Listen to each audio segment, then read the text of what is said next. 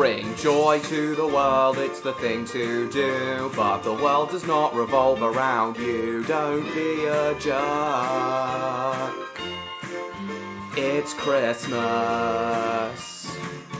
There's a sign above the line that says express. That means 10 items or less. Don't be a jerk. It's Christmas. Be nice to babies and animals, old folks too, 'cause that's how you'd like them to treat you. You turn signals, don't scream my calls, don't wreck the house when you deck the halls.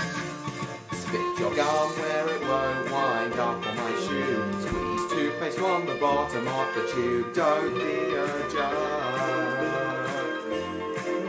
It's Christmas. So, hello to Cinder, Mr. George, Andrew, Spyro, William, James Lister, Jacob, James Lamont, and I think that's everyone. I hope you're all enjoying my singing. When others are talking, never interrupt. Don't put people down or leave the toilet seat up. It's the time for family and holly and turkey. 'Tis the season to be jolly, not jerky. Jolly, not jerky. Santa brought nearly every gift on your list. Why whine about the one that he missed? Don't be a jerk. It's Christmas. Don't be a jerk. It's Christmas. Don't be a jerk.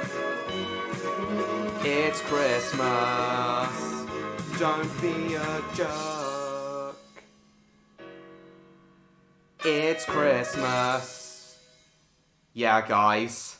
I felt like singing Don't Be a Jerk, It's Christmas to start this stream. Hope you all enjoyed that. Yeah, hello everyone. Merry Christmas, William. Merry Christmas, everyone. So, thank you, William. I know it does. So guys, 6-hour stream tonight. Felt like giving you all a bit of a Christmas treat by giving you 2 extra hours. Yeah, thanks, Andrew.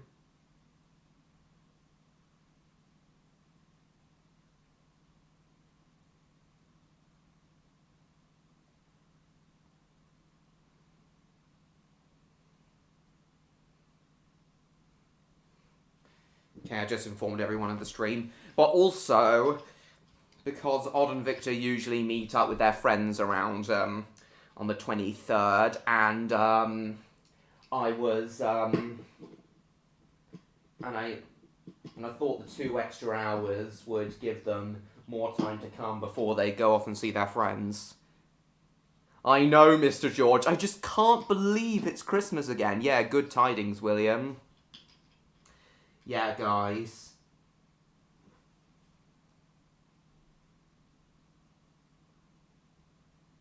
Oh yeah, Jacob, what was it you wanted to tell me?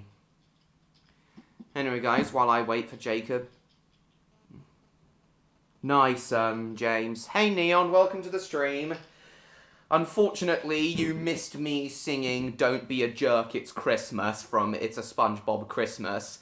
If you couldn't tell, the Redcliff Railway Tales Christmas special, the title is a reference to that. Yeah, you unfortunately missed that, but other than that, you haven't missed anything, Neon. Very nice to see you. Hopefully we'll see Electro as well, along with Odd and Victor. I hope we see them both.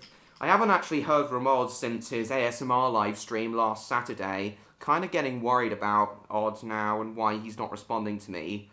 He did comment in Luna's last community post, which he did today, but for some reason he hasn't responded to any of my messages since Saturday, and I don't know why. Hey, A. Smith, nice to see you. So jump up on my sleigh, and we're all on our way to another bloomin' Christmas. Actually, yeah, that's what I'm gonna sing next year to open my next year's Christmas live stream. Another bloomin' Christmas.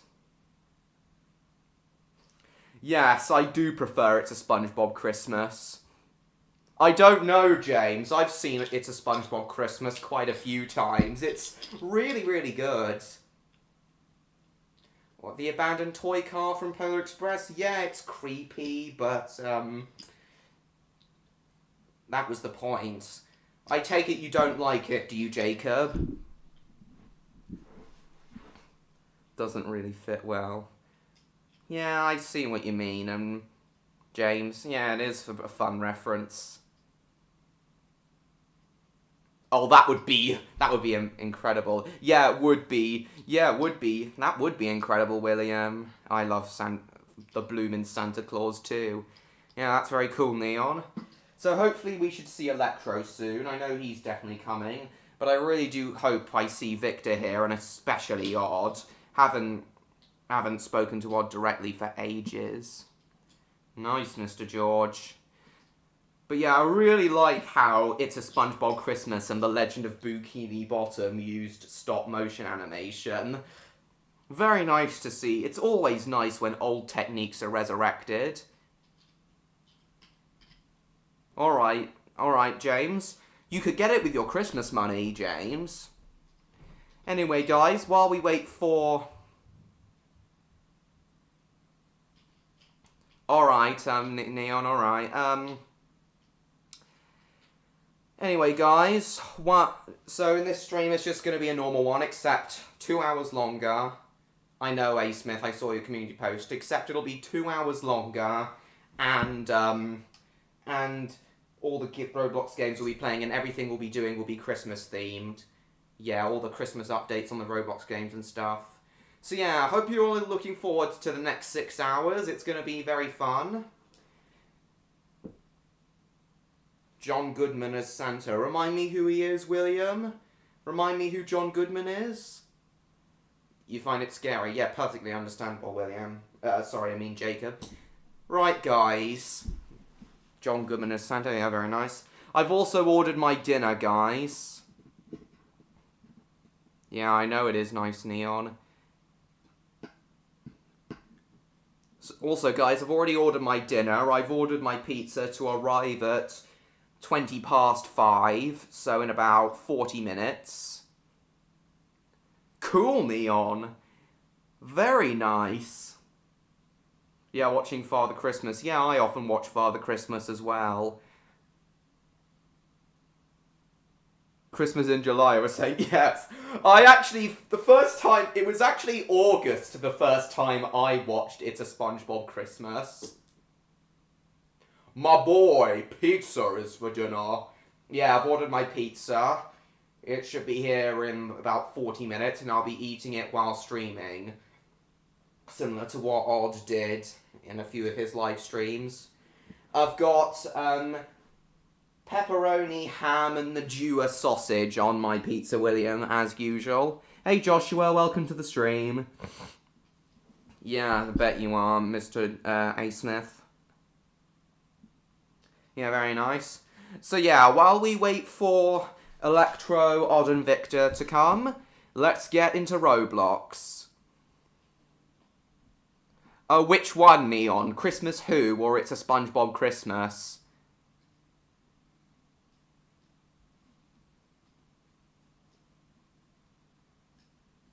Alright. Bet it was a bit too much effort for the Maysmiths. Right, I've got the chat on my microphone. Actually, I'm going to move my laptop all the way over to the edge of my desk to give me as much room as possible to eat my pizza when it comes. I've got my cider here as usual, and I've also got my Coke down here as well, ready for when my pizza comes. Oh, shit. Oh, the latter. Alright. Yes, it's amazing. Yeah. It's really cool, Neon. Can't believe it's 10 years old now. Well, I love the Polar Express. I think it's very underrated. No, I haven't actually, Mr. George. Yeah, indeed, Andrew. Roblox. Yeah, I really like... Yeah, Polar Express is my favourite Christmas film. Anyway, so while we wait for Electro, Odd, and Victor to come, let's get into Streamlined, the Christmas update of Streamlined. Oh yeah, and thank you, and alright, Mr. George, interesting. Anyway, thanks. Okay, guys, before I say anything else, thank you to everyone who came to the premiere of the Redcliff Railway Tales Christmas special.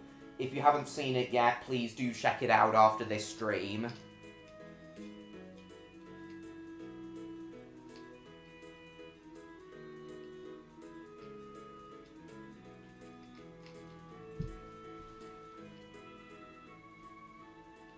Yeah, I've never seen Elf, actually. Yeah, Home Alone. I know, James, there's plenty of them. Turkey, Brussels sprouts, and cranberries on pizza. Disgusting. Yeah, same here, Jacob. Right. It's been a while since I played this game. Been working hard all week to finish the Christmas special. Let's see.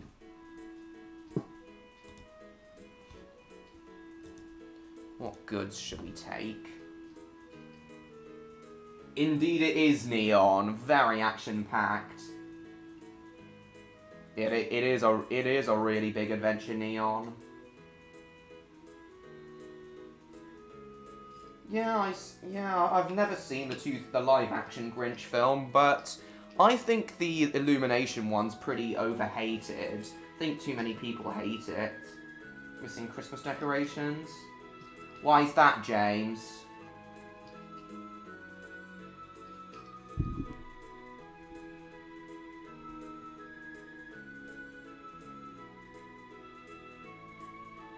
Sorry guys, Electra just responded to me.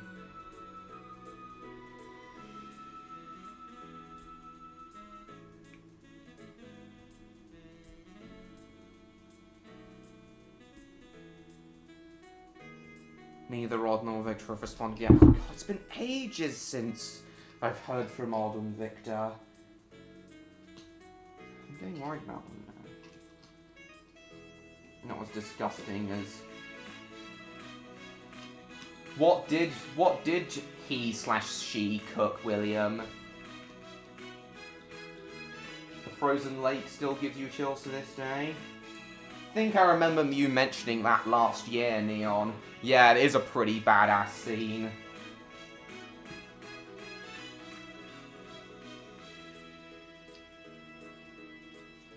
What is that, Mr. George? So can't believe that it's Christmas Eve tomorrow. Snow engine and not so hasty puddings. Why all of those, A. Smith? Let's see, what are we gonna take?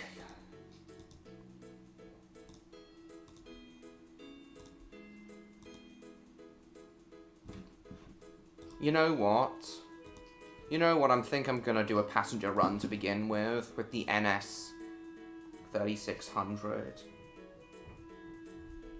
Completely agree, Neon. Hello, Asa. Welcome to the stream. I don't know, Joshua. I call him Santa Claus. Find Father Christmas a little bit,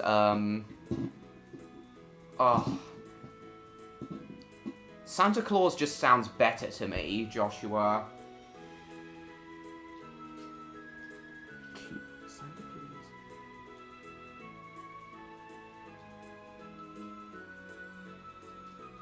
I had to get another one. Alright, nice, Mr. George. You just had pizza, did you? Cool. I'm gonna be having pizza soon. Turkey curry with red peanut rice and Brussels sprouts. It looked like bubble gum. Oh! That really does sound disgusting. Okay.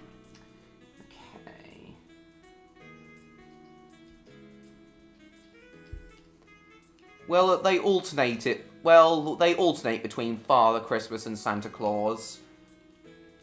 Father Christmas is mostly a British term.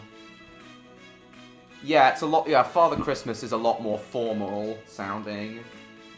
Look what you've done to me, bloomin' sleigh man.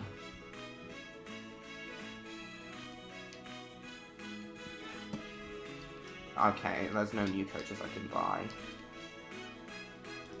If and when Odd comes, I'm gonna ask him if he's seen Raymond Briggs's Father Christmas.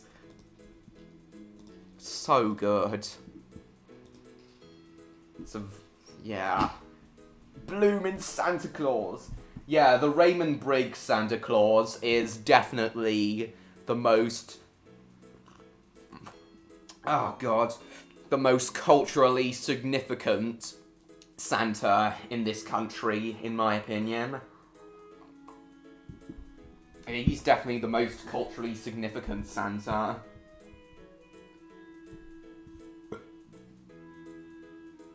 No actual turkey.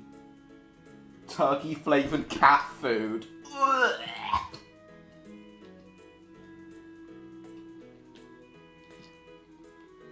I'm sorry, A. Smith, but I won't be able to come to the premiere. Me and my family always watch, I don't know, Jacob, but me and my family always watch the Polar Express at 7 PM, the very time you're premiering it, so I won't be, at the premiere. Oh, but that reminds me, guys. That reminds me.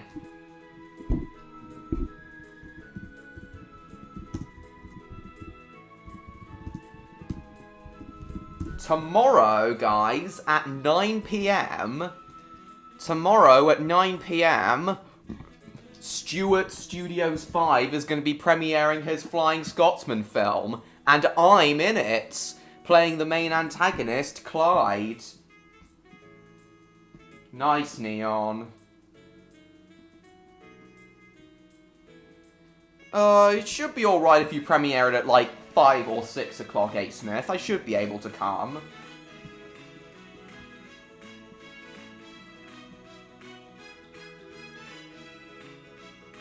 Oh, cool, Neon.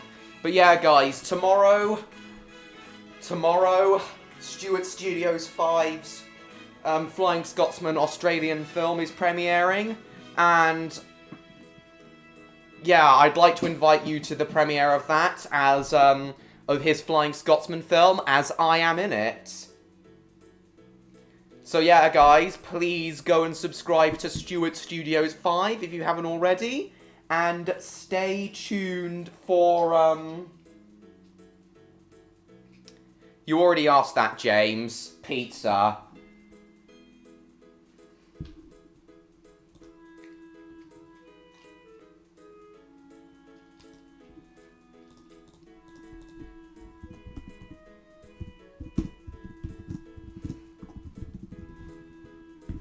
Yeah, guys, please go and subscribe to Stuart Studios 5 if you haven't already. And I hope to see you at the premiere of his Flying Scotsman film tomorrow, especially for the parts where Clyde comes on. Sorry, Ouija, not tonight. The scary puppet broke Santa's sleigh? Quite likely. 5 PM? Yeah, I should be able to come at 5 PM, A. Smith. Unfortunately, I can't tell you what Clyde's goal is, James, because that's spoilers. And I doubt Stuart would appreciate me revealing spoilers. Grubs! Shark! Indeed, Mr. George. I doubt it'll last any more than an hour, though. Opinion on Angry Kid? I have no opinion. Don't really watch him. Yeah, Yeah, I invite you all to the premiere of Stuart Studios 5's film. Flying Scotsman film. Please subscribe if you haven't already to him, if you haven't already. Also, no I haven't, Mr. George, I've never even heard of it. Also, yeah, and as I said, I can't tell you what Clyde's goal is, because I doubt Stuart would appreciate me revealing spoilers. And I need... Not Angry Kid, do you? It's a banging movie, alright. Well, it's a Scrooge puppet, so just Scrooge, I imagine, Jacob. I am the Great Cloggo. Collyho. Collyho, when I need TP for my bunghole. Oh, Jesus. Freezing cold rage sharks. What a bloomin' country. I'll show you guys the trailer for Stuart's Flying Scotsman film again, in case you haven't already seen it. Yeah, it's not nice, eh, Smith? You'll hear my voice at around the 30-second mark.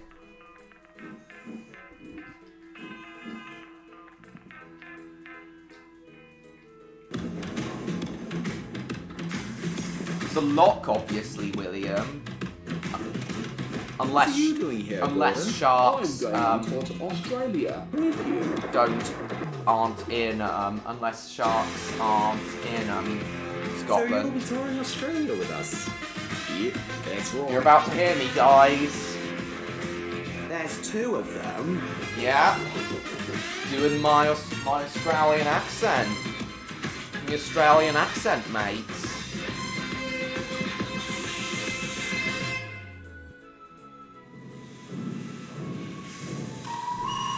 Yeah, so I hope to see you all at the premiere of his film tomorrow at 9 PM.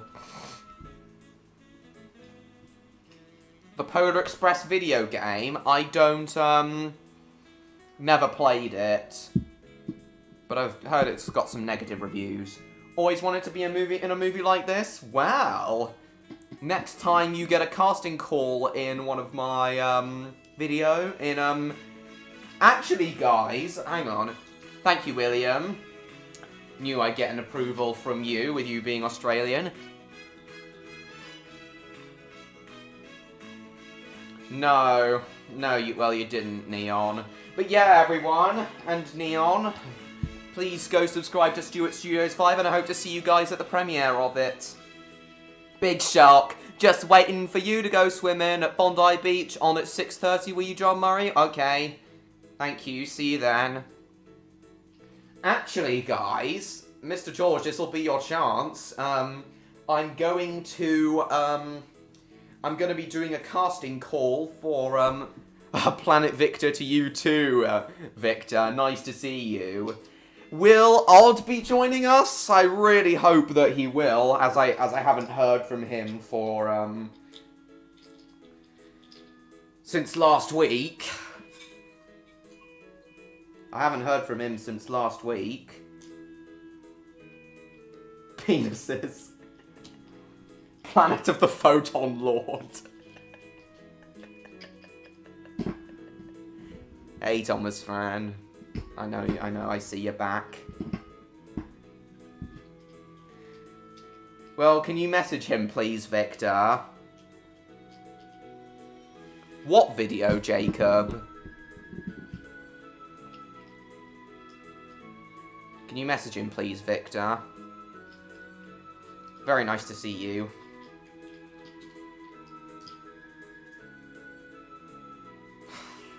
I dread to think, William.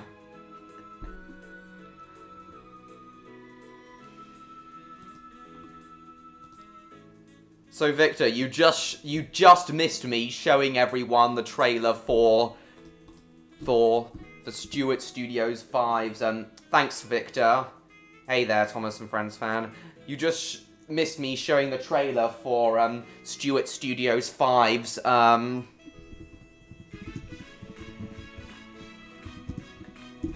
for Stuart Studios 5... Oh, the video you told me about. What? Stuart Studios 5's Flying Scotsman film? Yeah, Victor, you just missed me, telling everyone about the film that I'm in. The Flying Scotsman film that I'm in that's premiering on Stuart Studios 5's channel tomorrow. I'd invite you to the premiere as well, Victor, but I know that you celebrate Christmas on the 24th in Denmark, so I doubt you and Odd are gonna come.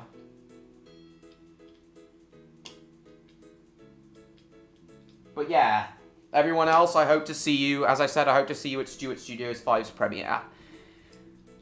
Well, we've got a great deal of people here now. And now the only people we really need are John Murray, Bill Briggs, Electro, and Odd. Then we'll have a full house.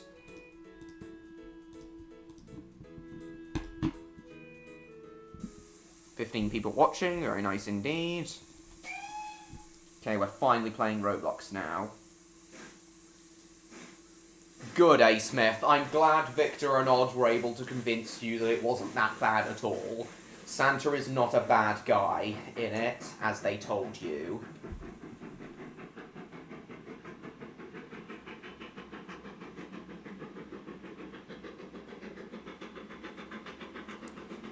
It's premiering at 9 PM UK time. That would be 10 PM for you. That would be 10 PM for you, Victor. As I said, though... I would invite you to as well if you celebrated Christmas on the 25th, like most of us do. Oh, the video game. Oh, the Polar Express video game, Jacob. Oh, right, okay.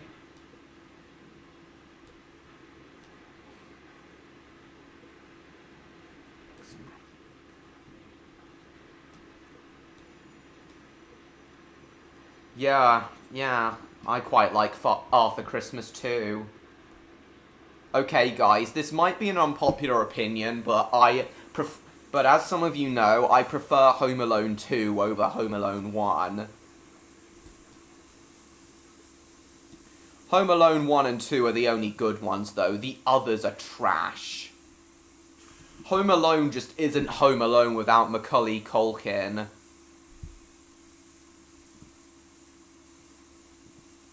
You remember Arthur Christmas, do you, Neon? Nice. Yeah, maybe we'll take a look at some footage of the Polar Express video game.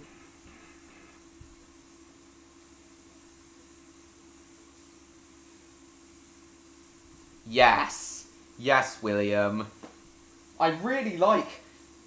It's a really, really creative film, Arthur Christmas. It's a really, really creative film, Arthur Christmas.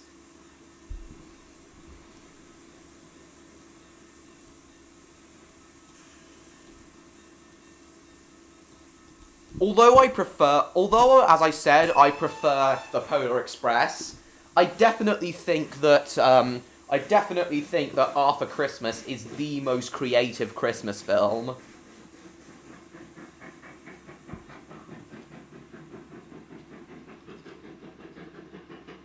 Home Alone 3's alright, yeah, that's understandable, but... Yes, I completely agree, William. I agree, James. Heard of Arthur Christmas? Yeah. So when Odd comes, I'm gonna ask him what he thinks of both... well, first I'm gonna ask him, why he hasn't been responding to my messages all week, and then I'm gonna ask him if he likes, the Polar Express and Father Christmas, the Raymond Briggs adaptation.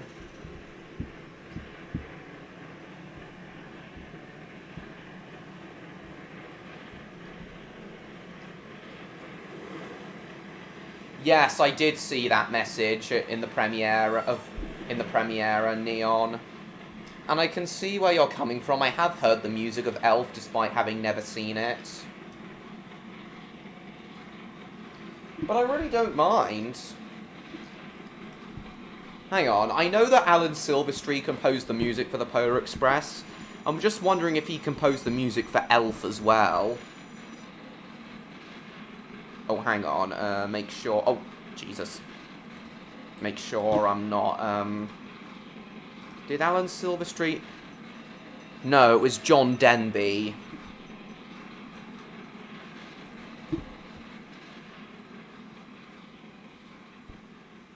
Yeah, Yeah, I can see where you're coming from, Neon. But as I said,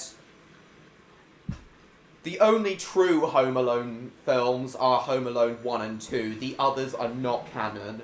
As I just said, Home Alone just isn't Home Alone without Macaulay Culkin.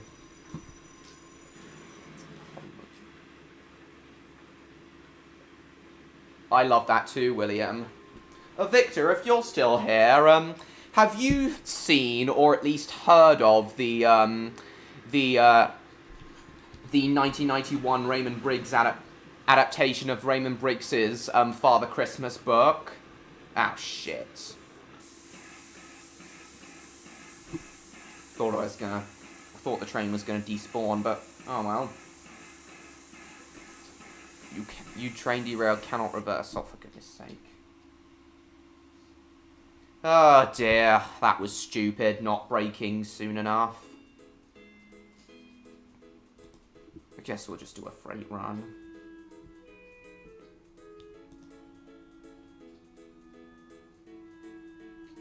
Why did it get cancelled, Mr. George?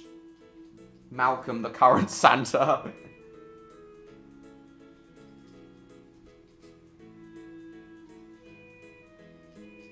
Well, the reason I asked, Victor, is because I consider the Raymond Briggs Santa to be the most culturally significant one here in the UK. Hey, Christmas fanatic, welcome to the stream. Hey, Thomas fan. And his catchphrase is, and his shtick is that, hey Odd, welcome to the stream, Merry Christmas! So as I was saying, his shtick is that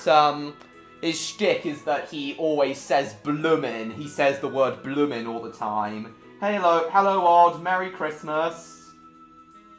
Oh, that would be hilarious, James.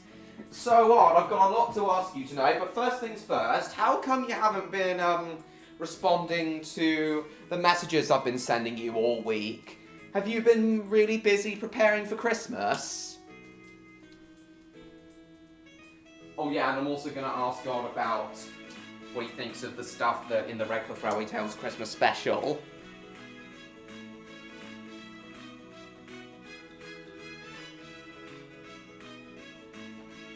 Well, yeah, nice to see you. Sup, everyone. Yeah, sup. Nice to see you. Merry Christmas. You don't know?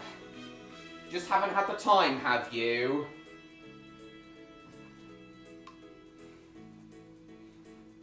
Just kind of busy. Just really busy, are you? Yeah, alright. But yeah, this is the Santa Claus I'm talking about.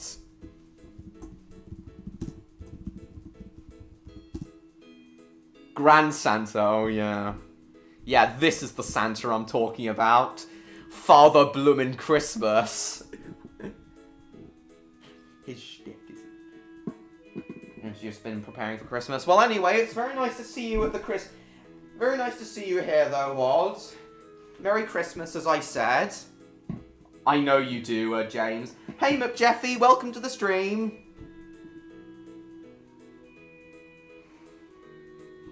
So what? I was wondering if you'd seen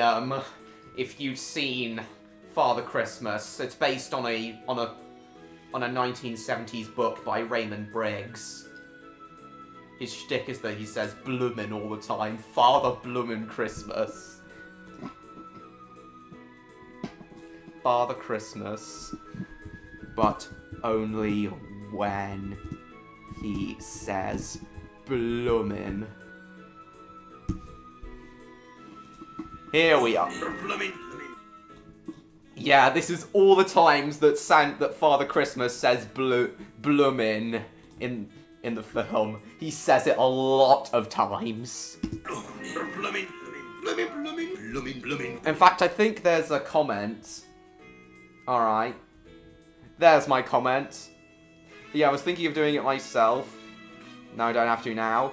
Apparently, Santa says bloomin' 71 times. I'm not kidding. He says bloomin' 71 times in 25 minutes.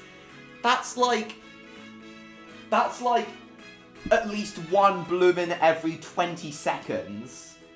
May check it out, McJeffy. Yeah, in the US dub, bloomin' is only said like 2 times. Yeah, can you believe that? If you thought Ferdinand saying "that's right" in Misty Island Rescue 16 times in 60 minutes was too much. Yeah, this truly is a lot of times.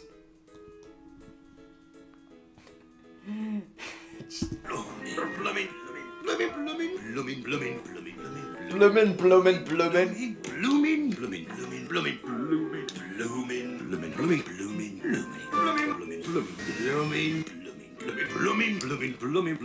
country.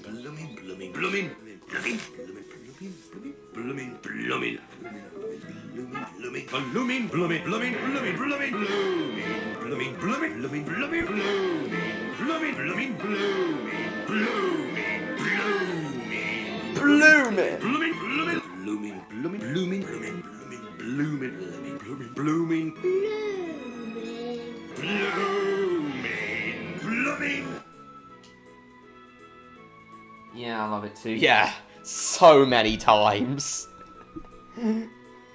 Isn't that crazy, Odd and Victor, how many times this Father Christmas says it? 71 times in 25 minutes. Ay, ay, ay. I know, William, I know. Brilliant performance, though, from Mel Smith. What about the Polar Express, Odd and Victor? You seen that? Oh, what was your question, Jacob? Okay, what about the Polar Express? Yeah, it is crazy odd. But what about the Polar Express? Have you two seen it? Not much, Andrew. We're, only about 37 minutes in. Yeah, it is kind of crazy. Welcome to the stream, Andrew. You haven't missed too much. We'll just take some agricultural products. Why not?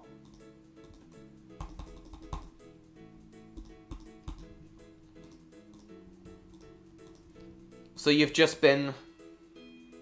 Alright, William. Yeah, I know, you got to have your shower, yeah. Oh, man, do I love the Polar Express. You seen it? You thought it was fine? Nothing special? Nothing awful? Alright. Well, Odd, it's my absolute favourite Christmas film of all time. You thought it was fun, did you, Victor? Yeah, well, it's my favourite Christmas film of all time. Not just because it's, not just because, it has a train in it, though. Because it really does capture the spirit of Christmas and believing in Santa. For years and years, I was convinced that Santa existed. Hello, Earthworm. Welcome to the stream. Merry Christmas. I'm just telling Odd and Victor why I love Polar Express.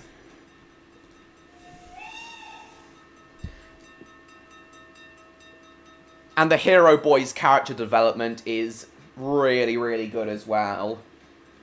Also, I feel that the motion capture animation gets way too much hate. It doesn't look that uncanny to me at all. Sure, it improved over time with the likes of Beowulf, A Christmas Carol, and The Adventures of Tintin, The Secret of the Unicorn, but, why not, Earthworm? But Polar Express was the very first, No, I beg to differ, Earthworm. I think the motion capture gets too much hate. But you have to remember that the Polar Express was the very first feature-length motion capture film. Was the very first feature-length film made entirely with motion capture. And I think, for the time, it looks really good. Yeah, some of the Some of the... Yeah, I admit that the faces look kind of untextured, but that's the only fault with the animation, in my opinion. Who was Santa voiced by Mel Smith? And I think William Dreyfus in another thing. Hey SpongeBob, Merry Christmas. What about you two, Odd and Victor? What do you two think of the motion capture in Polar Express? Say that to JJ instead. Makes me want to off myself, I know.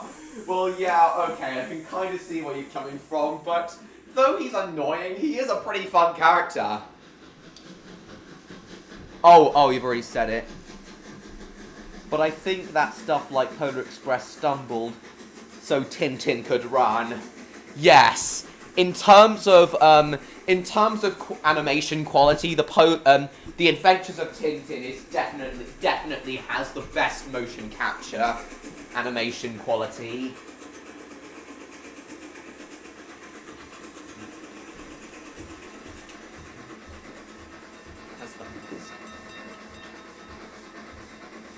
Yeah, it's definitely the best motion capture animation quality in the Adventures of Tintin. Though one film I can agree has bad motion capture is Mars Needs Mums. Everyone just looks overweight in that film for some reason. Everyone looks way too fat. Someone has to bite the bullet and try out new tech so we can... Yeah, I completely agree, Odds. Before Putin pooed in a tin. What about you, Victor? What do you think of the motion capture in Polar Express?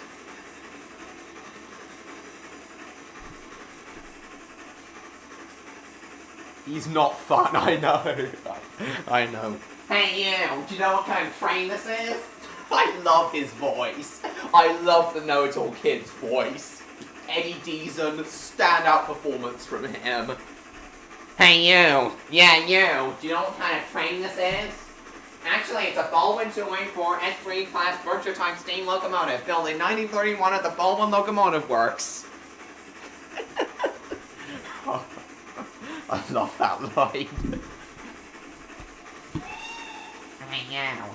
I know, McJeffy. Someone's got to try it. Indeed, Victor. Hey. I might break all possible logic that stars Sailor Moon. But yeah, in my opinion...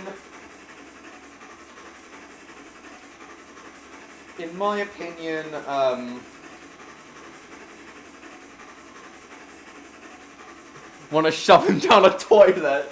Yeah, alright. Hey. So, Odd, as I said, Odd, I take it you haven't been responding to my messages because you've been preparing for Christmas, is that right? The kid got all his facts wrong. Not all of them. He got the fact that it was a Berkshire, that the Polar Express is a Berkshire locomotive, right? That's just a kid. Eddie Deason, however, is an adult.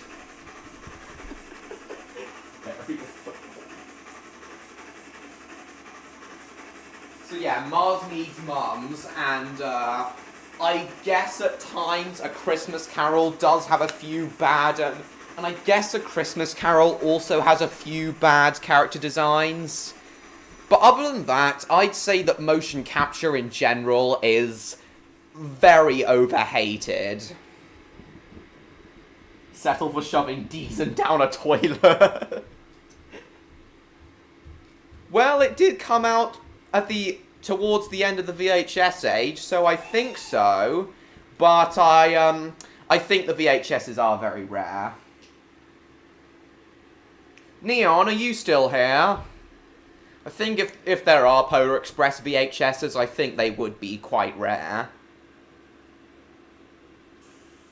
But if there's one aspect of Polar Express I think we can all agree is amazing, it's the music.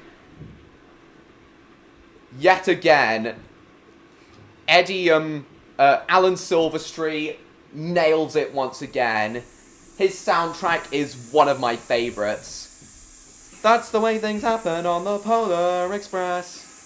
Oh, and the songs and some of the vocal songs as well. Hot Chocolate, When Christmas Comes to Town, and especially the Polar Express theme. Hey Cassie, welcome to the stream. Very bad, James.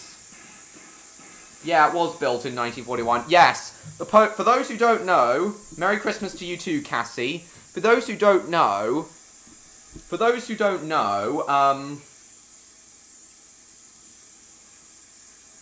what's that, Jeffy? For those who don't know, the Polar Express locomotive is actually based on a real-life locomotive, Père Marquette number 1225.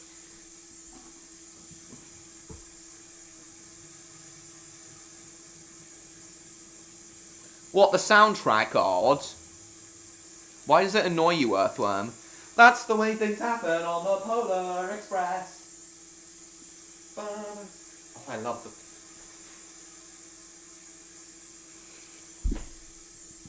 Yeah, so... And it's funny how the real Polar Express locomotive is, It's funny how the real Polar Express locomotive has the same number as Christmas Day, 1225, December 25th.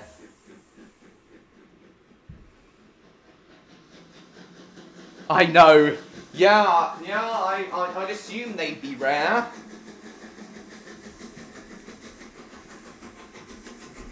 Okay. Well, it's amazing. Well, I still think it's amazing odd. Polar Express.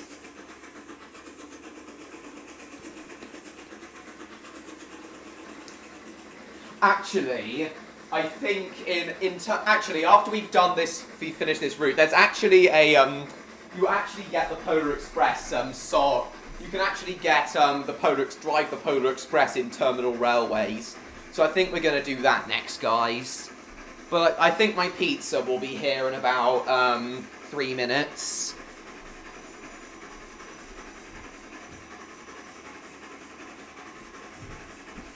Oh, I just heard the door close. I think my pizza's here. Guys, I just heard the door close. I think my pizza's here. Yes, it does. Yes, it does, James. I'll tell you guys the story of the locomotive once I've brought my pizza and garlic bread down here. Be right back.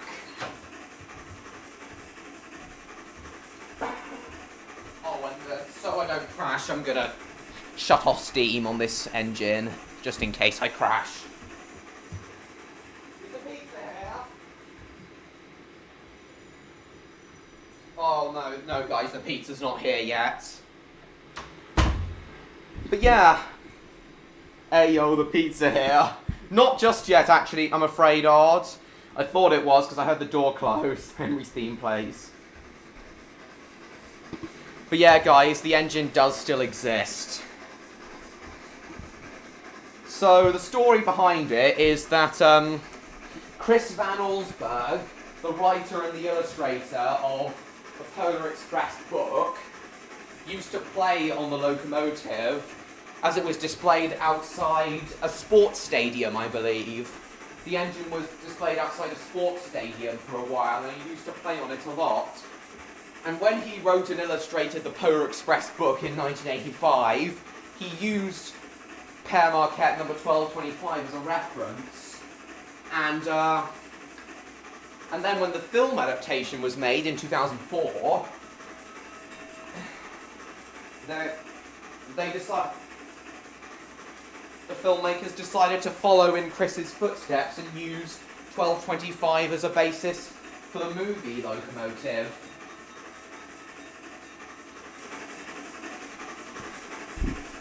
Sod all underground! R.I.P.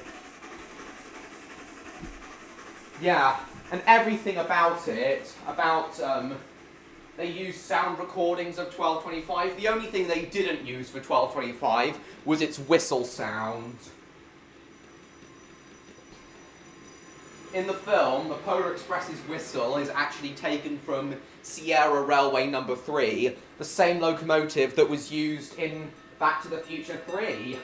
Nice reference there, as Robert Zemeckis worked on both films. And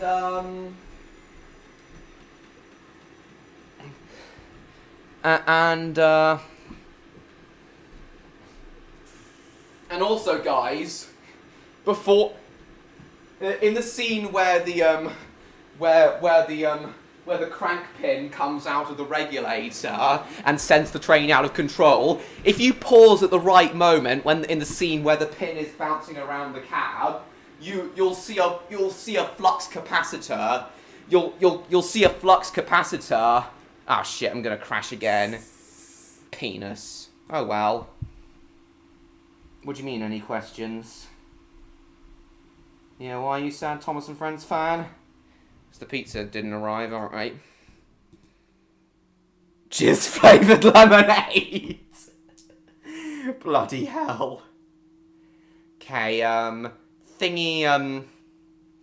Neon didn't respond to me, so I think he's either had to go or he's concentrating really hard on his drawing.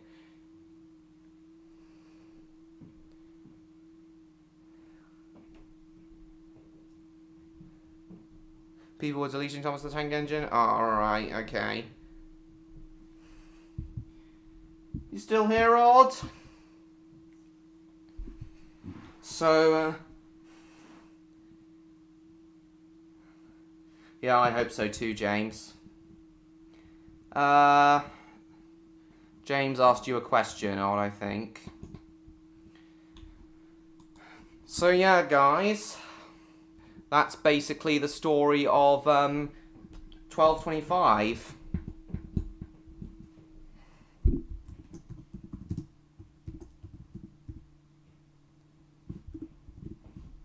Yeah, you are. Here we are. What about Victor? Is he still here? Oh, I think you are. What about Victor? Is he still here? Yeah, here's the real Polar Express locomotive. Built at the lot. Oh, that's what he... No, he isn't, Odd. He's still here. He is still here. You are just like me, my friend. A Scrooge! Oh, that's what he... Oh, that's what the know-it-all kid got wrong. Okay, who said that the know-it-all got his facts wrong?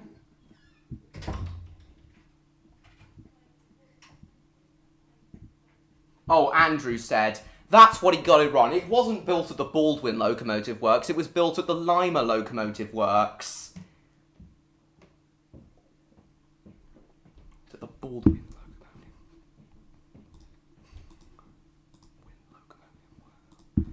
Works. It was built at the Lima. Yeah, oh yeah, I remember now. Yeah, I remember that now. But he didn't get all of them wrong. It is a Berkshire-type locomotive. Yeah, I know, Andrew. But yeah, that's what he got wrong. Still love that kid. Exactly, James. Thanks, Thomas fan. Hey, you, do you know what kind of train... Oh my god. Right, so let's, go on to Terminal Railways and we'll drive the pardon me, guys. We'll drive the Polar Express now. Here we are. And I'll put on the Polar Express vocal song, my favourite song of the film. I just love the rhythm of that song. It really does sound like a train travelling at speed. And the whistles and level crossing sounds in the background at the start as well. That's the way things happen on the Polar Express. No clue at all what the know-it-all would say. Oh, in the blazers, apply the emergency brake. Why is the Polar Express so quotable? Why is it such a quotable film? I love it when films and TV shows are so quotable. Who in the blazes applied that emergency brake? Enid.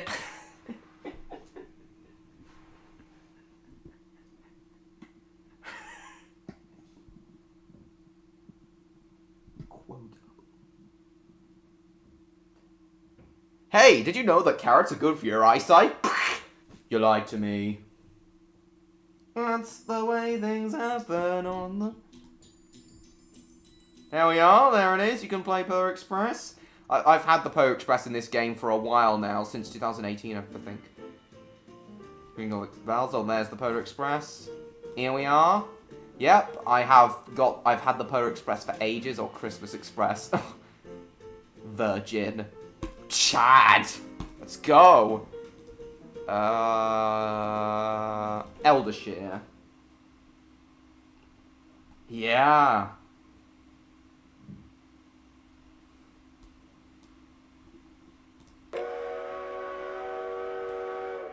I think that's what, the Polar Express's whistle actually sounds like. Now, son, don't touch that cactus. Pfft, you're dead to me. Oh, yeah, oh, shit, oh, break. Oh, yeah, I was also wondering what Odd and Victor thought of the, no, Tram Jam, hang on, no, I'm gonna add it to watch later. I also wondering what Odd and Victor, thought of the, oh, hang on. Ah, Jesus. Alright, we'll let the Polar Express roll. Thought of some of the special effects shots in the Redcliff Railway Tales Christmas special. All the snow shots and stuff. Oh yeah, this is what I wanted to show them. The snowstorm raged across. I feel that this snow really blends in well with the, this snow effect really blends in well with the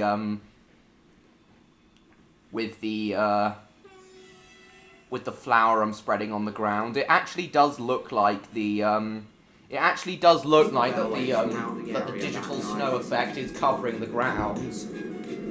It does hide the practical flour I'm shaking everywhere. Well, I love that The railway looked transition like as it well. ran on top of a layer of icing sugar.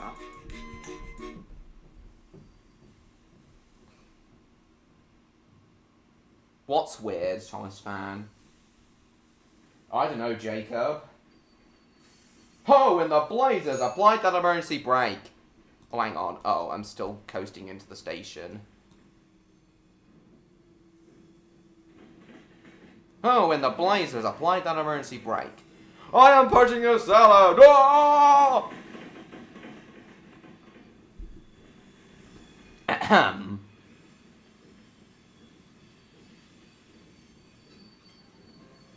Oh, I can hear a car outside.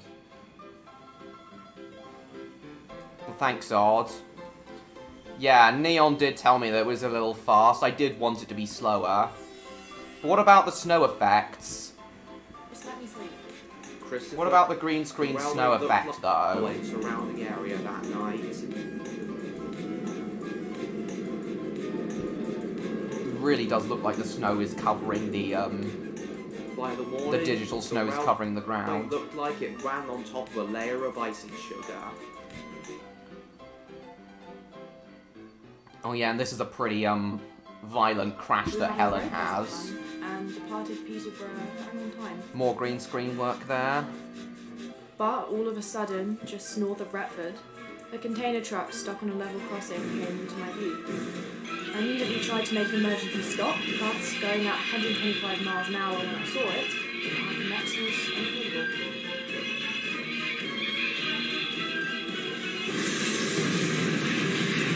A very, very violent crash. The crash damaged me almost beyond repair and sent me into a 4-day-long coma. Yeah, When I finally woke up on the 28th Jacob. at Bounds Green Depot, I was told that I was in need of a total overhaul. I asked the depot worker with desperation if most of my passengers escaped without serious injury. But what he said next broke me. Yeah, very I'm sorry, dark scene Helen, as well. but the accident was pretty severe. 42 Surprise people Mercy killed. jump scare. Oh yeah, Mercy. Seriously, Take it, company. For the rest of that day, I sat there on the lifting jack, thinking about all those people and their friends and family whose Christmas I've ruined, and in the case of the friends and family of the 42 dead, ruined forever. But do you agree that the snow effect that I showed you is really convincing, Odd, especially when it's combined with the practical snow that's falling on the ground?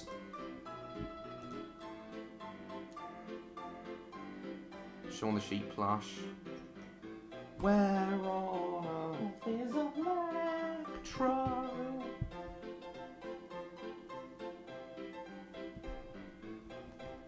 Oh, Electro said he's gonna be here soon. He's just got to do a few things.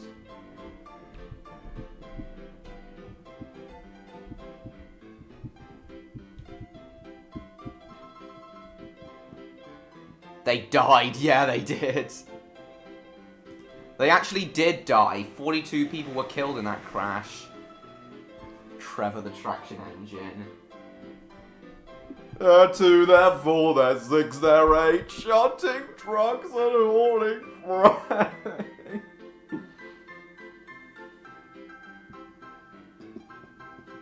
You still here, Neon? Right.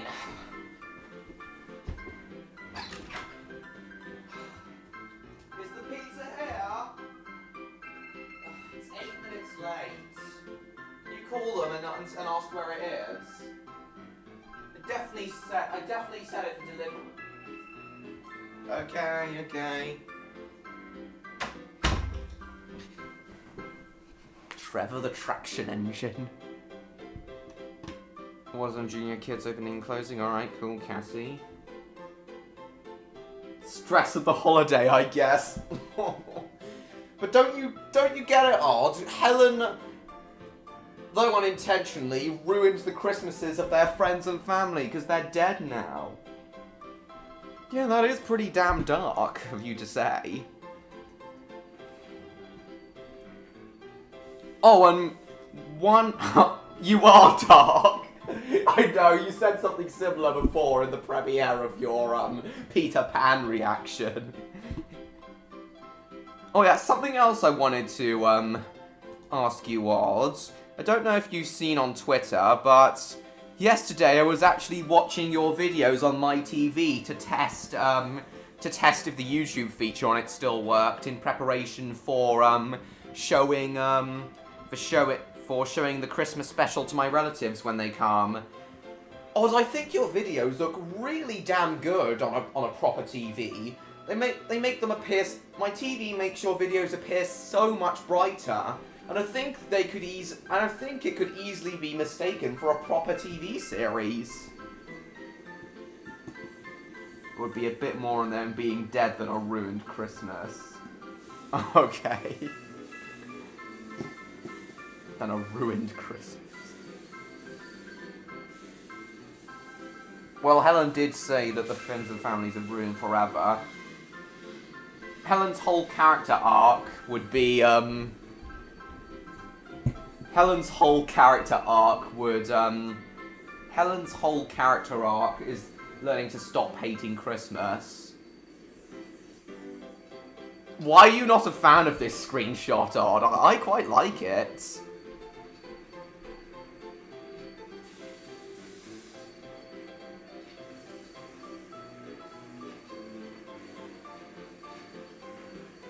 What do you mean it...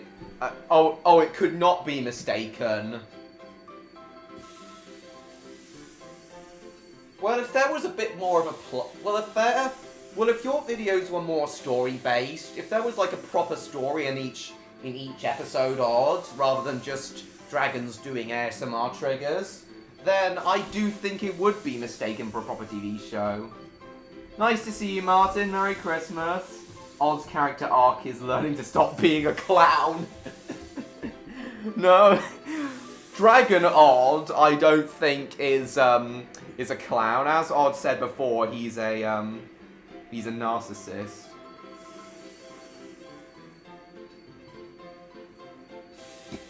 Learning to stop being a clown. Reboot Odd doesn't seem like that much of a clown at all. He's supposed to be a narcissist.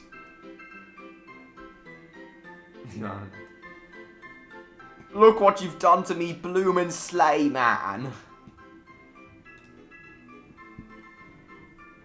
But yeah, even if you don't agree that it could be mistaken for a proper animated TV series, I do think that your videos look really, really good. Like, even better than normal on a proper TV.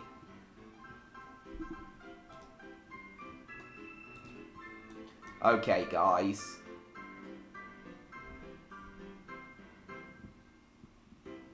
If stuff like Peppa Pig can be considered a TV show, I suppose so, but I feel like that's the exception to the rule. Why? Because of how bad you consider the animation of Peppa Pig to be? Odd, I think your animation is better than Peppa Pig's animation. I really do think that. At least the lines of your characters don't overlap, unlike the character designs in Peppa Pig.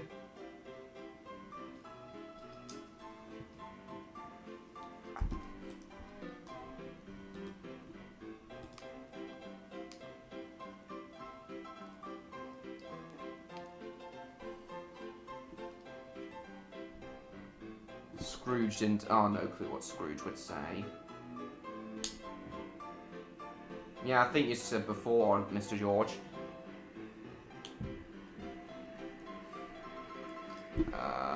Right,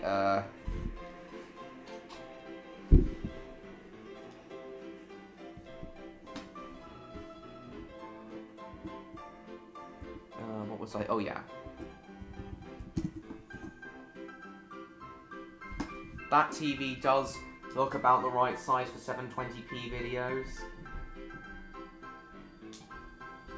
It does look about the right size. Yes.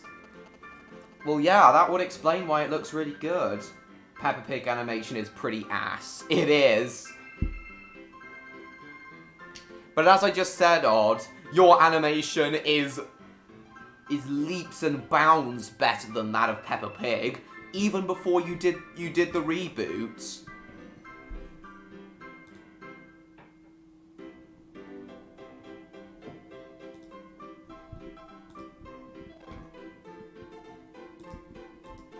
Yeah, this is the song I wanted to play with the Polar Express.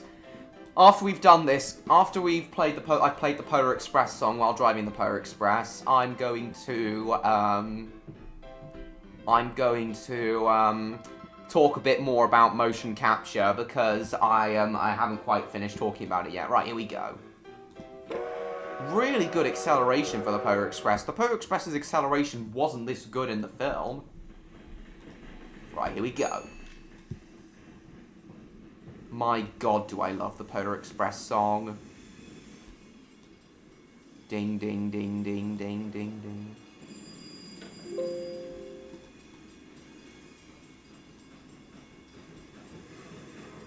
Jump it, jump it. Bum, bum, bum, bum.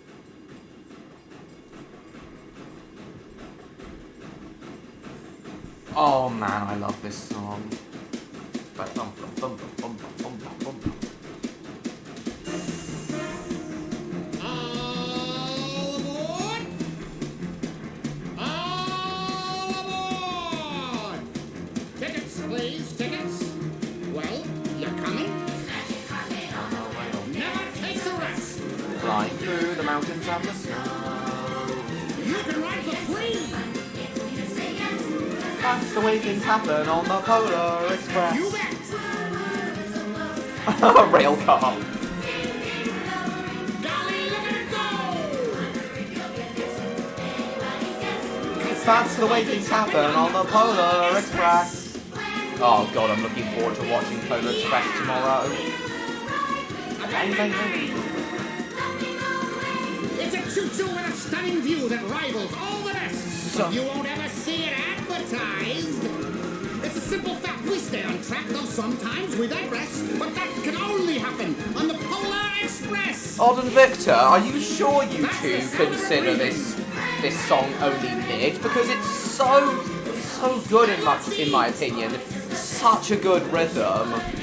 Do it With a little luck we'll be on time. There's no need to stress, cause that's the way things happen on the Polar Express. Early trail car. Oh, beep beep. Far across the snow, you're not dreaming. May I present the North Pole? If it's penguins you expect to view, you surely haven't guessed. They all live down at the other end. With a little luck we'll be on time. There's no need to stress, cause that's the way things happen on the Polar Express.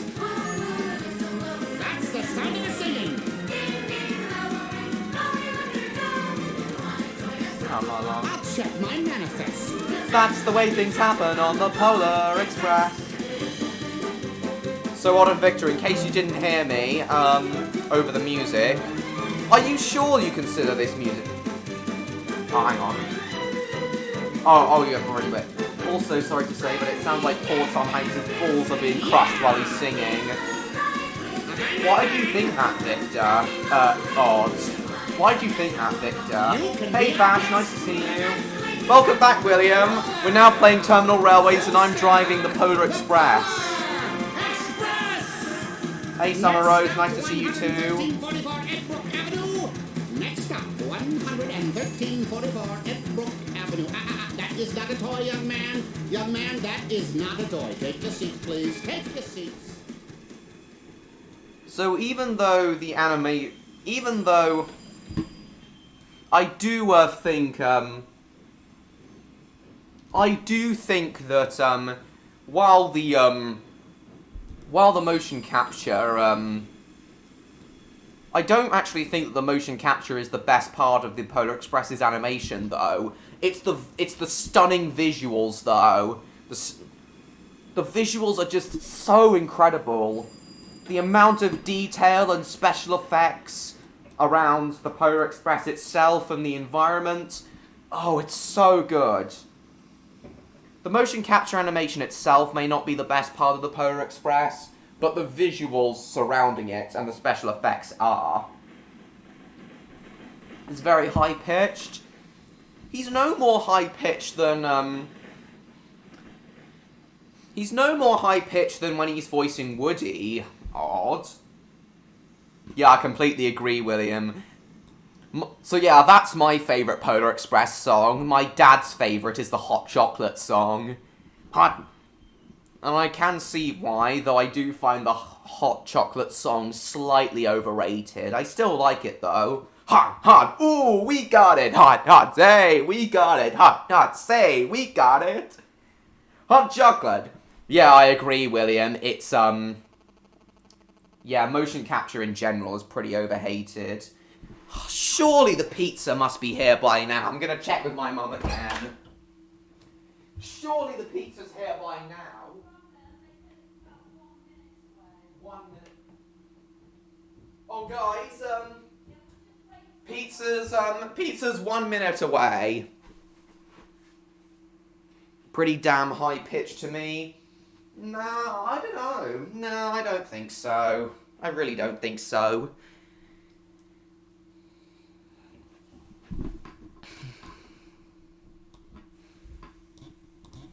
Why is the acceleration on this train so good? I know, Mr. George. Where's Neon disappeared to, I wonder? And where's Electro? Electro said he was gonna need to do some things. He's probably finishing my drawing of Aeroline.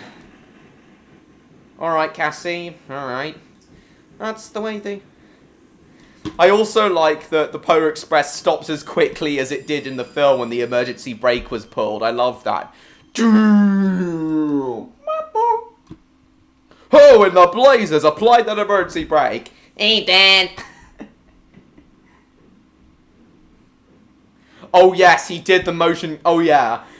Tom Hanks did the motion capture for, like, 5 characters. Including the hobo, Santa, and even the hero boy. That's real commitment. Yeah, Tom Hanks, I believe, was an executive producer. Favorite episode? I don't know, Summer Rose.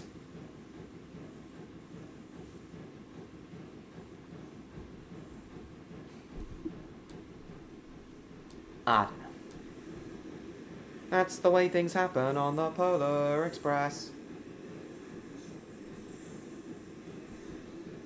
Yeah, you've got to at least admire... Guys, even if you're not really a fan of motion capture, you've got to admire how one person... Oh, a jet train. Playing on a thing. You've got to admire that he can do, that one actor can play so many characters, even kids. It's really hard to believe that, that he even played the hero boy. You'd think that it would be Daryl Sabara who did the motion capture of the hero boy, as Daryl Sabara did his voice.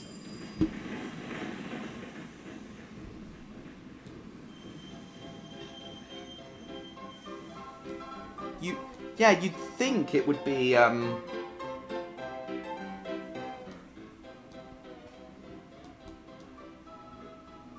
Yeah, you'd think it would, that Daryl Sabara would have done the motion capture for the hero boy, but he only did his voice.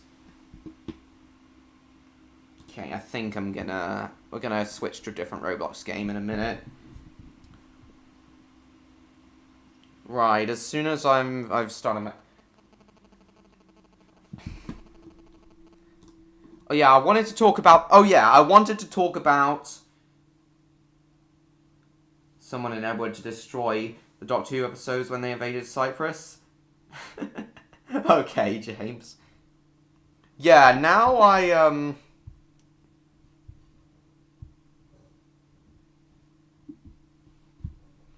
So yeah, guys, now... Yes, Jacob, what do you want? Yeah, William. I still find it hard to believe that... Yeah, why did Tom Hanks do the motion capture for the hero boy when Daryl Sabara could have easily done it?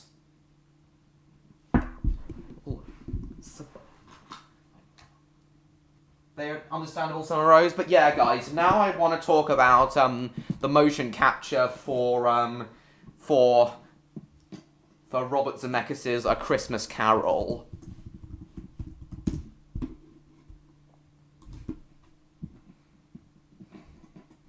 Yeah, this relates to the Polar Express because it's another motion capture film directed by Robert Zemeckis. Motion capture Christmas film. Yeah, I can kind of see why some people would find Scrooge's face uncanny, but personally I don't mind it. I definitely think that Marley and the ghost of Christmas Past are creepy. I do find their faces kind of unsettling, but not really Scrooge's. Guys, speaking of A Christmas Carol, I just still can't believe how many adaptations there are of it. I think A Christmas Carol is the most adapted public domain film-adapted public domain story, even more so than Cinderella. Meghan Trainor, I think I knew that.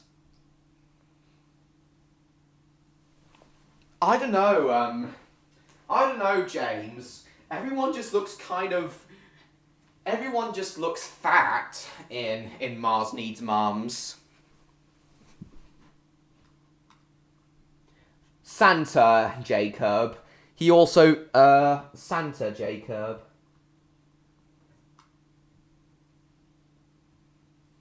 He also did the hobo, and, so he did the conductor, the hobo, and Santa Claus.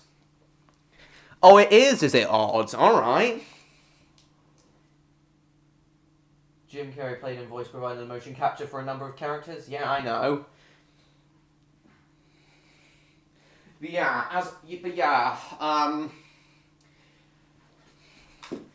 But despite how many adaptations of A Christmas Carol there are out there, the only ones I've seen in their entirety are, I haven't seen any of the, like, Mickey Mouse ones, and I haven't seen the Muppets one. The only ones I've seen in their entirety are the Robert Zemeckis one and the one starring Patrick Stewart. Yeah, those are the only two I've seen. But they're both they're both really good. As I said, I feel that A Christmas Carol, that Robert Zemeckis' A Christmas Carol gets a bit too much hate. No problem, Odd. See you in a second. Yeah, I know, James, and I'm doing another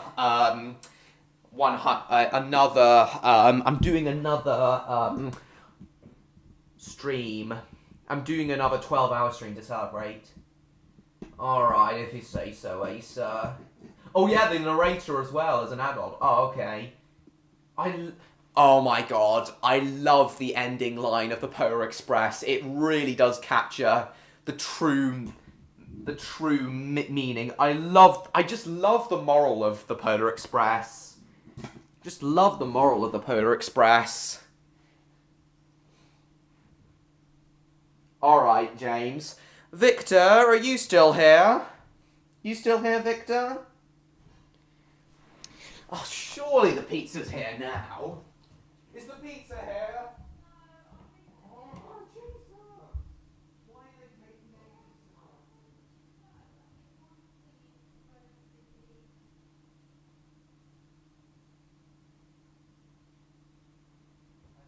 Did they get confused? Did the delivery guy get confused? I'm getting hungry now. Pizza's still not here. This is unacceptable.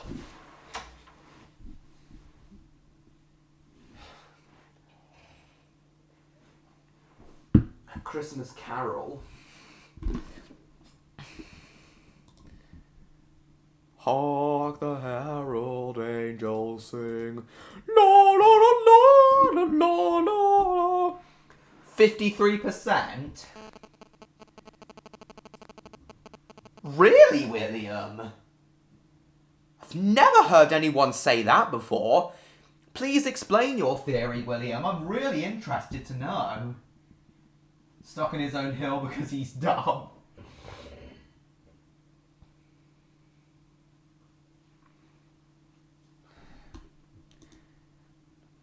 Do do do do do do do na na na na na na. Ebenezer Scrooge. Screw-huge. Sue the pizza delivery dudes for $1 million. Alright. Okay, Victor hasn't replied, so I assume he's got to go. Your pizza's just arrived, has it? Cool, Mr. George.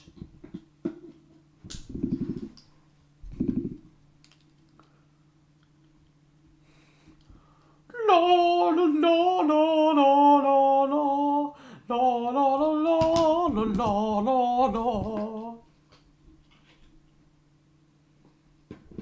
I think he is serious.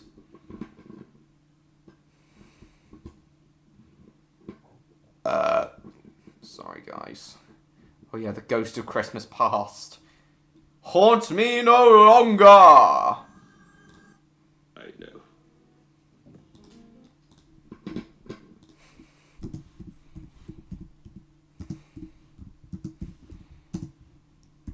Haunt me no longer!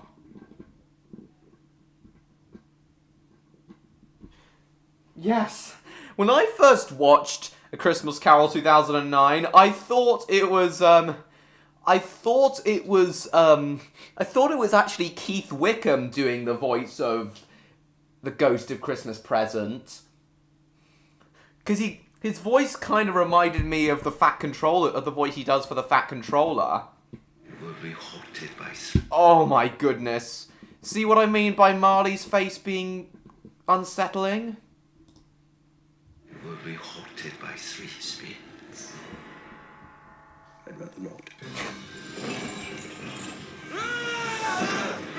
It's one of the greatest ghost stories ever written. It's phantasmagorical. It's a ghost story for the ages.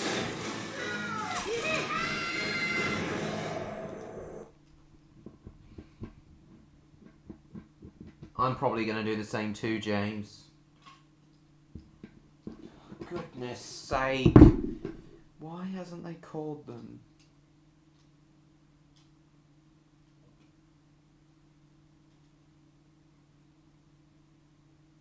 Meant to be the hero boy if he believed, while the hobo is meant to be him if he continued disbelieving.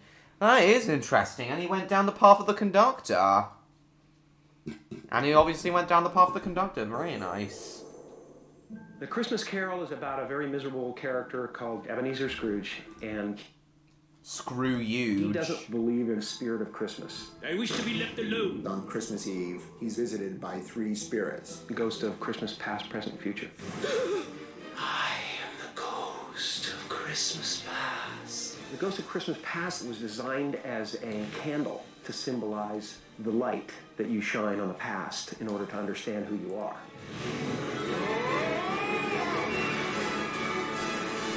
The ghost takes Scrooge by the arm. And flies through space at a million miles an hour and fly under the bridges and all over old London. It's like a roller coaster. And to see it in 3D is going to be amazing. I love how the Ghost of Christmas Past just rockets Scrooge into the air past the moon. Bark, look what you done to the bloody castle, man. And then he flies past the moon like E.T. Da, da, da, da, da, da, da. Scrooge could legit have been the first astronaut. Of course I did, and... Oh yeah, I did the dad as well. Yeah, of course I did. There was a version of... There was actually a version of A Christmas Carol with Keith Wickham as the Ghost of Christmas Present. Wow, that is interesting. A kangaroo with an Australian accent. Very interesting. I am the ghost of Christmas Yeah, present. Look upon me. Look upon me.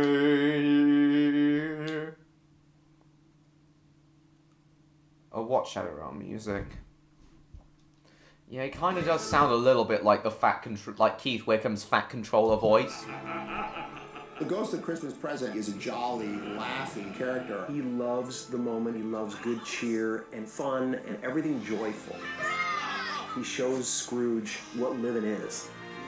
Scrooge becomes the first astronaut in other stories. I was just making a joke about that, James.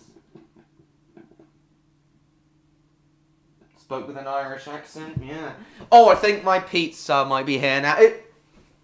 Is my pizza here?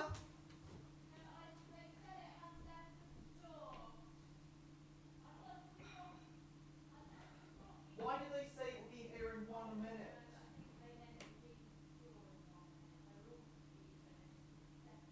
Well, take the broccoli. Ask him why it's making me come. No, please ask him. Please do ask him.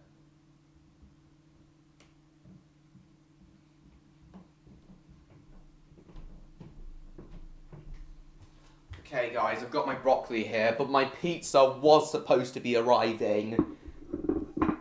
My pizza was supposed to be arriving like 40 minutes ago. Off now, Jacob? Alright. Thanks for coming. Helen and Scrooge and know me better, man. I'm banishing you to the Shadow Realm. No! Ghost of the future, I fear you more than any spectre I've seen. The ghost of Christmas Yet to Come is actually a phantom. It's a dark shadow. He's going to show Scrooge the possibilities if he doesn't change his ways. The ghost story part of this has never been properly put on the screen. The ghosts come and take him through these wild rides, and they show Scrooge what's important in life. It's a lot of fun. Yeah, Humbug. Humbug. Disney's A Christmas Carol in Disney Digital 3D. Coming soon.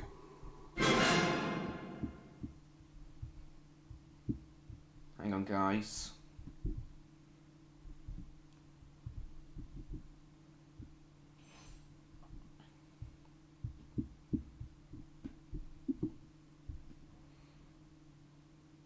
You're back, are you, Cassie? Right.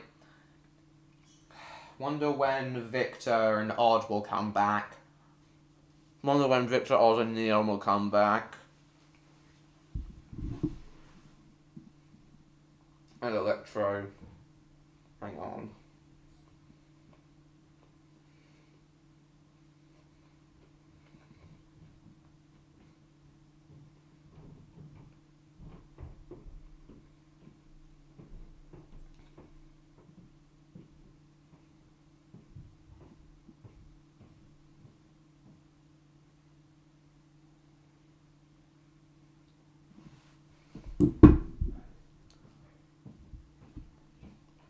Yes, actually, James. Diesel's Ghostly Christmas, I believe. Oh, he did the motion capture of Ghosts Yet to Come? Oh, really? Yeah, it was. I thought that As the Ghost was, a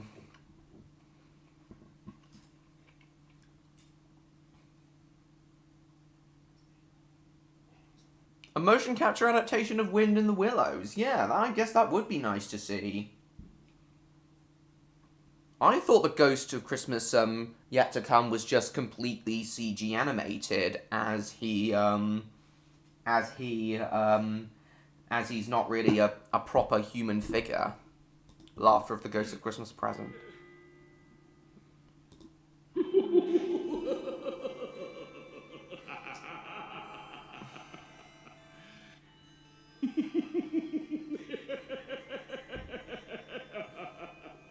Mine arrived. Oh, for goodness sake. No, it's like 40 minutes late and I don't know why. You will be haunted by three spirits. Merry Christmas. Oh, it's here now, at last. Oh yeah, Michael Jeter.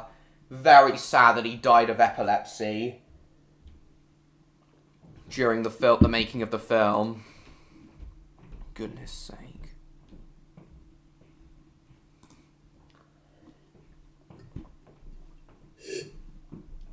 Yeah, I think, right. The pizza should be properly here now.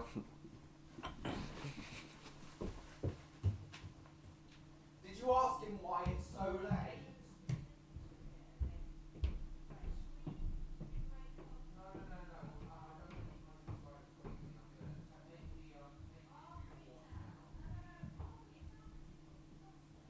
Yes, I was going to take the boards down and cut it down there. Why not? Why not?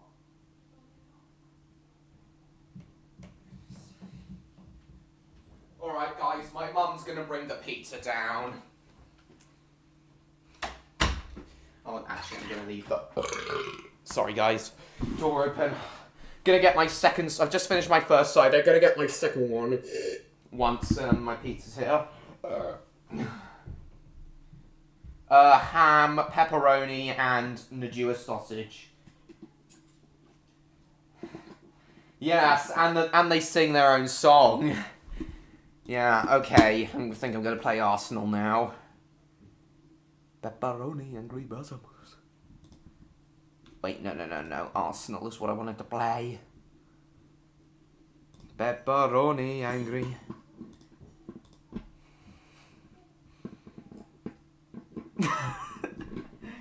Goodness, James.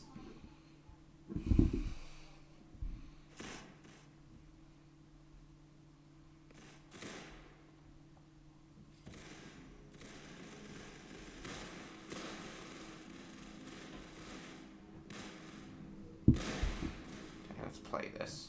Must get going, must you? Alright, yeah, I love pepperoni too. Right, thanks for coming, Cassie. Merry, Merry Christmas. Pew, pew, pew, pew, pew, pew, pew.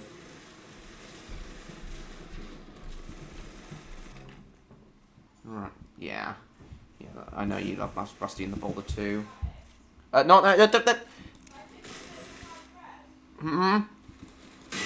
What?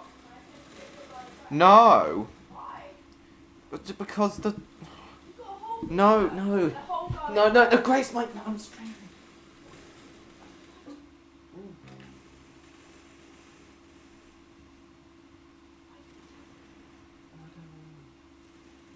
I'm so sorry, guys, but no, you can't have it. I've been looking forward to it, Grace.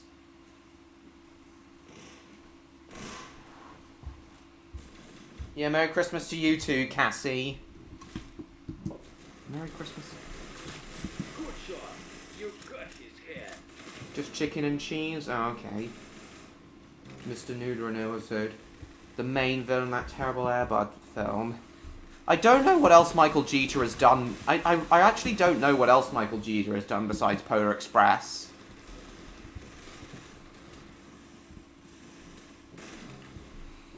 Yes, she is, James.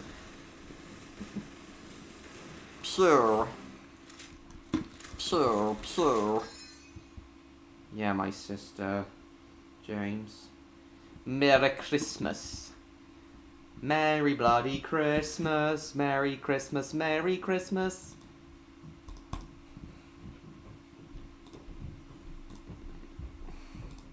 Merry, Merry Christmas. Dun dun dun dun dun. Why did I sing that? Why did I even sing that? Oh yeah, I remembered something else I wanted to ask God. It's to do with some things he said in his last live stream. In his thank you. Oh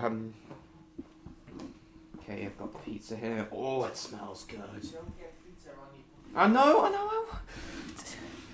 My parents get on my shoulders all the time.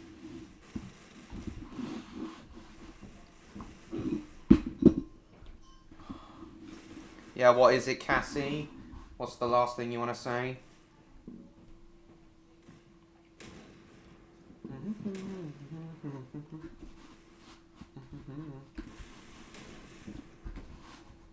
Yeah, the pizza.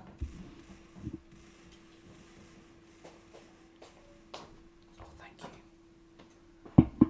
Quiet. Thank you. Sorry, yeah, I'm just getting the thing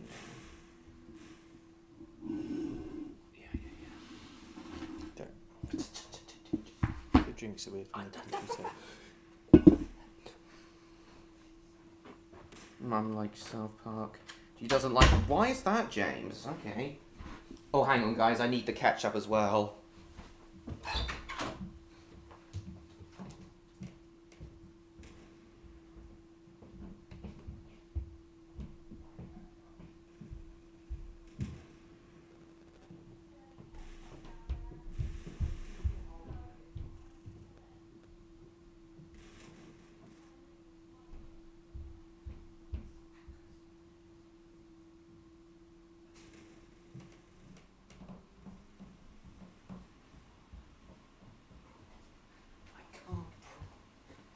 Right, got my ketchup now.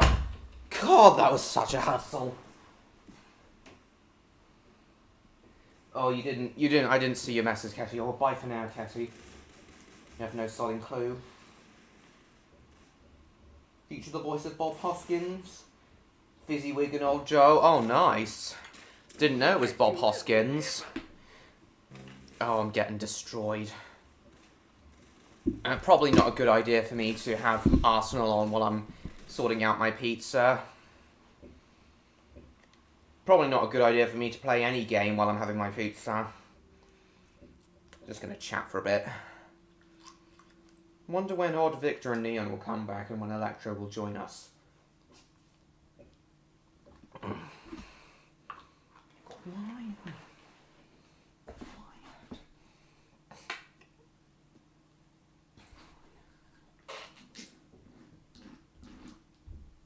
There we are. There's the ketchup. Ah. Yeah, burp.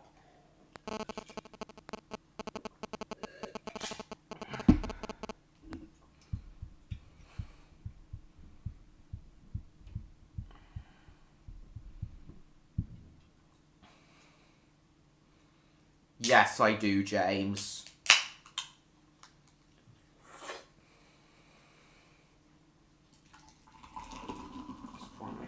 Coke. I'll get my cider once I finish my pizza.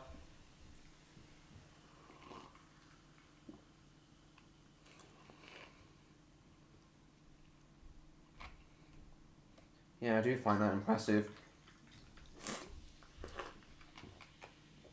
But what on earth does Robert Zemeckis have against kids doing motion capture? What does he have against that?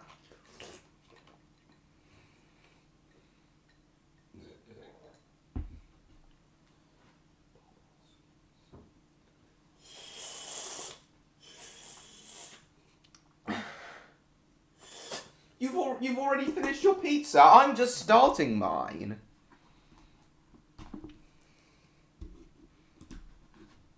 Okay, I don't think I'm going to play any end games. I'm just going to chat while eating this pizza. Shit.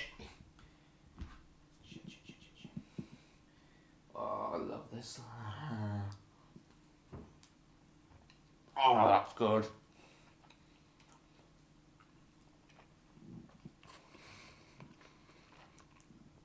Dr. Provolone returns. Welcome back, gods. Wonder where Victor's disappeared to, though.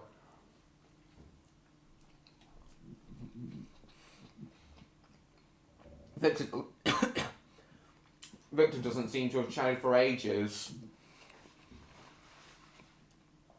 Thomas comes to breakfast. Oh, that was my parents that were being on my shoulders. Well, Lord, you returned just in time for me having my pizza. My news, okay. Oh, this is good.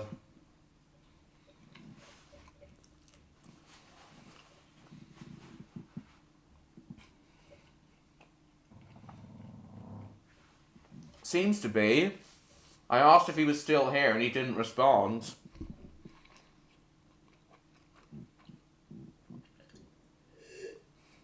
But what did you need to leave for, though, Odds?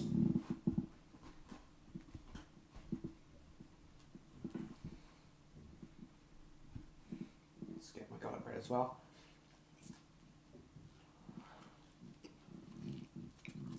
Yeah, it would have been George.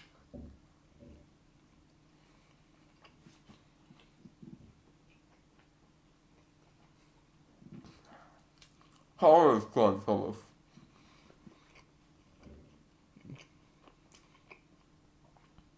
Of the Undertaker's apprentice at the beginning of the film. Interesting. I'm gonna try and do some ASMR eating with my pizza. And Odd, I want you to be the judge of it. Yeah.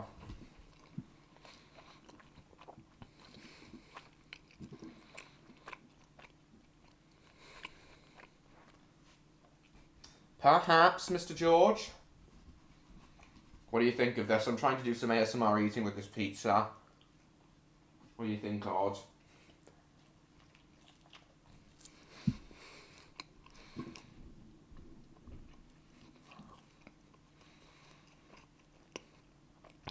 I really don't get what,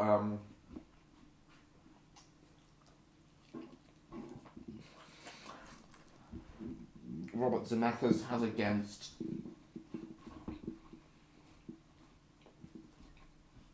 children doing motion capture.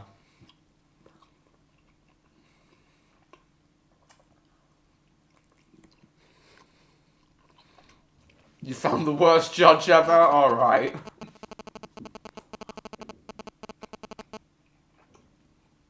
I've already answered you, Martin. It was my parents getting on my shoulders again.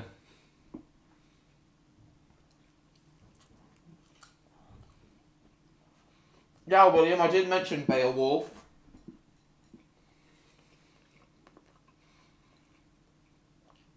It's apparently based on a poem that's said to be the very first English language,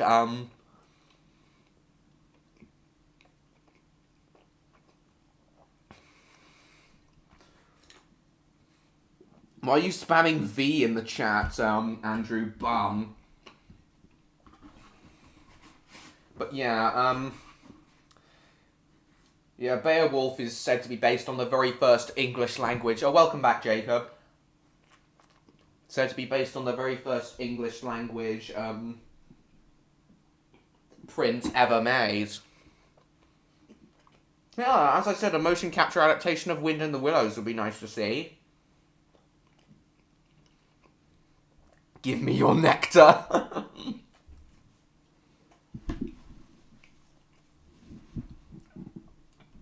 Oh, there's something else I've remembered I wanted to ask you. No.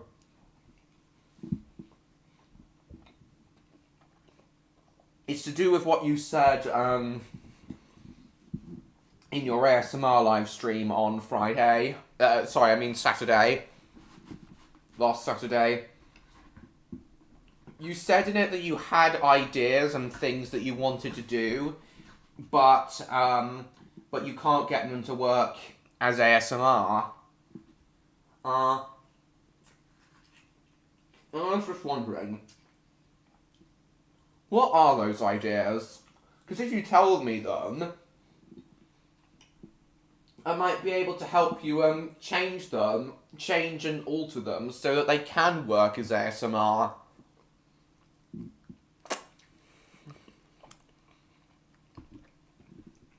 Yeah, I have to be an approved user, I think. From that. More pizza. One more pizza for this year. A bit of hair. Yeah, I probably will too. I may well have a pizza on New Year's Eve. Ray Winstone doing Norse accents.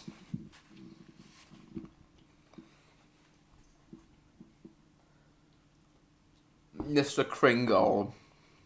Disney Junior Social have Christmas in it. Odd seems to be taking a while to type his answer. That's alright though.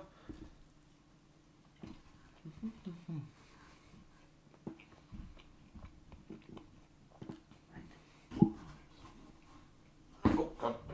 Jesus. Mickey Mouse Clubhouse, alright. I think all Disney Junior shows have Christmas specials.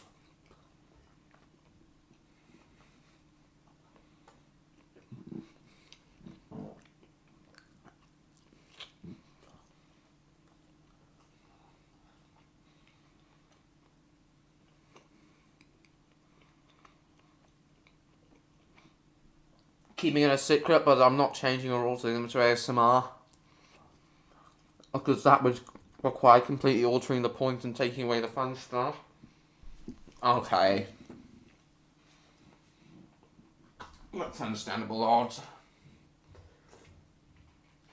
Still find it an enormous shame that you've lost interest in the reboot. Still there. I'm very, very pleased you did that ASMR stream last Saturday. Really pleased.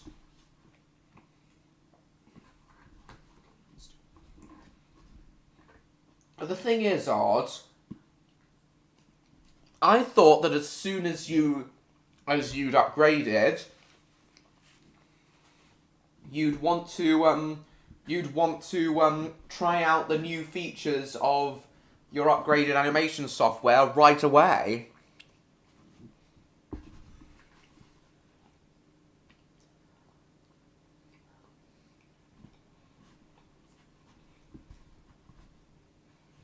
Which is why I thought, part of the reason why I thought episode 6 of the reboot would finally be out once you'd upgraded, because I thought you'd want to try it out as soon as you'd upgraded.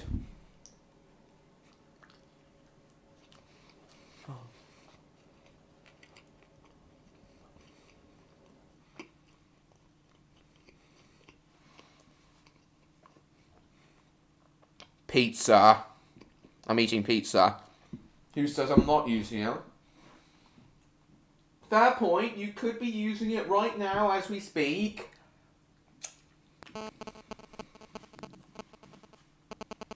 You could be using it right now as we speak.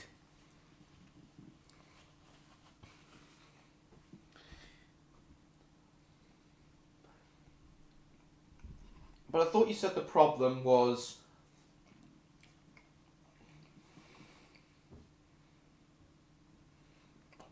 getting Eddie Izzard to be showing one of the During the wide motion capture performance, I'm eating pizza. Thomas Fanatic. The Weasel Judge and Barge Woman, interesting, as Mr. Toad. Eddie Izzard would be a great performance. Yeah, Eddie Izzard would be a great performance.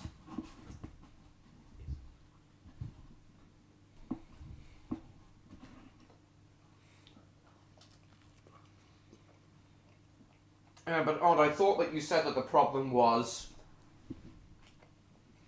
without the upgrade you couldn't do all the triggers you wanted to do. You couldn't animate all the triggers you wanted to do. So I thought maybe that episode 6 would be nothing but triggers that you couldn't do, you simply couldn't do before the upgrade. The Bobby Nog sign. Yeah, as I said, George, I'm most likely having pizza again on New Year's Eve.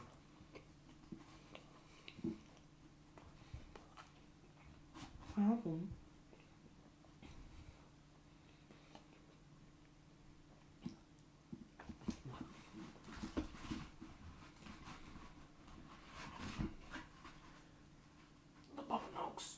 Oh god, this pizza's kind of hard to tear. Why are you dabbing, Andrew? Stupid hogs. Stupid knobs. Yaboo snobs.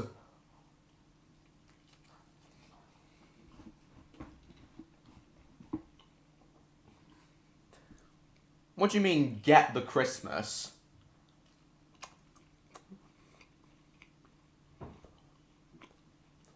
Oh.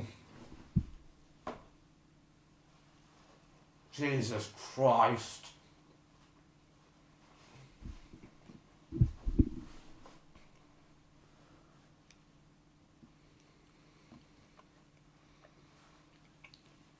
During the waiting, there was no point in doing this stuff when I don't want to. Yeah, true.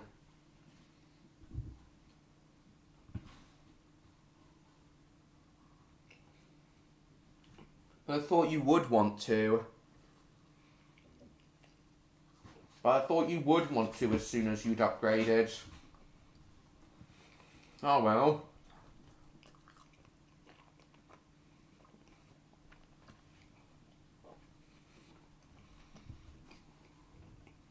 Hope you do regain interest in some point. That you do regain interest once again at some point in the reboot. Once again at some point though. I was doing voices of motion capture. Jude Law, David Wenham, and Ben Kingsley as Badger. Perfect casting choice. What am I going to get for Christmas? Guys, there's a lot on my Christmas list this year. Main presents are the new Lego passenger train, and I've already got Crash Team Racing Nitro Fueled. Haven't played it yet though. My main presents are the new Lego passenger train. Not sure, Summer Rose.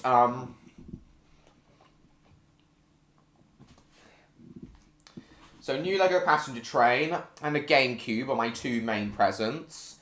As for my other presents, I'd also like a Spyro onesie. Yeah, an adult-sized Spyro onesie.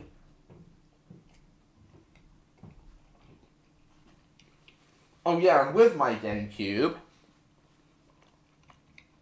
We party at home, are you? Nice. And with my GameCube... I'm thinking I'd like to get Super Mario Sunshine, Spyro Enter the Dragonfly, Spyro A Hero's Tale, and The Legend of Spyro A New Beginning.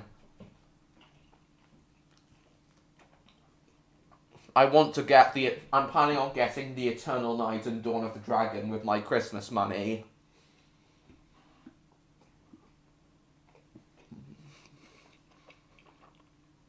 Yeah, with the Google Santa Tracker, I've done that before with Mr. George.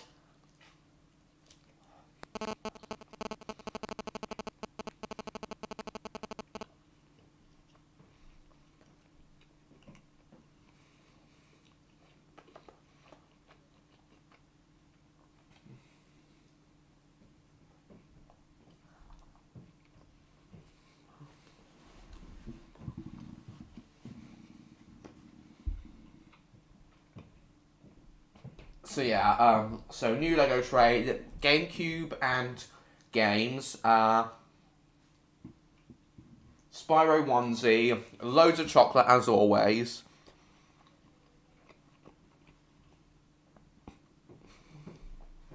Oh, that's awful, James.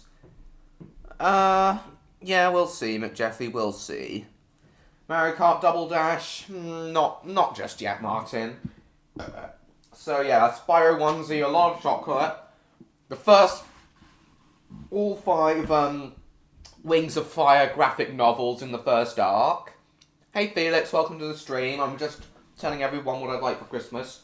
Some studio lights. And, oh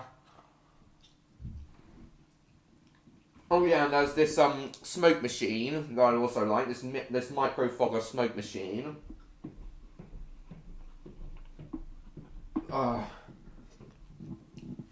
Really can't remember what else I asked for. That's everything I can think of off the top of my head. And with my Christmas money, as I said, Legend of Spyro, Eternal Night, and Dawn of the Dragon.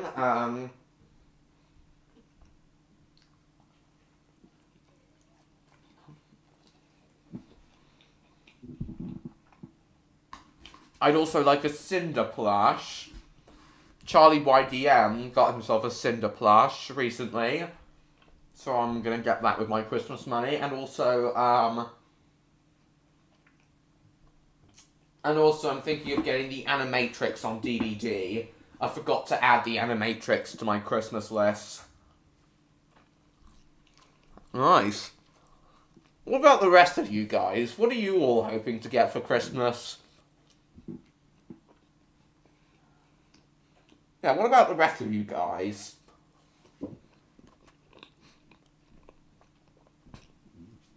Oh yeah, calendar. Oh, I forgot about calendars. I forgot to put a calendar on my Christmas list.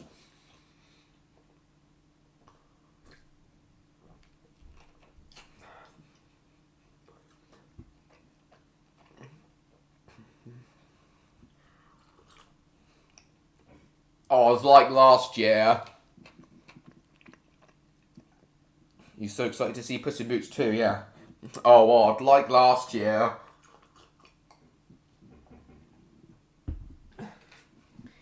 I bet you're just gonna get one pretty boring present. You got your sister some Bluey figures. Really nice. I'm sure she'll love them.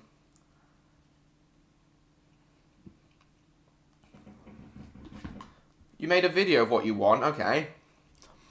Alright. Yeah, I expect you're just gonna get a boring present, aren't you? Like clothes or something. Some new underwear and t-shirts. I remember you making a community post last Christmas and being absolutely thrilled at getting some new boxers. Yeah. But what the hell's a wok, though? What the hell's a wok?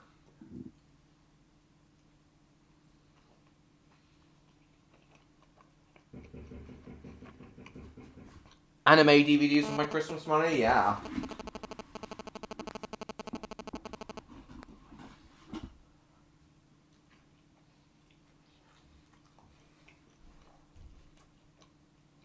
Alright, Mr. George. 2023 calendar, nice. But yeah, there is a hell load on my Christmas list this year.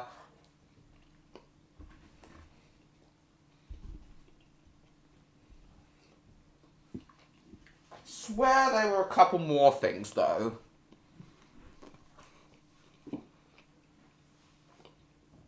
Oh, your old ones were chaffing, were they? Were they wearing out? Okay. Toys, DVD, and clothes. Nice.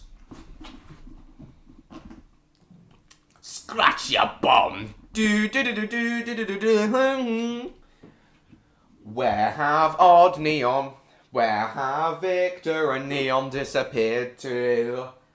And where could Electro be? What the hell's a wok, though? Okay, guys, I've finished my pizza now. Welcome, John Murray. Nice to see you. You arrived at exactly the time you said you would. What the hell's a wok? Oh, a cooking utensil. Oh, okay. So what do you want to cook with your, what do you want to cook with your wok, odds? What are you thinking of cooking? What do you want to cook with your wok, odds? What do you want to cook?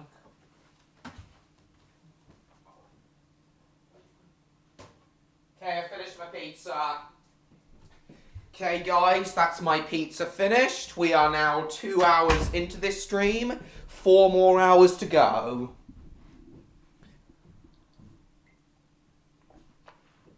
Okay, I've still got my Coke here, but I'm going to get my second cider now. But also, guys, I'm going to need to run to the loo and, oh, Jesus, oh, I knocked my iPad over. I'm going to need to run to the loo and, anything you can think of? Yeah, I'm going to need to run to the loo in a second. Anything you can think of? Well, they're mostly used for, well, according to, they seem to mostly be used for cooking noodles. Wait, are those noodles or is that spaghetti?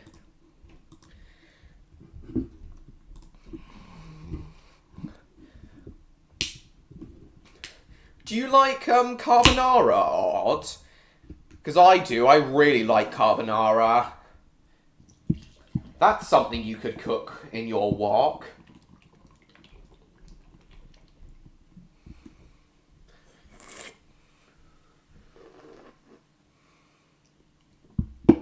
Why did you just type C in the chat, Andrew? Stir-fry noodles, yeah. Yeah, I'm not really a thing. Mr. G. Jetpack lift-off Buzz Lightyear, nice.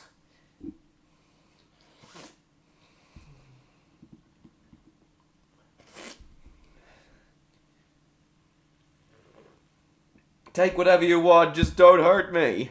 Morning, Sleeping Beauty.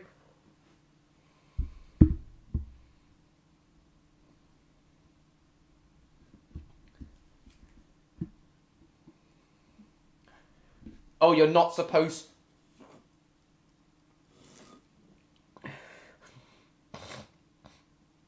Maybe some extra pants, who knows? Oh, is that the point? You're not supposed to know what you're getting? Well, I always know what I want for Christmas. I always know what I want for Christmas. But as, oh, God. What is a gorilla's favourite Christmas carol, William? Thomas series? I don't watch Thomas on Milkshake. You just missed me telling everyone what I want, John Murray. But to recap, new Lego train, GameCube, studio lights, Spyro onesie, load of chocolate, load of money, Wings of Fire graphic novels, and that's everything I can remember that's on my list off the top of my head. I'm sure it'll come, I'm sure the other presents will come back to me. Jungle Bells. Jesus Christ. Onion berries and humali fries. Interesting, James. Well, welcome back.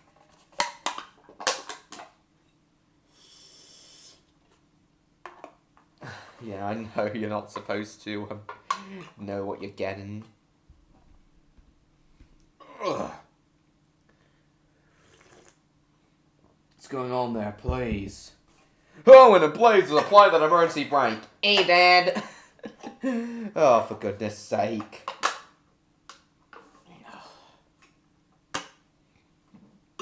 Yeah, so that's... Oh yeah, I remember something Mr. George said earlier on, a little earlier on.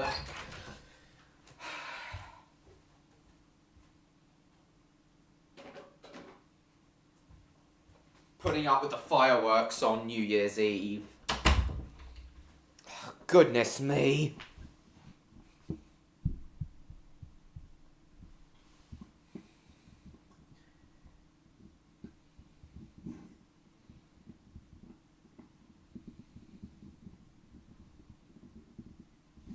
Were you trying to make a joke as well, James?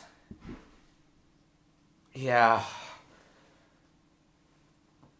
Setting off fireworks at midnight. Jesus Christ, it's not fair on people like me who don't care about New Year and want to sleep. Really unfair. I just don't get the point of Pleasant Parks to Sharks on Christmas Eve. I know this one, Santa Jaws. Yeah. New Year is like the only like holiday / celebration that I just do not see the point of. All the others I do see the point of. Christmas, supposed to bring joy, what would otherwise be the darkest and most miserable time of the year. Yeah, oh for goodness sake. Birthdays, the only day of the year where everything can justifiably be about you. Halloween, everyone partying and being spooky and everything like that. Easter, I also get the point of, but like, I seriously... I know, Mr. George, it's really unfair to people like me who want to sleep. I just don't get it. Like, all that happens is, like, one extra digit is added on to whatever year it is, and that's it. Nothing else changes. What's the point? What's the point of... Why is that worth popping champagne and setting fireworks off over? Why is it... I don't get it. Like, if it's the start of a new century, I do understand, because that's something that you only experience once in your life, if at all. But celebrating New Year, why would you party all over again when you just partied a week ago with Christmas? I literally don't get it. If anyone would care to explain what the point of celebrating New Year, if any of you would care to explain the logic behind celebrating New Year, I'd gladly listen, but I can't promise that I'm going to agree with you. I know, John Murray, I know! Guys, this year has gone far too quickly. I really hope next year is going to be slower.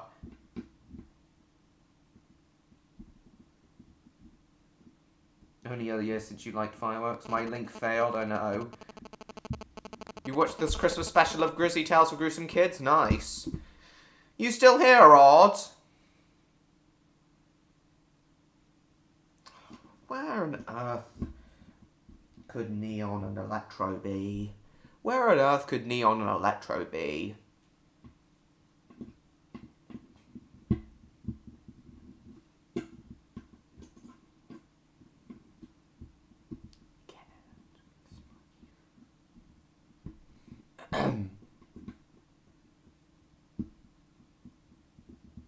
You've got no answer? I know it is, Summer Rose. Exactly. William doesn't have an answer, so... yeah.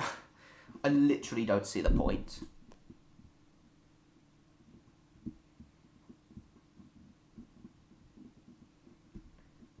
It's about celebrating the most important thing in the universe, change.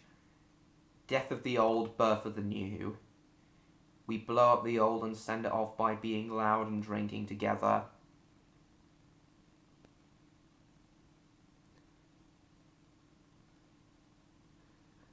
You'd love to talk it further, but I do gotta go eat. Alright, Odd, see you in a little while too.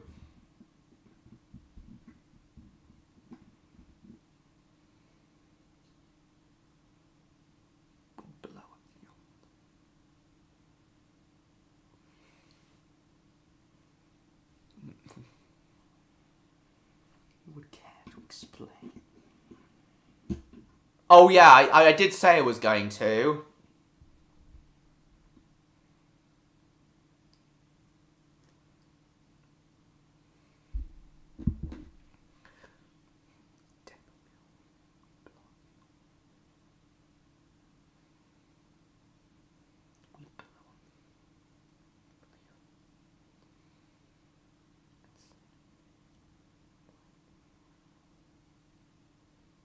By being loud.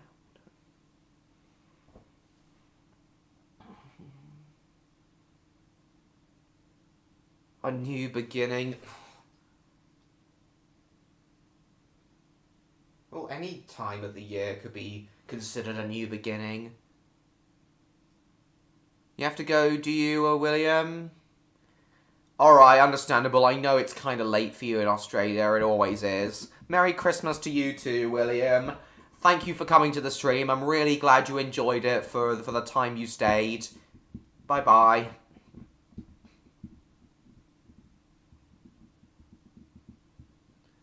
You don't know my name. I know your name. Is your name Percy too? What?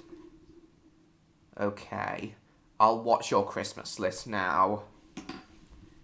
Christmas, it's literally...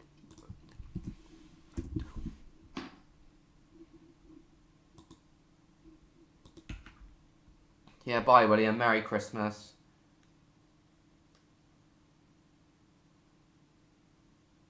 Postman Pat Magical Christmas? Nice, Felix. Very nice. So where's your, list?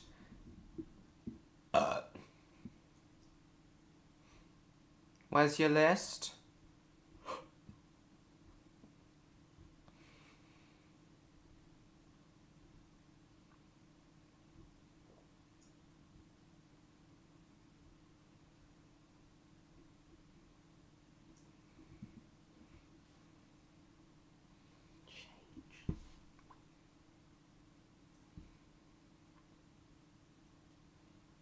Merry Christmas, Hoobs fan. Welcome to the stream.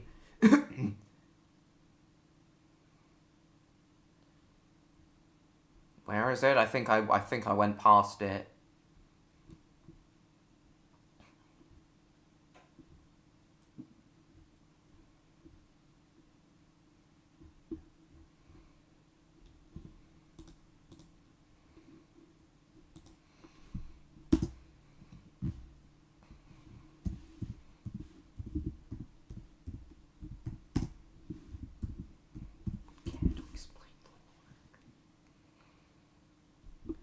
Oh, is this it?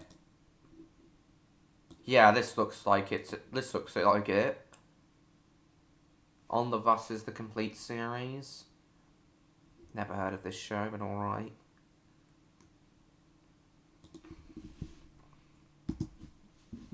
Yeah, Beowulf. King Tweety. Ugh. Okay, very nice. Winnie the Pooh, very, very nice. Ooh, Batman 4-film collection, nice. Father Ted, okay. Complete first season. Oh yes, yeah. Just to remind you, I am doing a another 12-hour stream for my 100th weekly Friday live stream. Very best of Brom. I remember having that DVD. Very nostalgic. Okay. Brilliant Mr. Bean brilliant box set. Okay. Faulty Towers. Okay. Simpsons. Okay. First season. Very nice. Alright, McJeffy. Yeah, a lot has changed since my very first weekly Friday live stream. More people are watching it now. The overall quality has improved. It's brilliant now. You're welcome. Okay, let's see McJeffy's Christmas list now.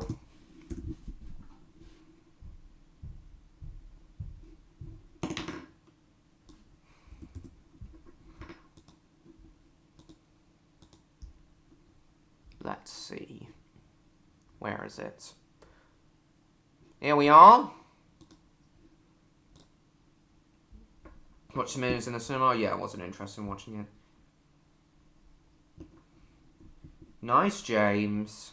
I think I had a first edition copy of the complete Series 4. Let's see. This looks like a manga to me. That's interesting. Sonic Frontiers. Very nice. Another 12-hour Stream Hoops fan. Nice. You're welcome, Christmas fanatic. Oh, not very nice. Spectrum Pursuit vehicle. Oh, the whole Spectrum vehicle collection. Very nice. Ace Attorney for the Nintendo DS. Very nice. Objection!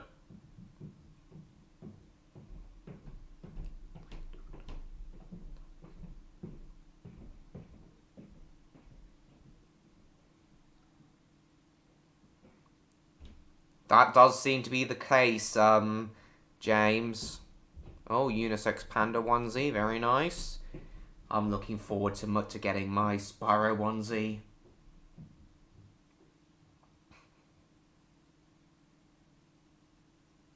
Very, very nice.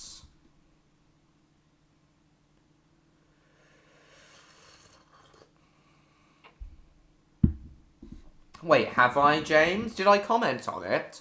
Because I'm very sorry if I haven't. Oh, yeah. Sonic the Hedgehog 2 DVD. Nice.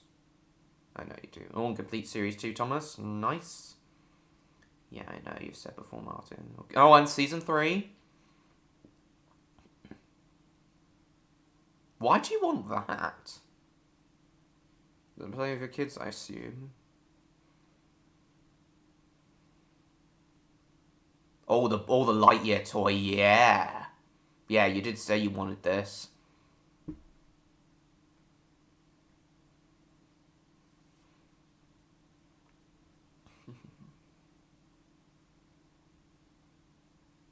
Hey, what Never heard of that book. Okay, I think that's everything. Very nice Christmas list. Thomas Seasons 1 to 9. You've got all of Thomas Seasons 1 to 9, have you? Nice. Christmas listener, community tab down, are you, Mr. George? Very nice. Favourite Bob the Bill episode? Don't really know.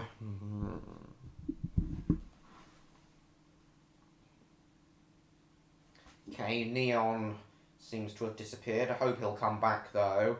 And Electro will join us. Let's see. Oh, Jesus.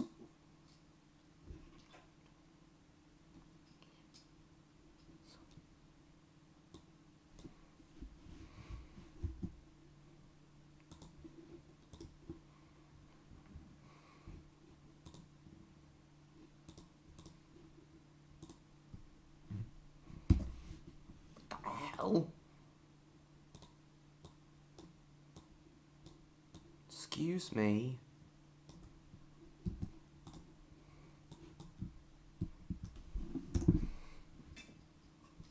Oh, low battery on my phone. Okay.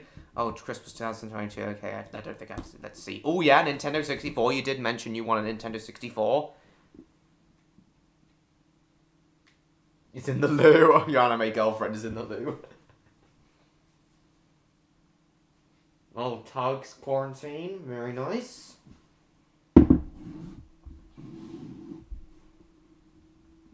This looks like the complete Season 6. Is it... Oh, the Pingu Japanese Game Boy game. Nice. Oh, Squidward figure. Squidward figure. Very nice. And a Mr. Krabs figure. Oh, and a model of City of Truro. I think I actually had that very model for a while, along with a model of Flying Scotsman. Don't know what happened to them, though. Toy Story on VHS, very nice. Those two South Park VHSs, again, very nice. Mario Tennis Aces, okay. I like it too. Okay, very nice. Tommy Neville. I actually have a Tommy Neville on me. GoldenEye 64 for your Nintendo 64. Nice. Smash Bros. The original Smash Bros. Yeah, it is a very nice list.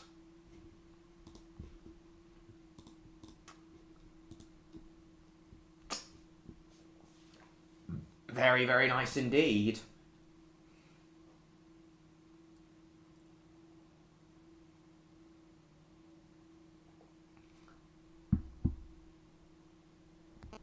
Trevor, I think, Hoob's fan.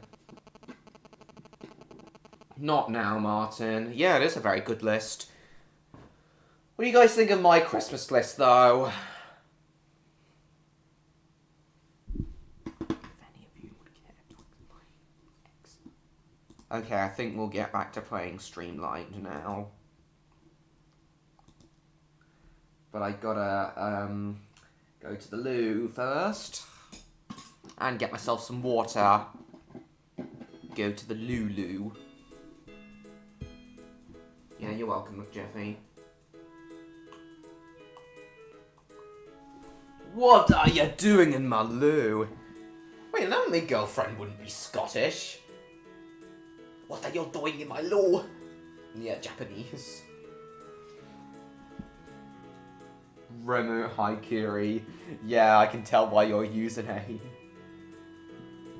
Must be a very... Oh, yeah, must be a nice list.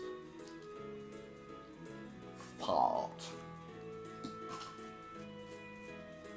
Yeah, I reckon Electro is doing his best to finish off my drawing of error line.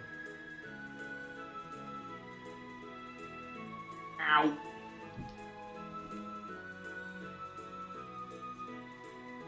Merry Christmas. Who's in the Louisiana? Oh, I don't know.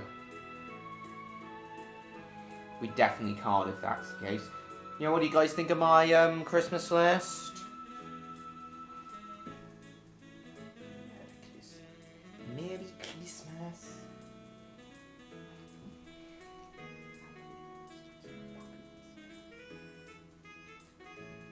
It's taking a while to load tonight.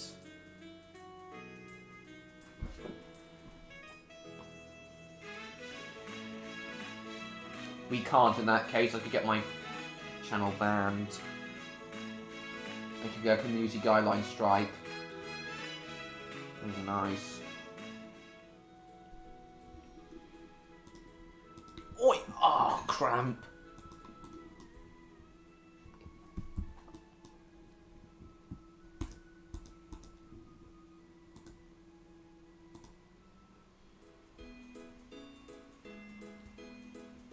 My outhouse. Okay, I think you guys think my Christmas list is nice as well, seeing as you haven't responded. 21 people watching, very nice. Look, I know you, and he opens the present I got him, oh nice. In my outhouse. When there was a midget. The episode was also funny when there was a midget. I am a very tall midget. I am a very tall midget. What kind of sense does that make? I'm a very tall midget.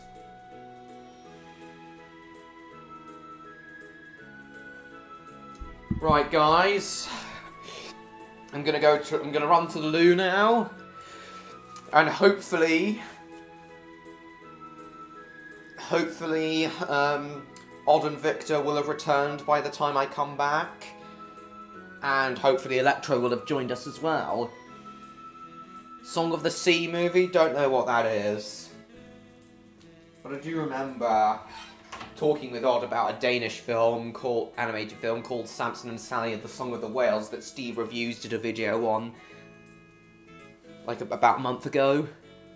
There was a midget. Yeah, I've seen that, James, alright. Have fun at Lulu for China. Okay, guys, I'll see you in a second. I hope, Odd and Victor will have returned, and maybe Neon as well by the time I come back, and Electro will have joined us.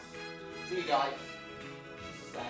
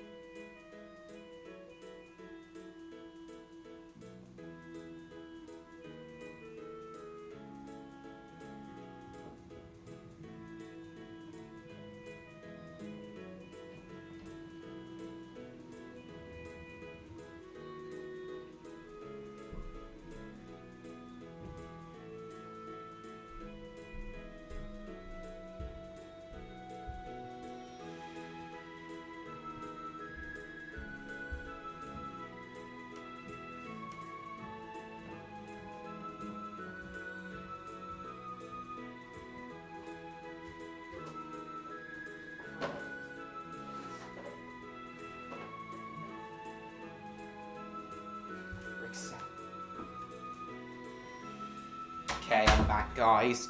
Oh god, I forgot my water. Sorry, guys. I'll catch up with the chat in a second. I just need more water. Just need my water.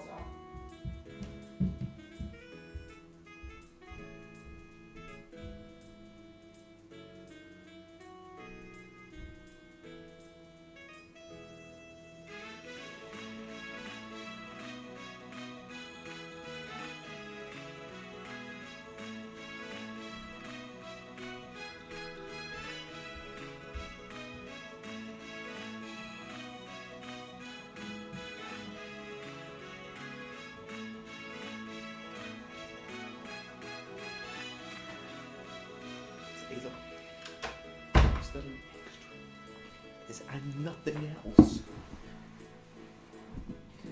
Right, I'm back, guys. Right, we'll check out Christmas list in a second, George. Peeing and Shrek swamp. That might be what I call the toilet from now on. I gotta go to Shrek Swamp. Get that motherfucker. Off now, Martin. Alright, Martin. See you in a minute. 400% hilarious, alright.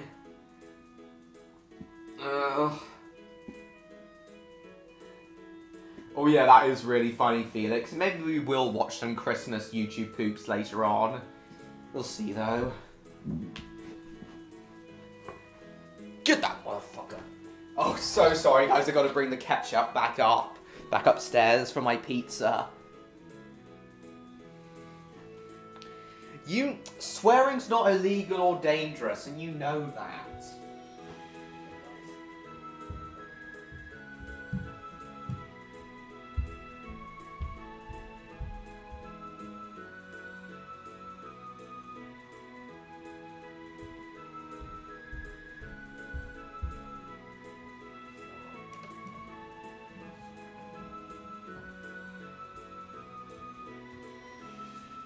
Okay, guys, I promise I'm properly back now.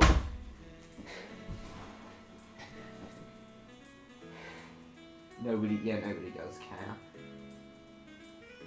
Not as much of my Christmas list for you to get a lot of surprise presents. Yeah, most if not all of my surprise presents come from, my stocking.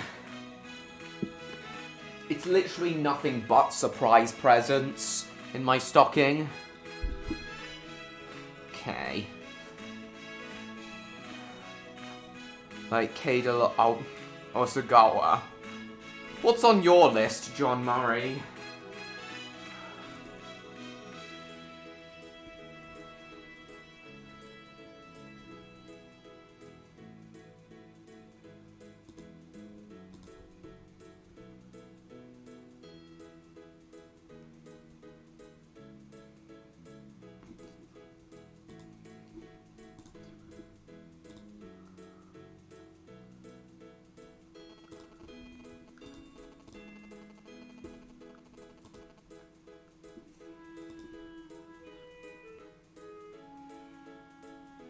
Have something called a Santa sack. You mean a ball sack? A lot of presents from my family members? Cool.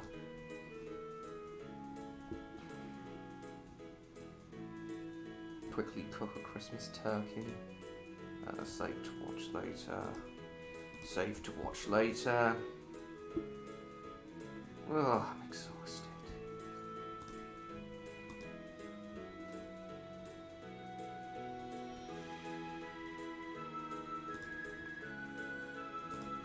Oh, whoops.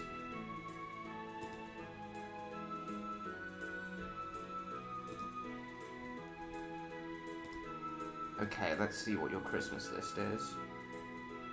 Oh yeah, Crash Team Racing Nitro Fueled, I already know. Cool. Cool. Atlantis Square Pantis, nice. Mario Sonic at the Winter Olympics. Very nice.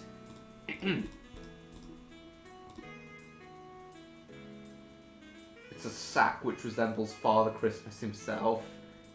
Balls.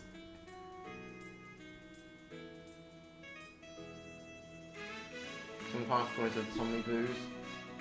Splatoon 3 and a Sonic the Hedgehog, nice. Yeah, Barney is on the naughty list.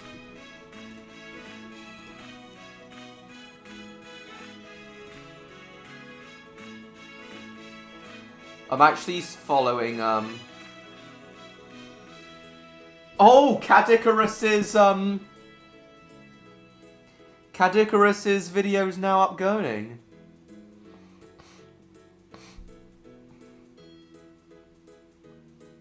Oh, he's cheese grated his thing again, has he?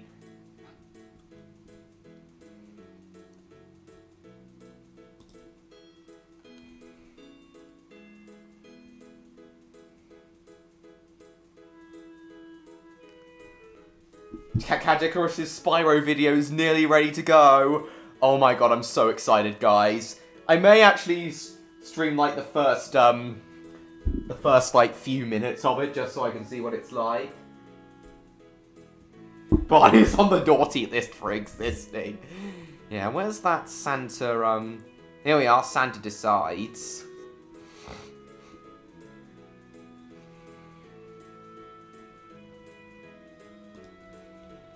Yeah, a lot of people on the nice list. Seems to be almost ready. Why are you still awake? Big Bird is on the nice list, I know. Oh yeah, Sushi Sheep on the naughty list, I agree with that. Don't even look like a proper sheep.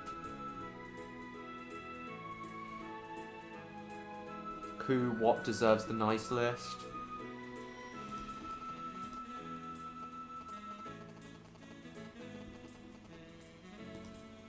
Where is it? Where is Cadicarus's fruit juicer? Spyro video.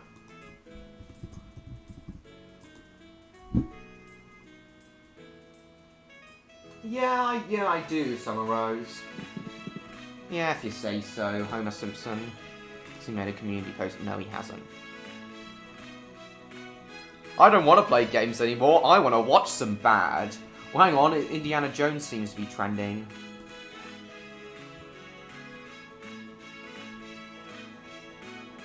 Yeah, alright. And the curse of the upturned plug. Oh, for goodness sake. Extortionate energy bill. Self-serving politician. British Museum of Stolen Artifacts. Last Crusade's the best. And the very strongly worded letter. Oh, yes. I'm really excited for Cadicarus's Spyro video now.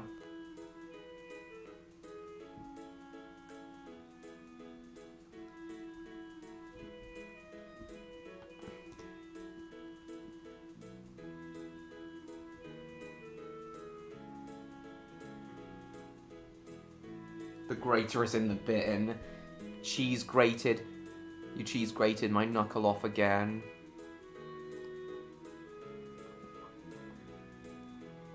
The grater is in the bin. Very sensible. Okay, we'll probably get into Streamlight now. Let's try that route again that we were gonna do, but I screwed up with. I'm so excited. I don't even know who Love Monster is, but yeah, Bluey definitely deserves to be on the nice list. All of you, anyone who's subscribed to me is on the nice list. Especially Odd, Victor, Electro, and Neon. He's making a list and checking it twice. He's gonna find out who's been naughty and nice. Santa Claus is coming to town.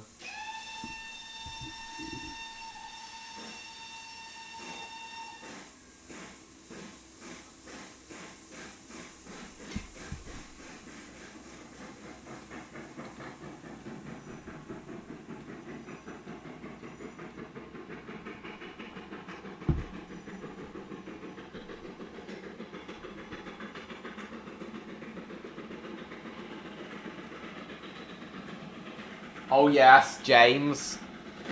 In fact, if you're in the some of my YouTube friends section of my channel, then you're automatically on the nice list.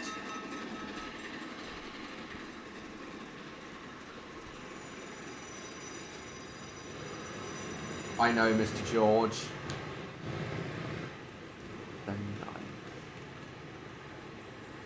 He's gonna find out who's been naughty and nice. Santa Claus is coming to town.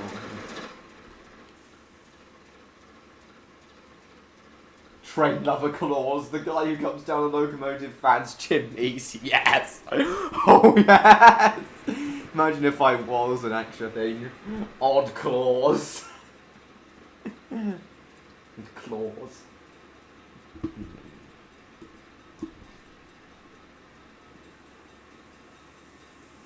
Add the in-betweeners after the sodding hell! Jesus Christ! Oh my goodness, that would be hilarious, McJeffy. Thomas VHS, King of VHS and more. Cool, Jacob.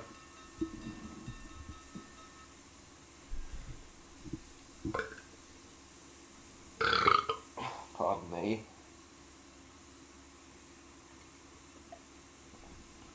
Oh.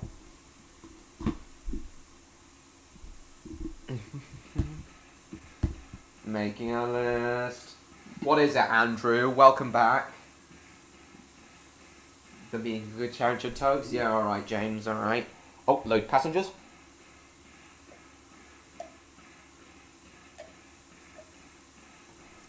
Making a list. Checking a toy. Gonna find out who's been naughty and nice. Santa Claus is coming to town. CBBC, I think, airs until 9 PM. I think it should continue airing until 9 PM. CBBS. Toot. I have the entire series on DVD, McJeffy.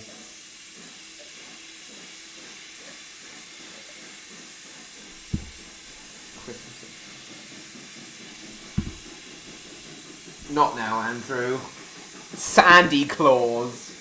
Oh yeah, Sandy and Santa Claus, alright.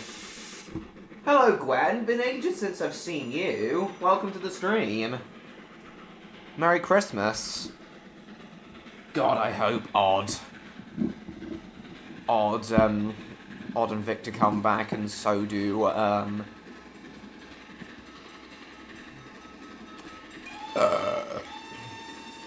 and so do Electro and Neon.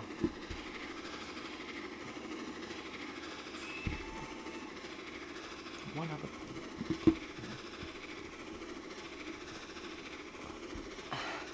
I'm just gonna keep refreshing Cad Icarus's page until his video appears.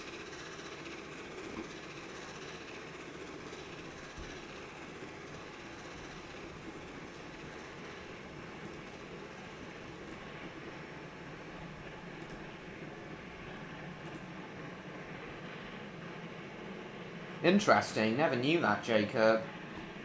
Yeah, Merry Christmas.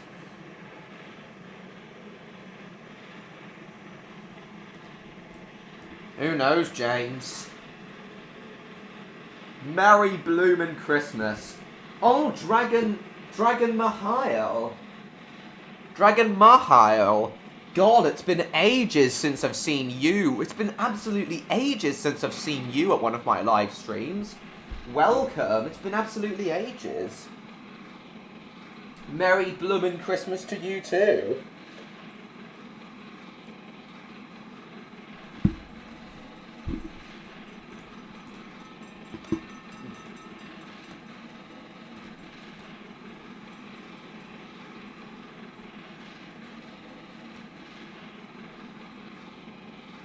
Okay, now I'm gonna properly slow down. Okay, I've slowed down a lot before now. I really don't like the term Happy Christmas. It's Merry Christmas. It's Merry Christmas, not Happy Christmas. I don't like that term. Nautical nonsense at Christmas. Yes, James. That literally sounds like that actually sounds like the title of a Pingu Christmas VHS. That literally does sound like the title of a Pingu VHS. Jesus Christ. Nautical nonsense. If nautical nonsense be something you wish.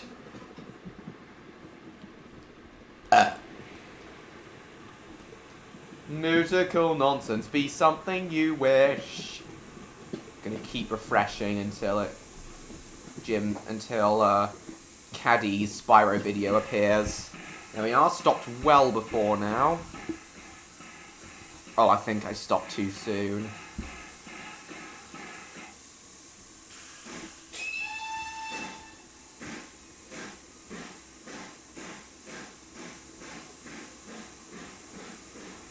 Happy Christmas.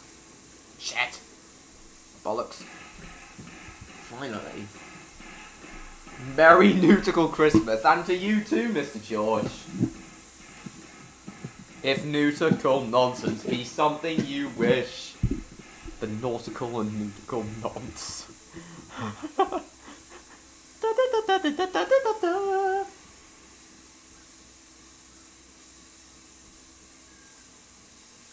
Oh yeah, I remember now. Oh yeah, I think I remember now, James. Nautical nonsense be something you wish. Is it something I wish? I don't know.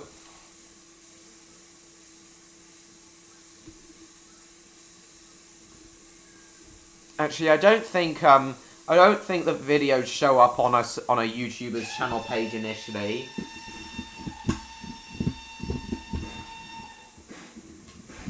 Yeah, don't we all want to be the first one up? I usually am. Jim Smith. Who's Jim Smith? SpongeBob and Pingu.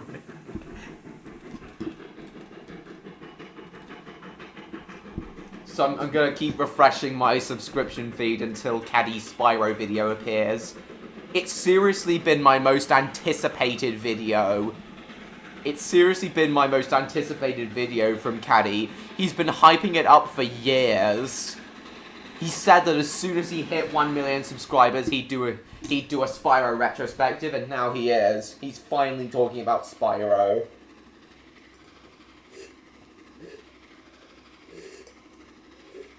And if my predictions of Sponce being calling himself Spyronce and the video being called The Fiery World of Spyro the Dragon, if both of them turn out to be correct, I will be so happy.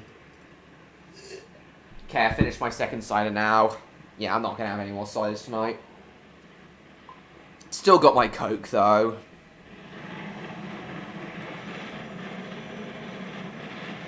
Not anymore, just finished it now.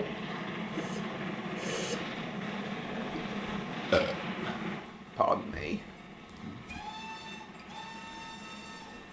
Ching.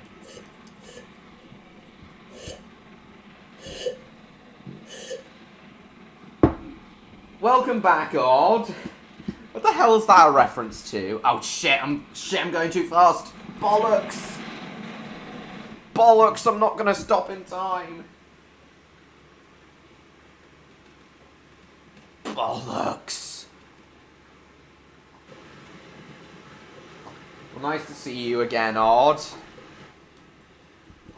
Bollocks. We were just talking about Cadicarus's Spyro video. So, as you were saying about celebrating New Year, Odd. As you were saying about celebrating New Year. I'm really far beyond the platform. Such an idiot I am.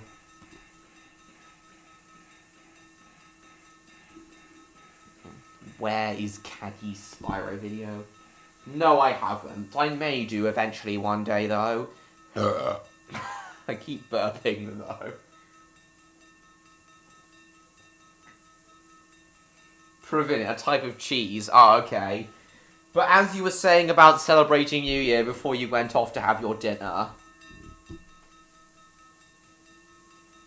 As you were saying. But as you were saying. As you were...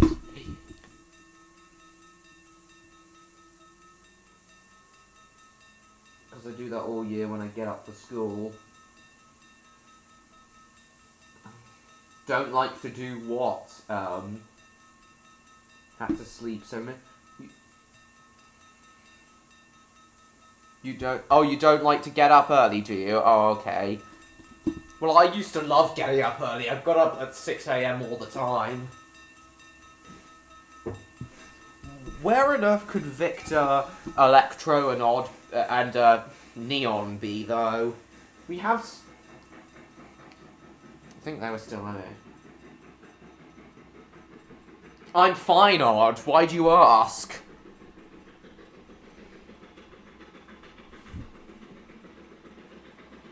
I'm just burping a lot. And I'm kind of, And I have just had 2 ciders and a Coke and a pretty heavy dinner with pizza and garlic bread. But I am fine, Odd. Yeah, Odd, I'm fine. I'm completely fine.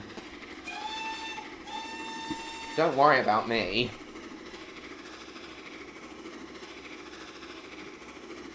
With his name on a random tweet, and the Thomas fandom praised him for some reason. Why? So, Odd, as you were saying about celebrating New Year. The nautical nonsense saved the stream.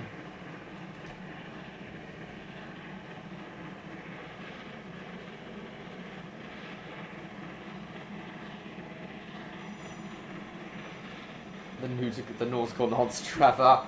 Oh yeah, Odd, I do talk to myself and mutter a bit sometimes. It's part of my autism.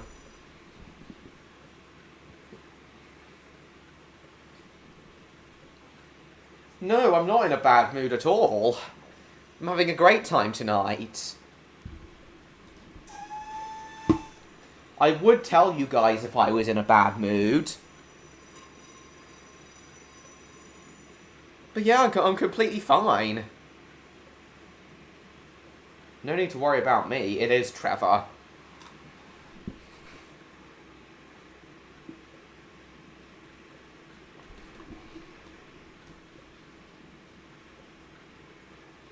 No. Don't worry, Odd.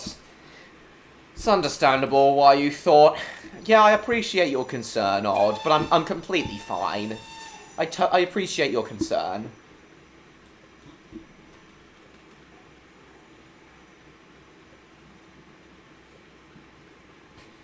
Ah, shit. Brakes. Until he saw Toby. So, as you were saying about celebrating New Year, you said you were going to talk about it further, Odd, before you left to go have your dinner. Shit. Come on, where is Caddy's Spyro video? Where is it?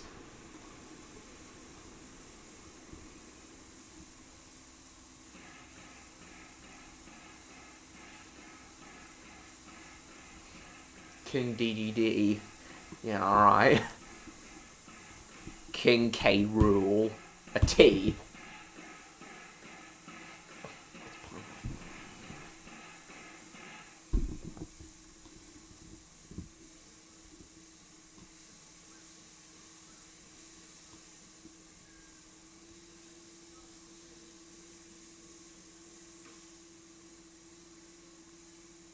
Alright, Odd, alright.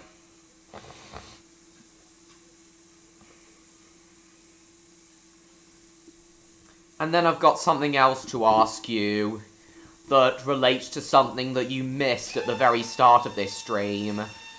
Once we've finished talking about that, Odd, there's something else I'd like to ask you that relates to something you missed at the very start of this stream. Kingu Pingu, yeah, a penguin.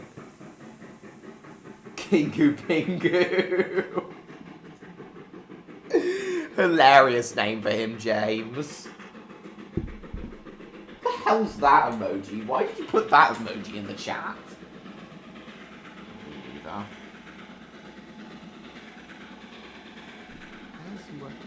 Oh god, the game's lagging. Ah, Jesus, the game's lagging. What's going on?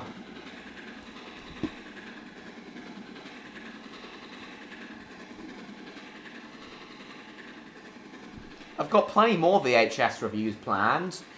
My last one of the year is going to be on the 29th, and it'll be of Balamori Christmas Panto. What's going on? Why is the game lagging all of a sudden?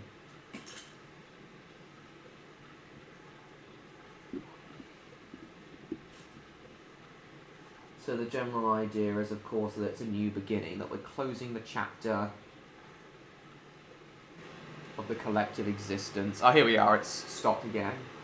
It's easy to forget that that what we know as life is so small and part of a much bigger world. Yeah, I do see your point, Odd.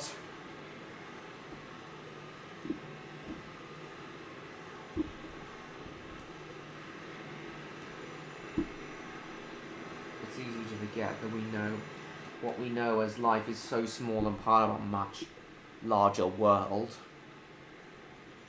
Yeah, well, I do see your point, Odd, but here's where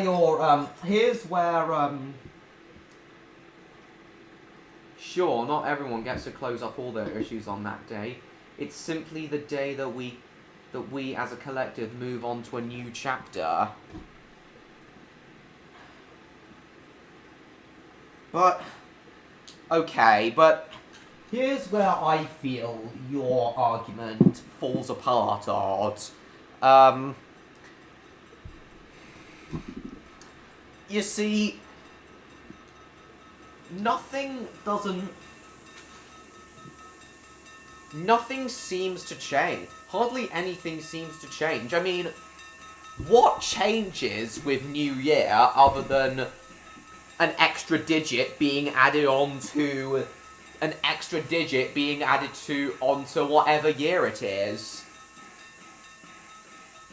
What changes other than that? I don't see anything. And New Year doesn't really feel like moving on to a new chapter to me.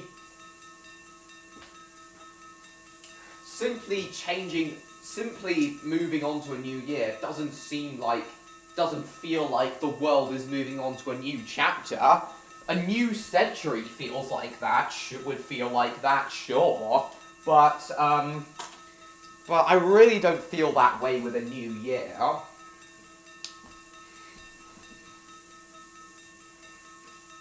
Meant to be second leg up was cart due to storage. Oh yeah, I did know that. Yeah, I did know that it was originally supposed to be a 2-player co-op game, but it couldn't be done due to technology limitations.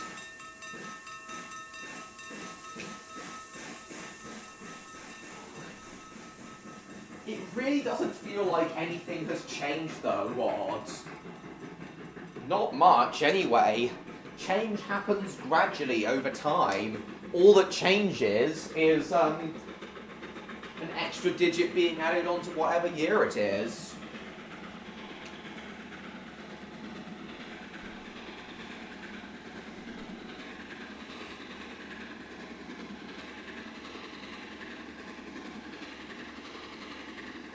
Exactly, Mr. George.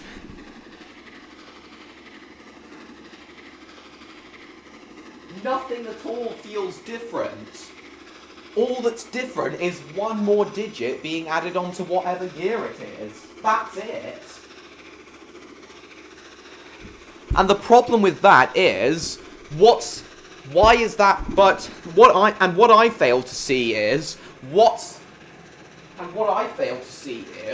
the point of popping champagne? Why is that worth popping champagne and setting fireworks off over?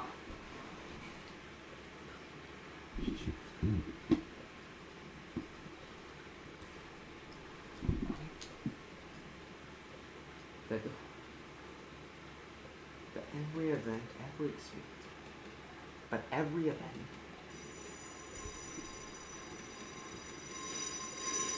we never really realise until the new year, oh, okay, is the cap-off to cap off of 365 days worth of life and experiences. Right.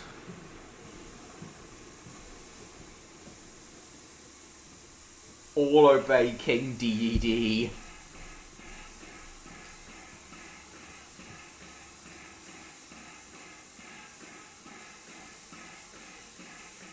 Every experience is tied to a year.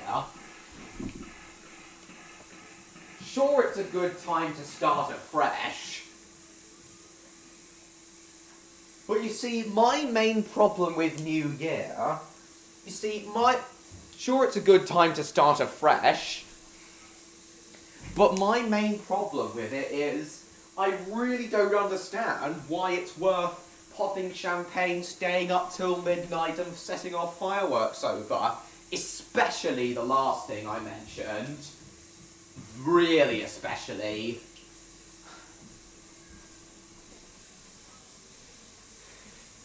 If I wasn't afraid of being woken up by fireworks at midnight, I think I wouldn't mind New Year anywhere near as much.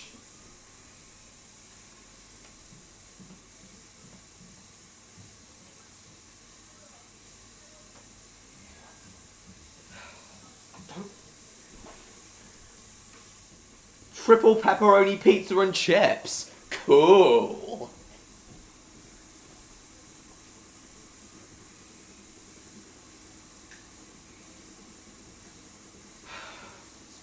It's just so unfair on... It's just so unfair on...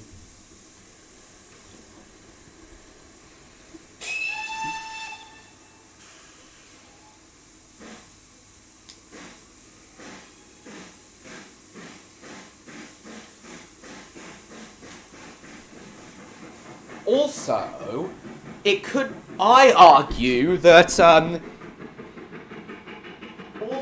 I argue that Christmas is basically the cap-off to every year. Getting friends and family together, bringing joy to each other at what would otherwise be the worst time of the year. Bringing joy all around. I'd argue that Christmas feels more like a cap-off to the new year.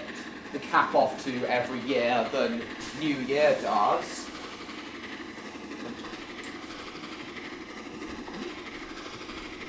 What have you written, Odd? So, champagne and show. So, champagne and...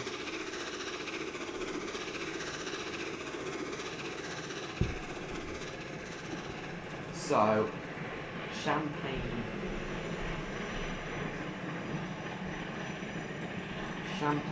The thing about this is, a year can be a lot on people. Death, loss, suffering, a lot of terror and emotions that we attribute to the year. We celebrate to allow ourselves happiness, even for a fleeting moment.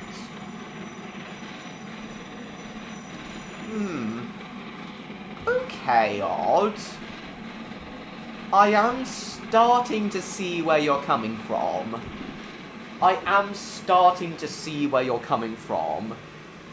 Especially with that shooting that happened in Copenhagen back in July, but I don't, prepare yourselves for the next fight. Yeah, I know, has been... Yeah, with the Copenhagen shooting, but I don't really want to talk about that. But yeah, the Hoobs on YouTube by using my screen recorder. Nice, Hoobs fan. Favourite Thomas Christmas episode? Not really sure, Felix. But you see, Odd, again, the problem with that is Christmas, everything you said about celebrating to allow yourselves happiness even for a fleeting moment. See, the thing about that is, don't people get that happiness even for a fleeting moment out of Christmas anyway? And Hanukkah if you're Jewish. Don't people get that sort of thing from Christmas anyway? What's the point in doing it all again if you, What's the point in doing it all again if you've already done it at Christmas, just 1 week before?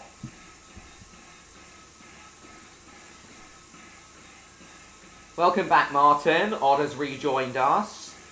I'm glad you enjoyed your Chinese. I enjoyed my pizza. But here's the thing.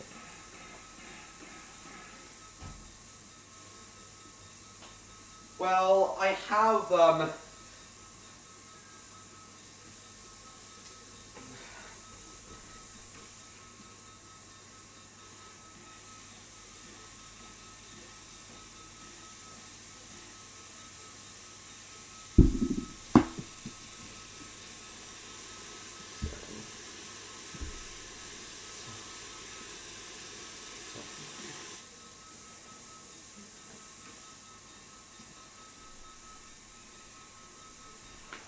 Christmas, on the other hand, while it's fun for a lot of people, it's also a super expensive time for most of us.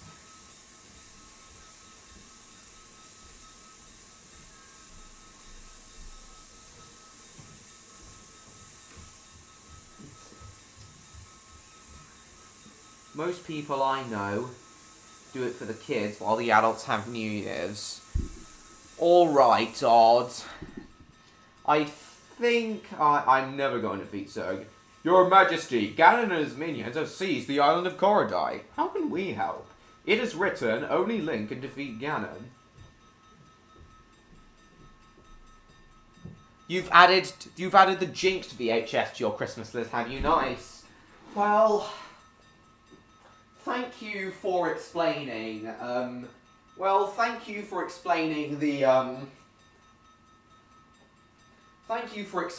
thank you for your explanation, Odd.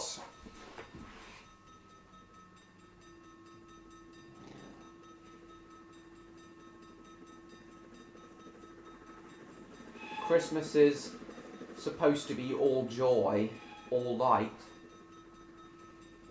It embraces the dark. Does it? I don't really find that.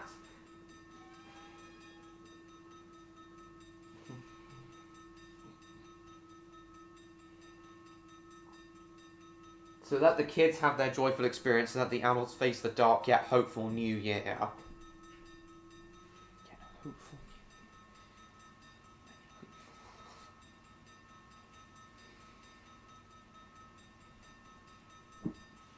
Saturday Song Night by Winfield, never heard it.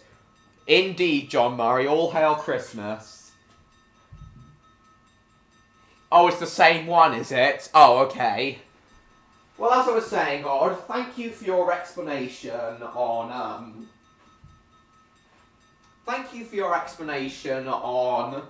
why you feel that New Year is worth celebrating. I guess I do have quite a bit more insight as to why people celebrate New Year now.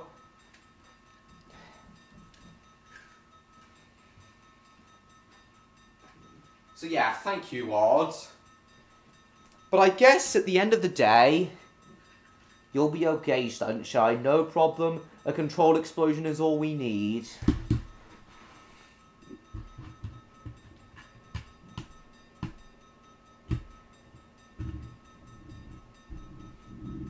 Control with all the pretty lights and colours hiding away. New Year's is usually outside where our explosives. Okay, oh yeah, so it's out in the open, embracing... That's what you meant by embracing the dark? Okay, I get it.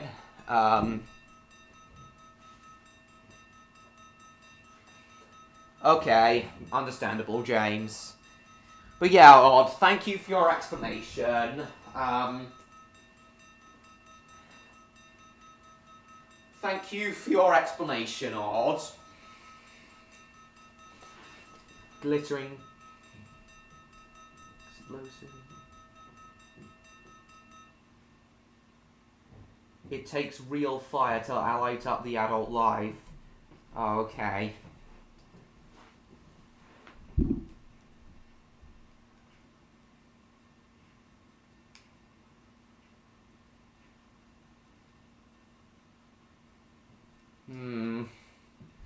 Tugs reader? Alright, James.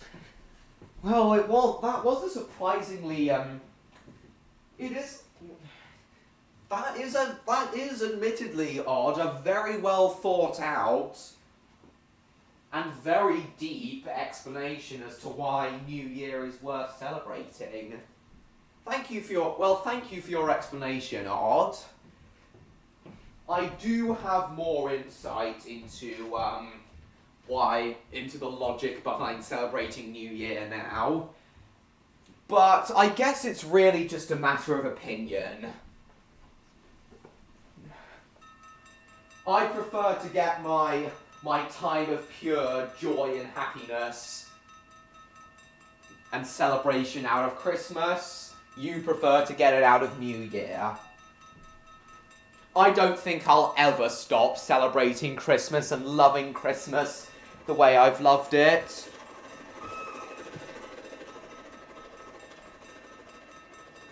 We drink and laugh at the cold and dark, something a lot of adults truly need.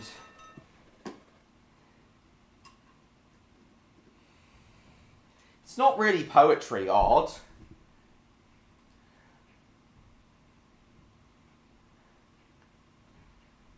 And laugh at the cold and dark. Something a lot of adults truly need. Symbolism.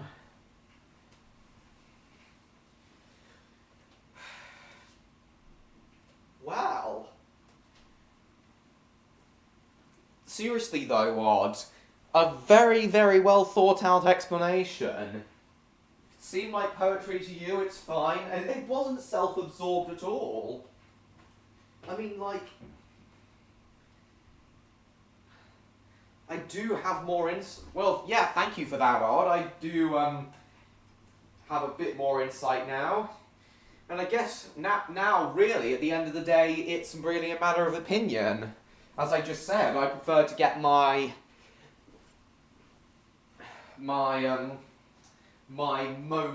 shining moment of joy and happiness out of Christmas. You prefer to get it out of New Year.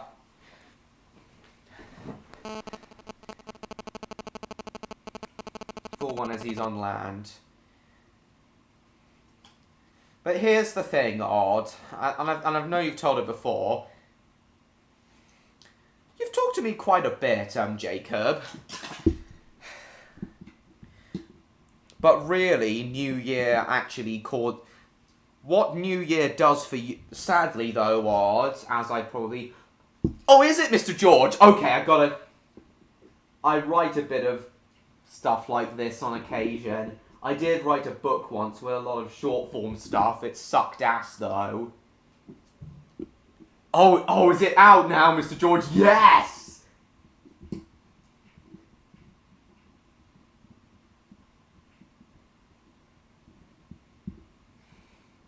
Is your book public, Odd? While I wait for you to reply, I gotta see Caddicarus's video. Sunshine and Grandpas were voiced by women? Nice, let's see. The legendary world. I know. Oh, I wasn't, the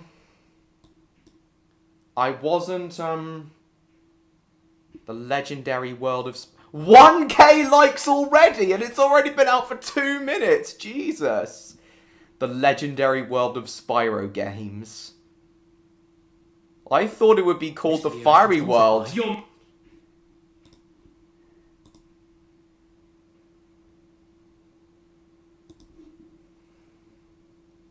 Not now, Jacob. I want to see the first bit of Caddicarus's video. I thought it would be called the Fiery World Spyro Dragon, but oh well. And I thought Sponsor would be called Spyrons, but oh well. We got a video. We got a sponsor right away. Oh well. This video has been sponsored by your mum. Hi, Jim. Hi, Jim. I'm Jim. No, you're not. You're right. I'm sorry. It's okay. We all make mistakes. Like that one time I set fire to that school. Oh my god, this is amazing. Yeah, I know. I thought it was a wasp's nest. I'm gonna watch the whole thing of this tomorrow. Some news for you. Oh yeah? Don't care. No, I really think you need to hear this news. Shut up! You're a news. Oh, come on, stop being such a baby. It'll only take 5 seconds, I promise. I want Cumpy. Excuse me? Cumpy. I want Cumpy. I swear to God I'm gonna go. Give me Cumpy! Okay, fine. You want Cumpy? I'll go and get you your damn Cumpy. What is it with you and your Cumpy? There, here you go. There's your Cumpy. You happy now? Yes. I've had enough, I'm off. Thank you for Cumpy. You're not welcome. Oh, and by the way, you just hit 1 million subscribers, so, yeah. Oh my God! I'm over here. Look over here. Oh! So yeah, you know, I agree. Shadow the Hedgehog, not the worst Sonic game that. Oh, and dude. Guys, I just hit 1 million subscribers!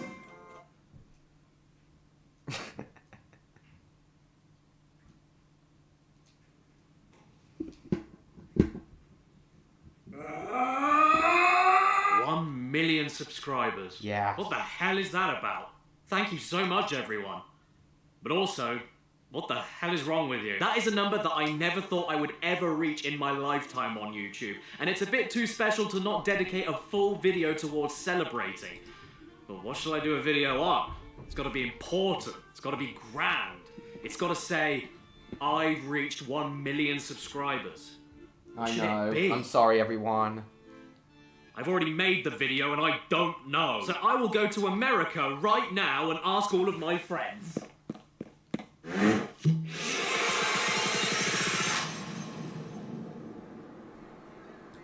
Okay, I'll, if it's lagging for a bit, I'll continue watching this in a sec. So Odd, if you're still here, that is interesting, but... So one thing I did, want to ask you, one other thing I did want to ask you is,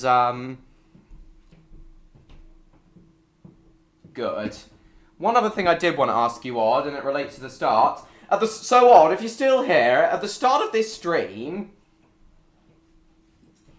Oh yeah, I was gonna say... Oh yeah, I haven't finished explaining why I hate New Year, why I don't like... So yeah, Odd, if you're still here, New Year actually,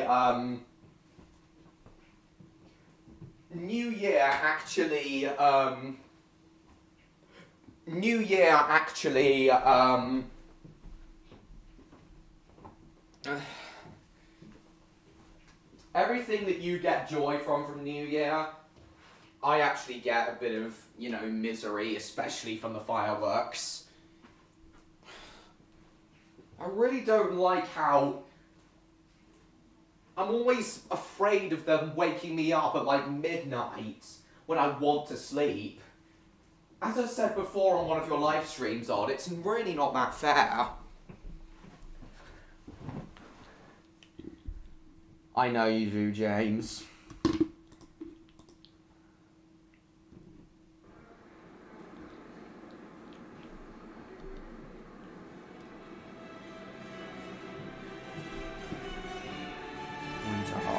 Spyro.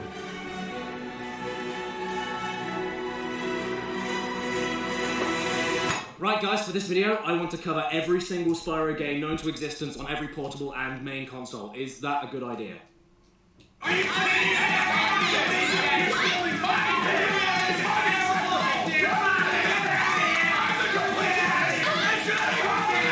Okay, not putting it in full screen seems to be fine.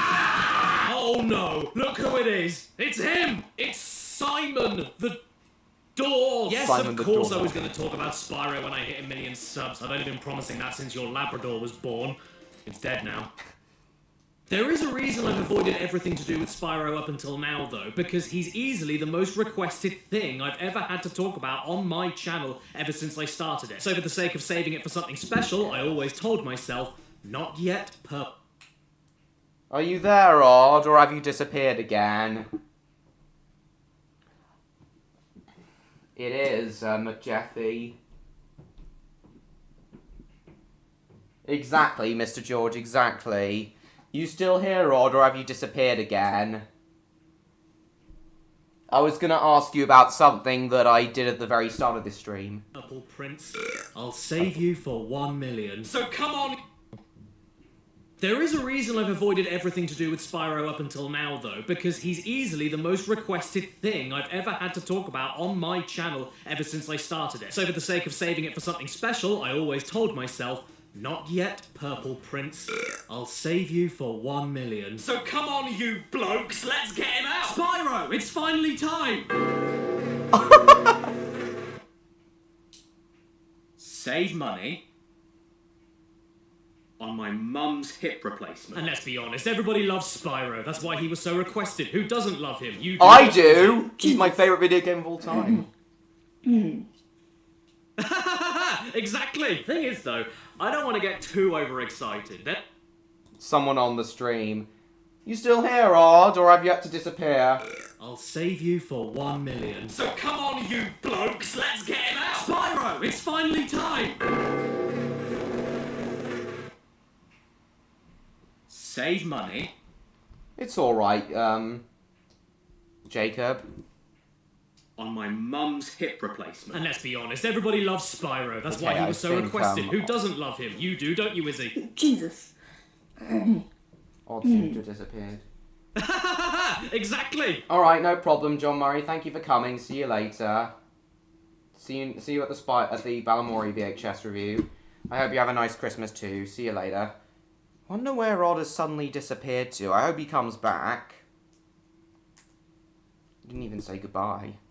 The thing is, though, I don't want to get too overexcited. There's a lot of Spyro games out there that I could make Merry Christmas. multiple.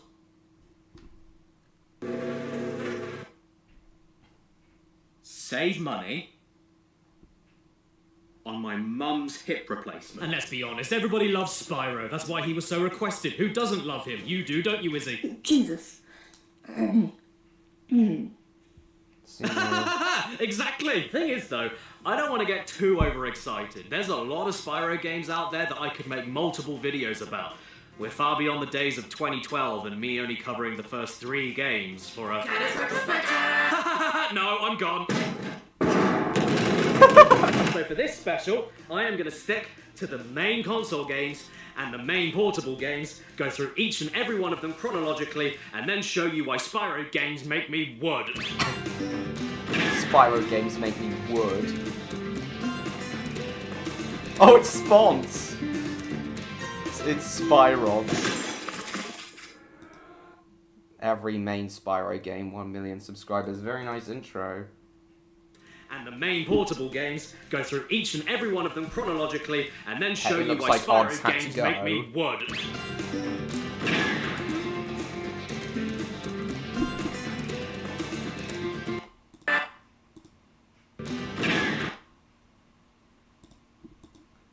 Presents, okay. Nice intro. Nice special intro. Part 1. Purple is gay. Right, so first off...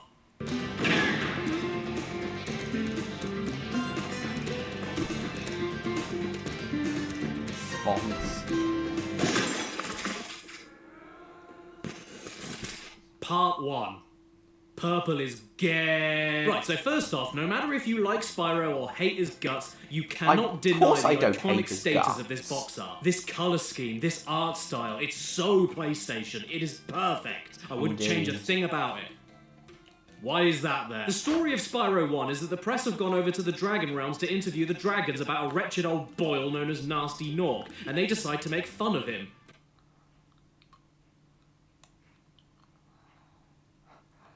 Okay, this is great, going great so far.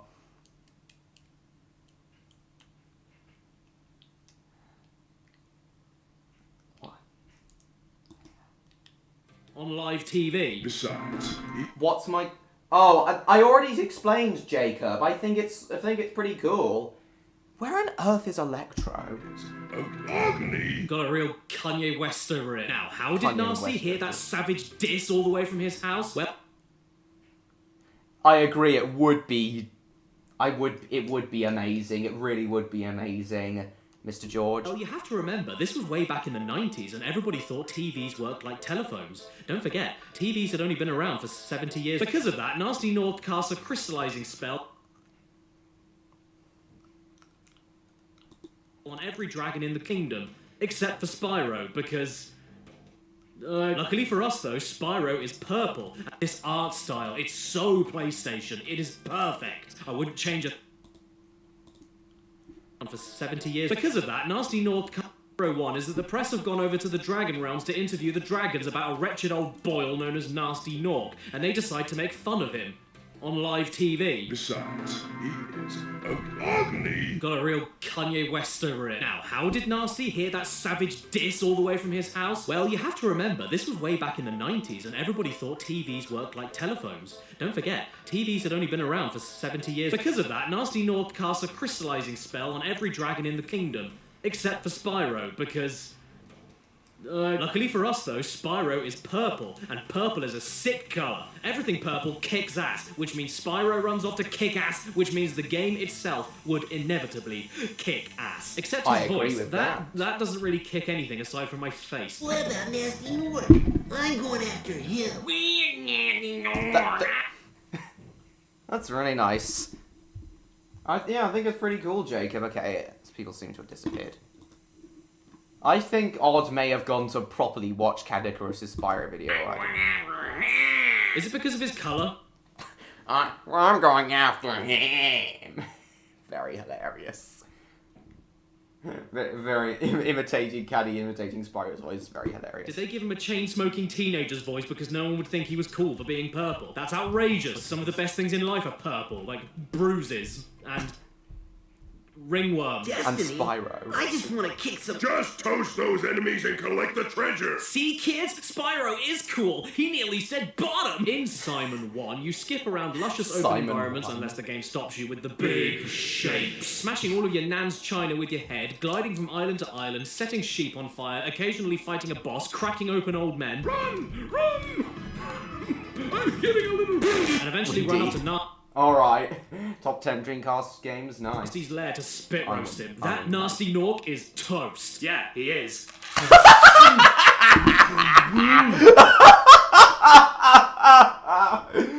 Oh my god, I love Caddy's humour style. He's toast and he's literally toast. He eats him and he's got jam in his...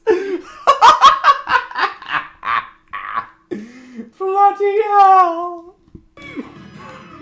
I'm getting a little... And eventually run off to Nasty's lair to spit roast him. That Nasty Nork is toast. Yeah, he is. And honestly, that's kind of it. This is a fairly standard collectathon platformer from the time. Find as many gems, dragon eggs, and crystallized perverts as possible in order to unlock more hub worlds to find as many gems, dragon eggs, and crystallized perverts as possible. But crystallized perverts, yeah, it was, James. Simon does have some tricks up his sleeve to stick out above your Banjo-Kazooies and your...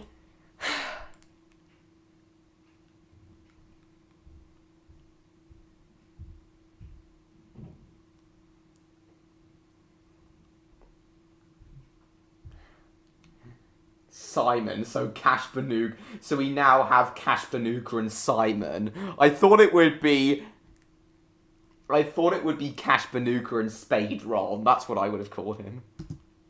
Super Martins, let's go, yahoo! In case you didn't notice, Spyro is a dragon, and that means... In case you didn't notice, Spyro is a dragon, and that means... In case you didn't... Is...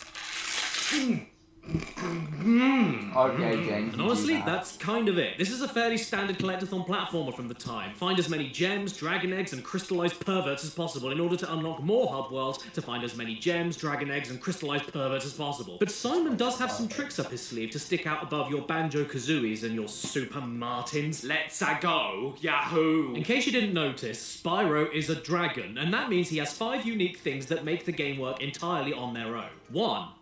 Dangly skin. Simon not only jumps like every other knobhead, but by hitting jump again can use the loose parts of his back to glide long distances, all the way to Scotland. This is Scotland, Spyro in Scotland, just imagine. Scottish Spyro. Skin. Simon not only jumps like every other knobhead, but by hitting jump again can use the loose parts of his back to glide long distances, all the way to Scotland. This isn't only an extremely fun and liberating thing to do in every Spyro game, but allows the level design to focus not just on horizontal flat landscapes. Now you can have giant, sprawling, and tall levels based on verticality. You see that glimmering secret pile of treasure far out there? Well, if you get yourself high enough, all the way to Scotland. This isn't only an extremely fun and liberating thing to do in every Spyro game, but allows the level design to focus not just on horizontal flat landscapes. Now you can have giant, sprawling, and tall levels based on verticality. You see that glimmering secret pile of treasure far out there? Well, if you get yourself high enough somewhere else in that level, and not from a weed, you may be able to reach it. It's not even a case of you finding the one single place to cross that one single gap, turning the glide function into a situational invisible bridge either. You can glide off of any surface in any direction, which means the designers can hide more secrets in more creative places and gives you a breathtaking sense of freedom and adventure in each level, which can also be tense as hell. Whenever I'm about to make a risky looking glide, I always have this inner fear of, oh my god, I want that stuff over there, but is my glide... Oh yeah. What do you mean, James? Going to be high enough to reach it? Well, I guess there's only one way to find out, so here I go. But once I'm gone, I'm committed, so I have to be confident. Oh god, I'm not gonna make it, am I? Oh god, Simon, you're gonna die. I'm so sorry, Simon, this is my fault. You're flying slowly towards your coffin and you're seeing it happen right in front of your eyes, but are powerless to do anything. Oh no, please don't look at me, Simon. I'm sorry, please stop making me own my guilt. Please stop looking at me! 2. Bad breath. Instead of any clumsy jumps or precise melee attacks, Simon uses a wide, close-range fire breath attack to kill the enemy Norks or break open baskets for gems. Not only a really fun thing to do, but it looks cool, leaves little black ashes behind, and basically guarantees a flying slowly towards your coffin and you're seeing it happen right in front of your eyes, but are powerless to do anything. Oh no, please don't look at me, Simon. I'm sorry, please stop making me own my guilt. Please stop looking at me! 2. Bad breath. Instead of any clumsy jumps or precise melee attacks, Simon uses a wide, close-range fire breath attack to kill the enemy Norks or break open baskets for gems. Not only a really fun thing to do, but it looks cool. I think I've seen all of them except for the shiny show. Well, at least I remember them. Nice, James. Alright. Little black ashes behind. It's for gems. Not only a really fun thing to do, but it looks cool. Orcs or break open basket. Simon uses a wide, close-range fire breath attack to kill the enemy Norks or break open baskets for gems. Yeah, it will end at 10:30. Not only a really fun thing to do, but it looks cool, leaves little black ashes behind, and basically guarantees a hit if you're facing the general direction of the breath since it has such a wide girth. And basically, not only a really fun thing to do, attack to kill the enemy Norks or break open baskets for gems. Not only a really fun thing to do, but it looks cool, leaves little black ashes behind, and basically guarantees a hit if you're facing the general direction of the breath since it has such a wide girth. 3. The horn. Simon can use his horns for even more utility than the flame breath. It can break metal vases and baskets, attack basic Norks no problem, and gives you a speed boost which makes basic... Hey look, I'm Woody. Howdy, howdy, howdy. Running around much more thrilling and quick when you need to get a move on with your little buff. 4. Whirlwinds. If you jump into a whirlwind, the camera moves downwards and lets you look right up Spyro's 5. Small thing that isn't a dragon and has nothing to do with dragons at all. That wispy little skinny lemon is Sparks the Dragonfly, and he is your health bar somehow. Yellow means you've got 4 hits left, blue is 3 hits left, green is 2 hits left, gone is 1 hit left, and then... You keep yourself healthy by murdering smaller creatures that have no ways of fighting. I reckon I can, James. I should do a clip of that. Okay. Back, just like in real life. But honestly, I couldn't care less about health points. I just want Sparks to look yellow as often as possible, because blue and yellow look like spoiled cheese. I don't want Sparks to look ill, so I give him as many butterflies as possible. I will even go all the way back to the beginning of an empty level to top him up if I have to. No small animal is too far away for me to gut. In fact, we do it just for fun in our spare time, don't we, Scott? What? Haha! You can say that again, but here's where things get interesting. Too far away for me to gut. In fact, we do it just for fun in our spare time, don't we, Scott? You sure about that, No small James? animal is too far away for me to gut. In fact, we do it just for fun in our spare time, don't we, Scott? What? Haha! You can say that again, but here's where things get interesting. On their own, the moves that Spyro can pull off are pretty sweet. But when you mix them together...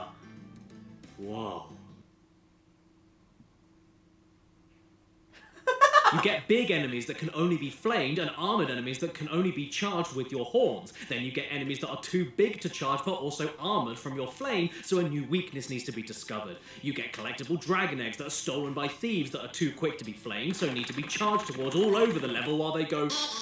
This noise triggers my stomach acids. You get supercharge panels on the floor to make your charge get faster and faster the more time you spend on the panels, and the more time you spend on the panels, the further your jump and glide becomes. And it's because of that example in particular why I love levels like treetops, because once you get going, it's like...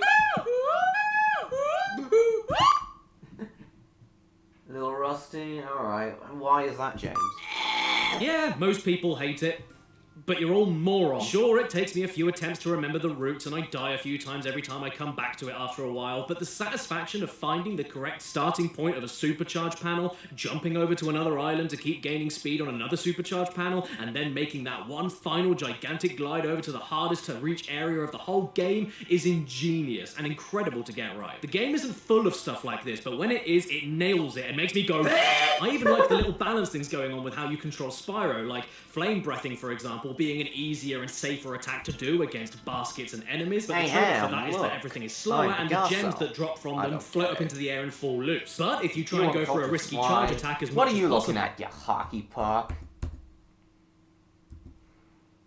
Over to the hardest to reach area of the whole game is ingenious and incredible to get right. The game isn't full of stuff like this, but when it is, it nails it and makes me go... I even like the little balance things going on with how you control Spyro, like flame breathing, for example, being an easier and safer attack to do against baskets and enemies, but the trade-off for that is that everything is slower and the gems that drop from them float up into the air and fall loose. But if you try and go for a risky charge attack as much as possible, you'll find it's not only faster, but then the gems will follow immediately after you once you break the basket or kill the enemy. I even love how you can charge different barrels towards the end of the game to attack the... Then you get those one-off bonus levels for each world that turns the game into a free-flying time trial of destruction. These will be known from now on as speedways.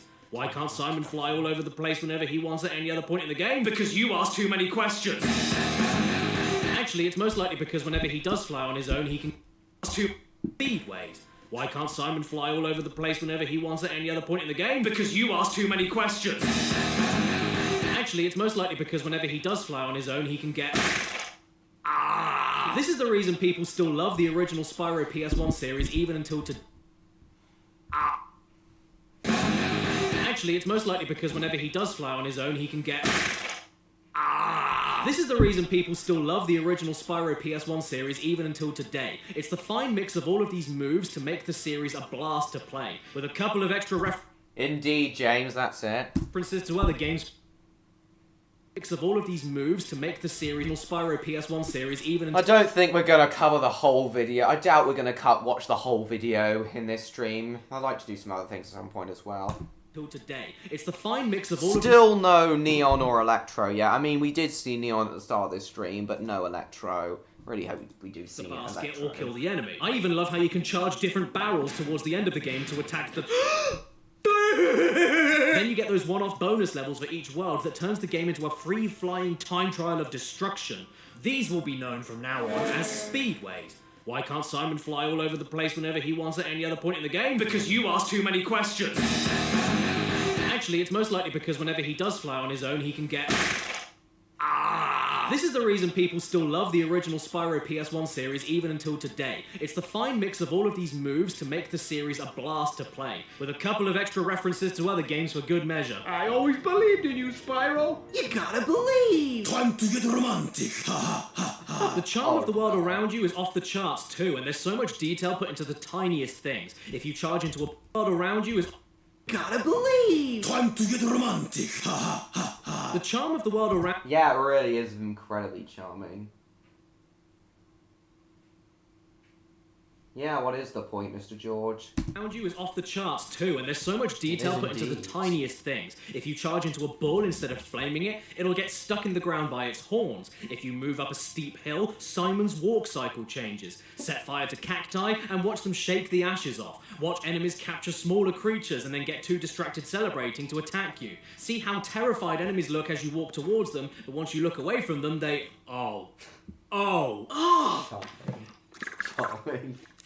Oh, hey, Electro! Tickets, please, tickets. Yeah, I am coming. Nice to finally see you, Electro. Unfortunately, you've missed Neon, Oz, and Victor. You've missed all of them. You've unfortunately missed all of them. Odd was here just a second ago, but he seems to have disappeared now, and so has,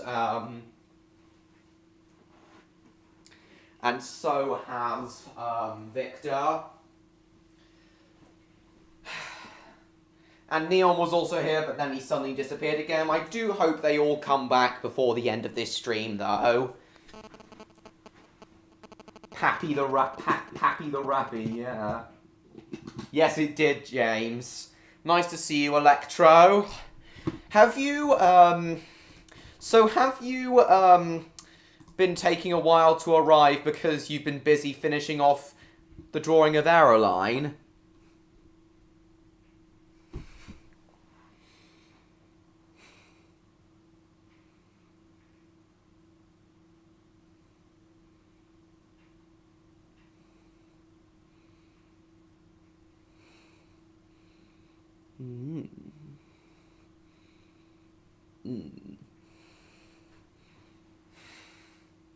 Merry Christmas. Yeah, he was here. He said he's going for a walk. Also, that explains where he's disappeared to. Nice, Electro. I'm really... so cool to finally see him. It'll be so cool to finally see him. Merry Christmas to you too. To Infinity and your mum. All aboard. Well, Cadicarus's Spyro video is finally out, Electro. We're watching it at the moment. Oh, he's putting sanitizer in his eyes because he just saw a Spyro enemy mooning him. He loves. Oh, God.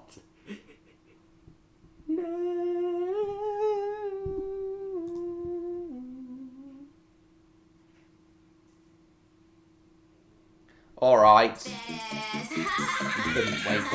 Seriously though, there are Norks everywhere, and nearly every... Yeah, I think Lily can come back to the streams now, James. I think Lily can be on the streams now, James. single level gives you a different variant of them, which the game really... He loves his fat ass. Seriously though, there are Norks everywhere, and nearly every single level gives you a different variant of them. Yeah, I'm not going to watch the whole thing, I don't think. He's not criticising the video game. He's not criticising the game, though. He's praising it, as a matter of fact. Spyro's one of his favourite video games. Spyro's one of Cadicarus's favourite Minio games. Yeah, why'd you ask for Lily, James? Yeah, it's one of his favourite, Cadicarus loves Spyro and Crash equally. He's not criticising Spyro at all. He's praising him, as a matter of fact. Which the game really didn't need to do. There's Norks with swords, Norks with clubs, variant of them. Seriously though, there are Norks everywhere, and nearly every single level gives you a different variant of them, which the game really didn't need to do. There's Norks with swords, Norks with clubs, Norks with flags, Norks with tasers, Norks with guns. Norks with guns. Easy does it, I'm too small and I can't reach that. Also, I'm British. Which means you probably hate me, but it also means that I love saying the word Norks. The hills have Norks, the castles have... I don't hate Kenny because he's British. Norks, the harbours have Norks, the... Alright, Electro, you uploading the image now, are you? Very nice. Cadicarus.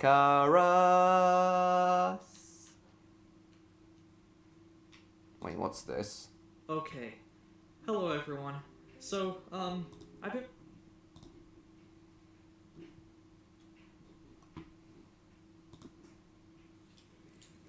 I'm officially a PNG dragon now. Yay!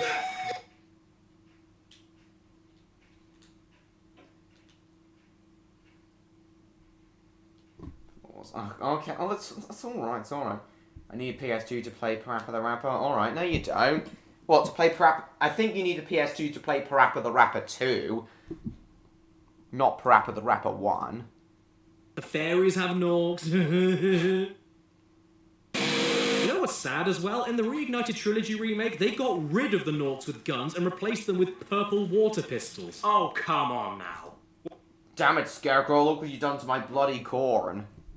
What? You don't like seeing gun? I can't reach that. Also, I'm British.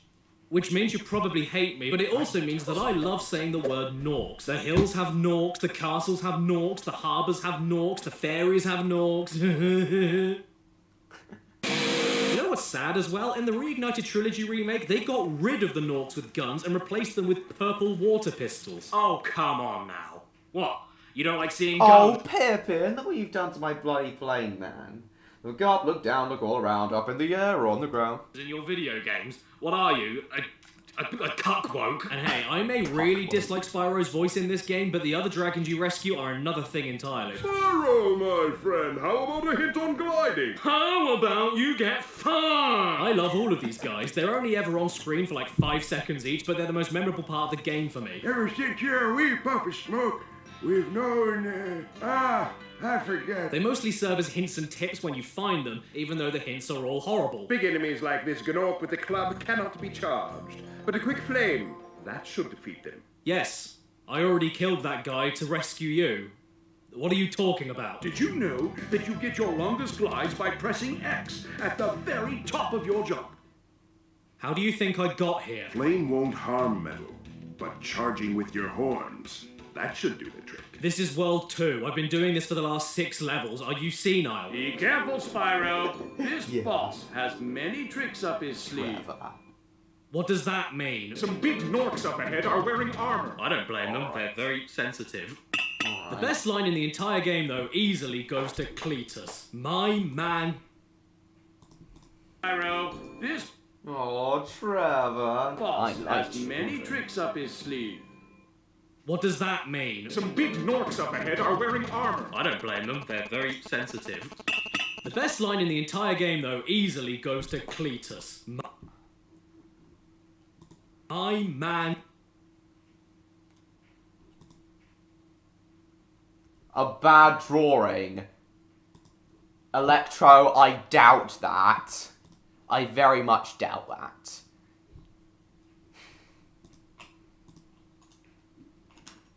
I think I'm gonna love him. Okay, guys, so I need to explain. For those who don't know, Aeroline is my wind dragon character who I told Electro all about, and he's very kindly made a drawing of it for me. So, 322 subscribers for Odd now, for his second channel. Wallace didn't take the news well. Look what you've done to my bloody Rocket Man. Let's see what it looks like.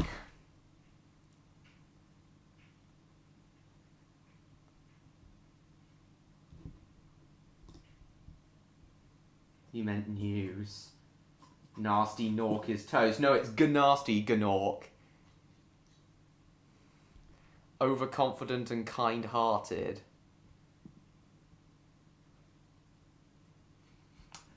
Very nice, Electro.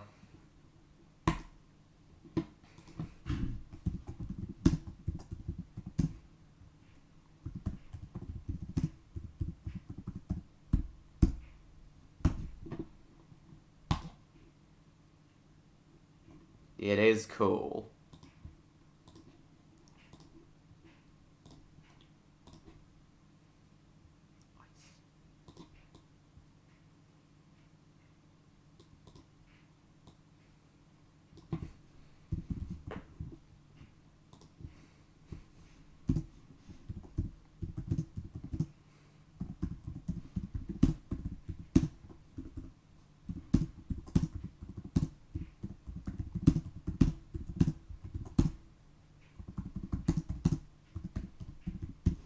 Very nice indeed. Gee, you guys are small.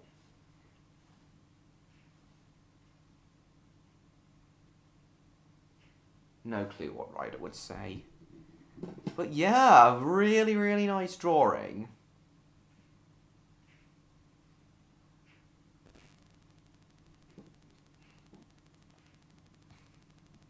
You'll never break my wind. Yeah, that's an awesome catchphrase for him. Really awesome.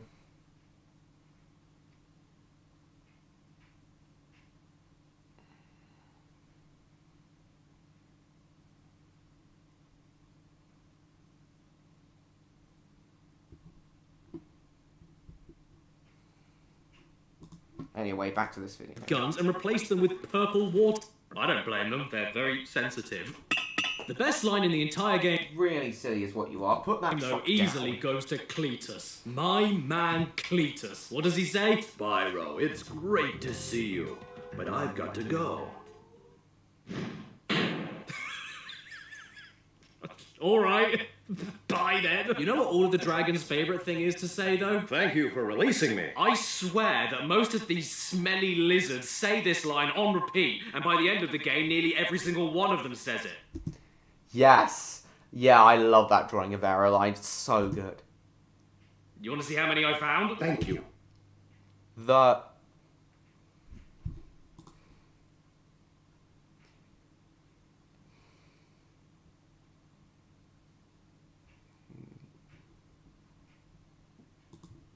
For releasing me. Thank you for release. Oh, thank you for releasing Mother Christmas. So I don't know. Don't know what else I could say. Alright, well that's an excellent drawing, Electro. Me. Thank you for releasing me. Thank you for releasing me. Thank you for releasing me. Thank you for releasing me. Thank you for releasing me. Thank you for releasing me. Thank you for releasing me. Thank you for releasing me. Thank you for releasing me. Thank you for releasing me. Thank you for releasing me. But don't worry, not all of them say thank you. Some of them say thanks. Thanks for releasing me. It's really a shame, though, that as a game itself, Spyro 1 is just alright. Welcome to my Arabian toilet. Yeah, despite my accolades, I actually don't think Spyro 1 is that great, mainly because of how primitive and stripped back it feels, especially compared to the sequels, which isn't Spyro 1's fault, but I'm blaming him anyway, and I don't care what you say because I'm friends with the super popular YouTuber Vsauce too, aren't I, Kevin? You may kiss the bride. Not really. Hey, Jim! See, he even calls me by my real name, like my mummy when she's upset with me. You know, it's weird. It always surprises me when I remember that the first Spyro came out in 1998. This wasn't an early PlayStation title, and yet I think it feels like one. There's just something missing. I can't explain it. There's no gimmicks, no major surprises. I mean, I do love simplicity in games that are to the point, but with cartoony collectathon Johnny John Spyro the Johnson, the simplicity holds it back for me. Especially when you compare it to the following games, Spyro 1 feels really plain, just like how Exactly, Electro, exactly. Have you replied to my comment yet?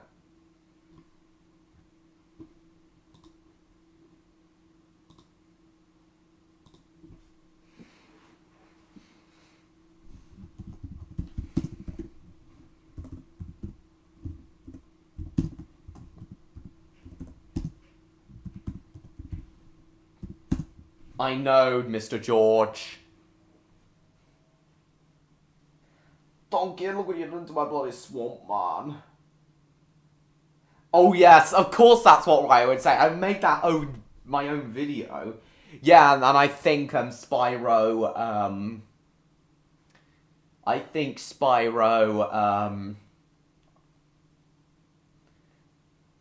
think the new Spyro 4 game will hopefully be out next year.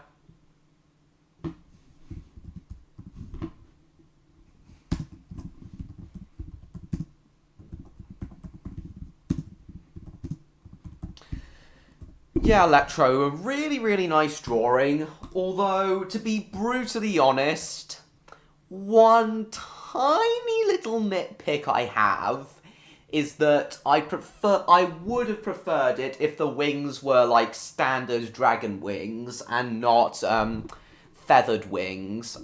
But I understand why you. Oh, welcome back, Neon. Nice to see you again. I know, you told us. I know that, James. Nice, Mr. George. Hello, Neon. Welcome back. Welcome back at last. Nice to see you again. Unfortunately, you missed Odd and Victor being here. Well, you missed most of them.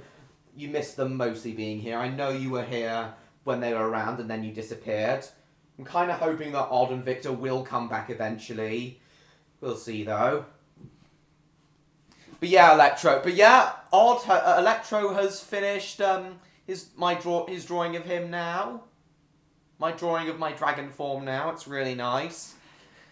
I do understand... Oh, hey, Awesome VHS channel. Welcome to the stream. I do understand why you gave him feathery wings, though. It enhances him being a wind dragon, a sky dragon. I do understand that. Yeah, I'm showing it right now. But yeah, Electro. Although I would have preferred leathery wings, standard leathery dragon wings than feathery wings, I do understand why you gave him them. And overall, he's really, really nice. And I love his catchphrase. That's the catchphrase I'm gonna... That's the catchphrase I'm gonna use. Oh, you're back, Victor! Oh, you're back. Where did you disappear to? Odd seems to have disappeared again. He was here for a bit, but then he disappeared again. I do hope that Odd is going to come back.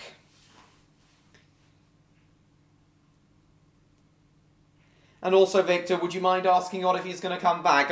We're just discussing my Electro's drawing of Aeroline, my Dragon OC.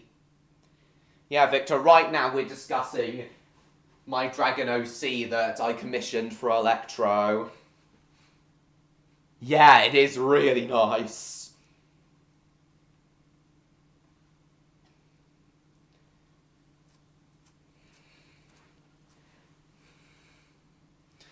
Did you hear what I said, Electro?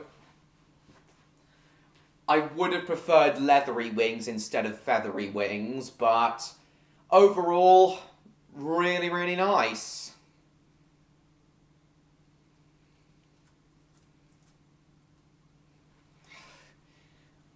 Awesome catchphrase, though. When I eventually make a... I plan to do a TV series about Aeroline eventually. And that's going to be his catchphrase. So nice. So, Victor, how come you had to leave?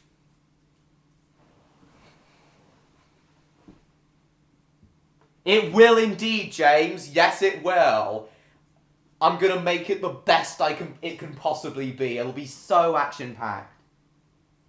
Had to go to Planet Victor to do a Victor dance with David Orlo and The Rock. Wait, is that gonna be the conclusion to the Monty abduction plot? Is that gonna be the conclusion to the Monty abduction plot line? Planet Victor. You have pleased me. I have thanked you. I do get why you gave him feathery wings.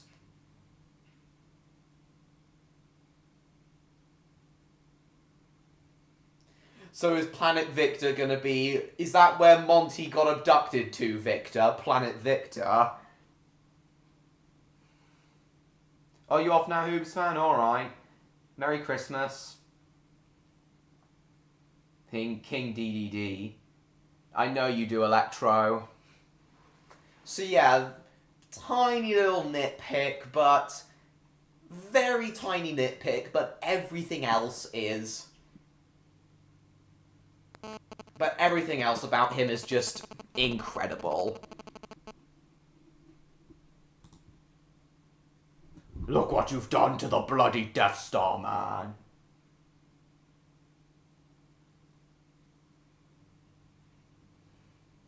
It's not really a complaint, Electro.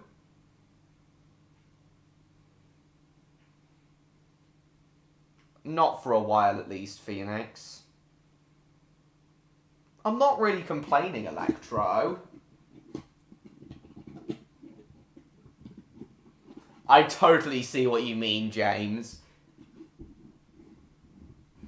I totally see what you mean. But he is actually going to come off as threatening as Diesel 10 seemed to be, rather than that.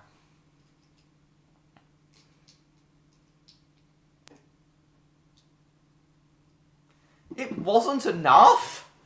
No, Electro, of course it was enough.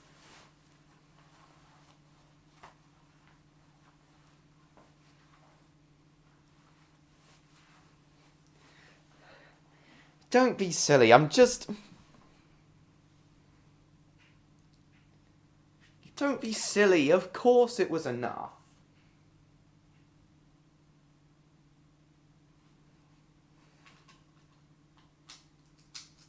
Nice, Martin, nice.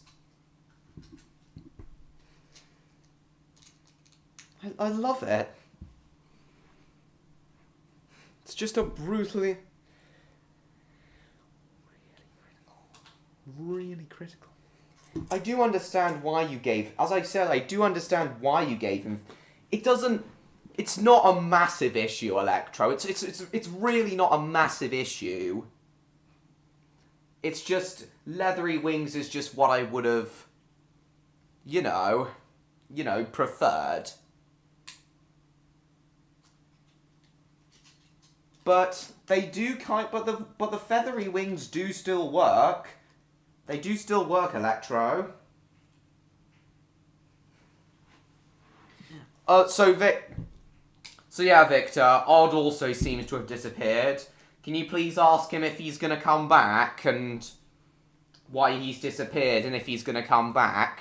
Can you please ask him that, Victor? Oh yeah, and we're also watching Kidikaris's Spyro video now. Crash 1 feels compared to Crash 2, and by 1998, Crash 3 had already perfected the Crash formula, whereas Spyro...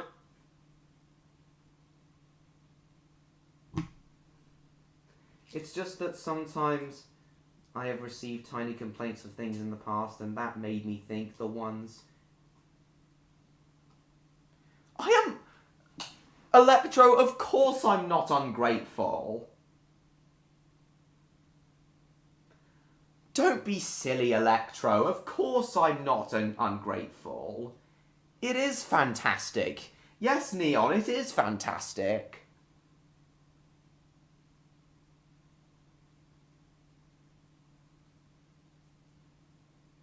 I don't know, James, I don't know. Went through a lot of effort. I have been waiting for it for a long time, and I am still satisfied with the result. Of course I'm not ungrateful. Yes, it is an amazing stature. It is an amazing stature. That is a really good pose. That is a really good pose for Aeroline.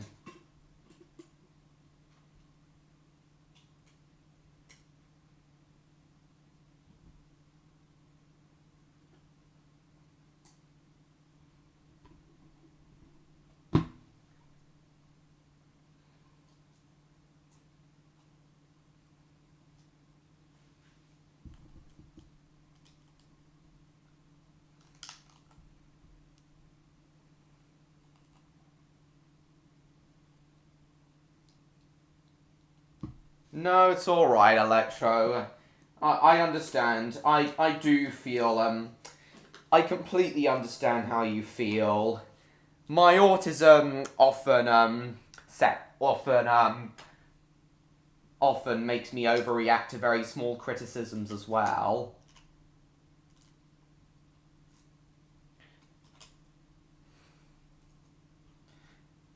But I'm not ungrateful in the slightest. I love what you've done. But you know, nothing's perfect, Electro. I know I'm gonna get criticism for my films.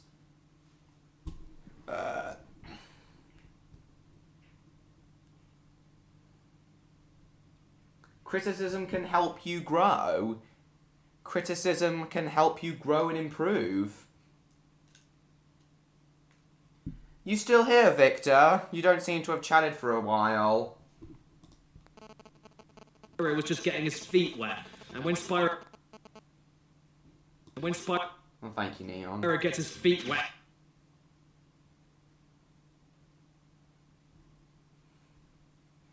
Not always, Electro. Not always, Electro. Yeah, it was, Martin.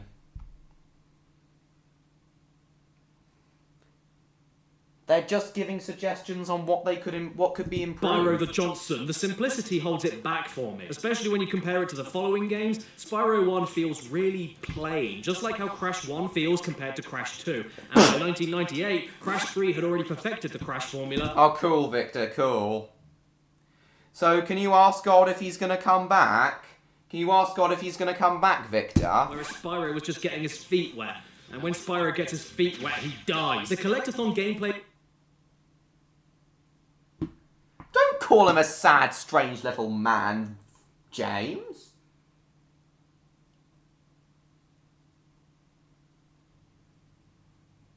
You will annihilate the complaints. Alright. loop is pretty... Yes, he does indeed, Neon. Thanks, Victor. It was a really lovely episode, wasn't it? Yeah, but you know, electro-criticism... Most of the time, people who make complaints want to improve what they're doing. They're not being ungrateful. Good. Good, Electro. But basic, and it gets a bit samey for me after World 2 with... But yeah, aside from me preferring... Yeah, it is. It is, James. But aside from me preferring Aeroline to have leathery wings instead of feathery wings, which again is only a very tiny nitpick, and I do understand why you gave him feathery wings instead, and it does work. It does still work. It's excellent. Don't call Electro what? Oh, sad, strange little man. Good. I would never want to hurt you, ever. Especially not unintentionally.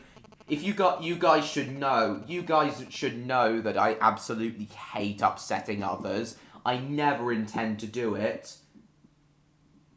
Never mind, Electro.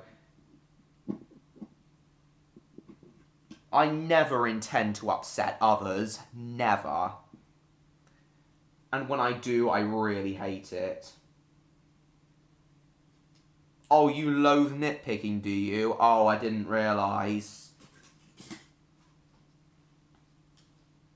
Oh, I'm so sorry, Electro.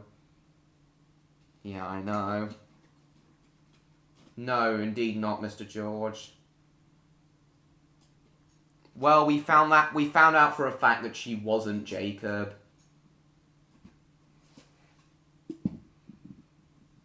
Well, Electro, there is no such thing as nitpicking. Still, though, Electro, a really great Christmas present. Thank you so much. Not much variety in what you actually do, aside from more dangerous glides and slightly different enemies. And for as much as I love the visual style, the presentation itself also gets a little bit too samey for me. Aside from that hole, these things can get royally shitted off too. What are these things? Why do they look like that? How do they slide around so quickly? Yes, it is. I know, Martin, I know. Yeah, it is. Get off me, you radish! No matter how many times I replay this game, I can never remember the names of levels or tell them apart by screenshots. They just don't leave much of a lasting impact on me. I don't think there's anything entertaining or that endearing about the characters and story. Spyro's voice... I think I smell a barbecue. Makes me want to shit down a chimney. The sound effects feel really wet and sloppy without much impact or...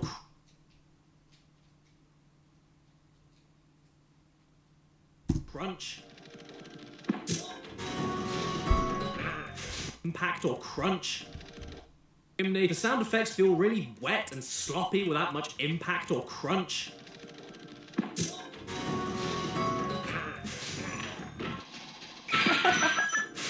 The charge controls are pretty damn loose and slippery. The charging jump height is shorter than a stand for a toddler trying to reach a sink.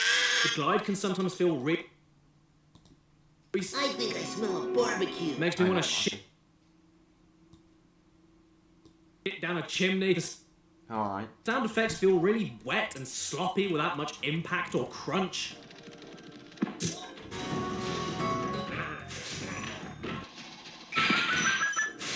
The charge controls are pretty damn loose and slippery. The charging jump height is shorter than a stand for a toddler trying to reach a sink. The glide can sometimes feel really heavy that doesn't always make its target even when you feel like it should. And then there's all the little things that add up over the course of the game. You hit these and then jump over them to get the gems. Why? It's awkward. If you miss it, you just do it again. Waste of time. These things you breathe fire on over and over again until they pop. Pointless. What? Yeah, thank you. I'm the mighty James, this is the king class I know. Yeah, thank you. Yeah, but thank you for your that drawing, Electro. Really nice Christmas present, and it really is who I imagine I'd be. You've never heard of Doctor Who? Oh, come on, it's one of the most well-known sci-fi franchises of all time.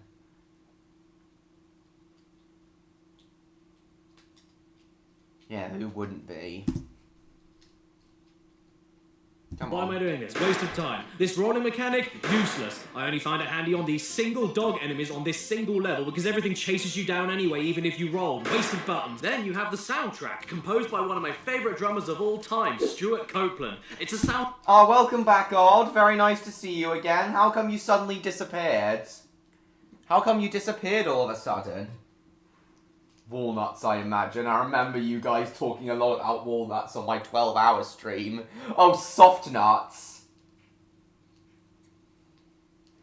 Well, here they are again. Odd and Neon. Now, well, we're now watching Cadicarus's Spyro video, Odd.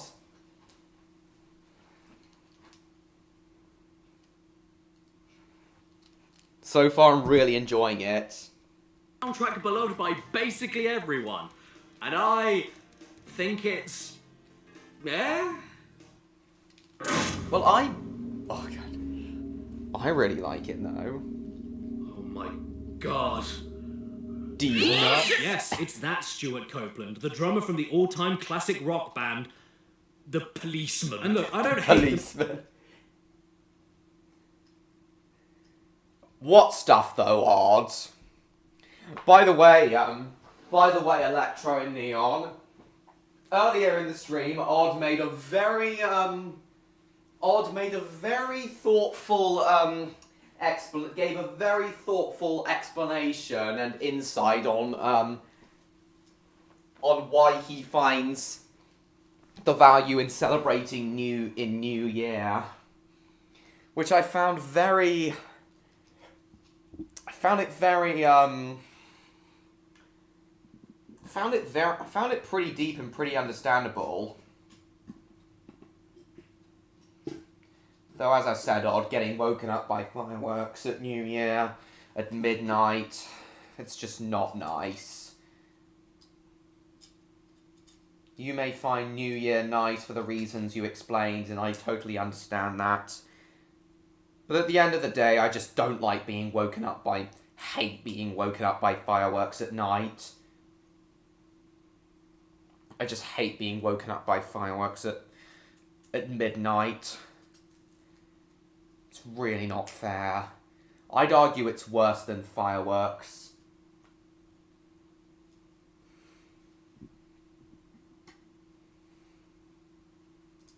It's worse than fireworks. It's worse than fireworks on bonfire night, purely because there's the fear that I could be woken up by them. Educate Electro and Doctor Who. Be working alongside Luna's castle on something? Ooh, I wonder what it could be. I wonder what it could be.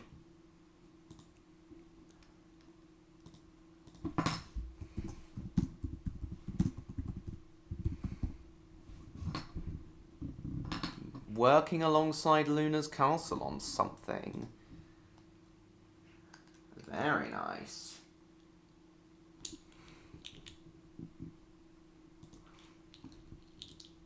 Oh yeah.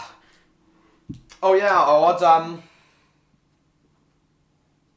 yes, he is. He is, Electro. Oh, by the way, Odd, Electro has finished his drawing of my Dragon OC, Aeroline the Wind Dragon. Morbius 2.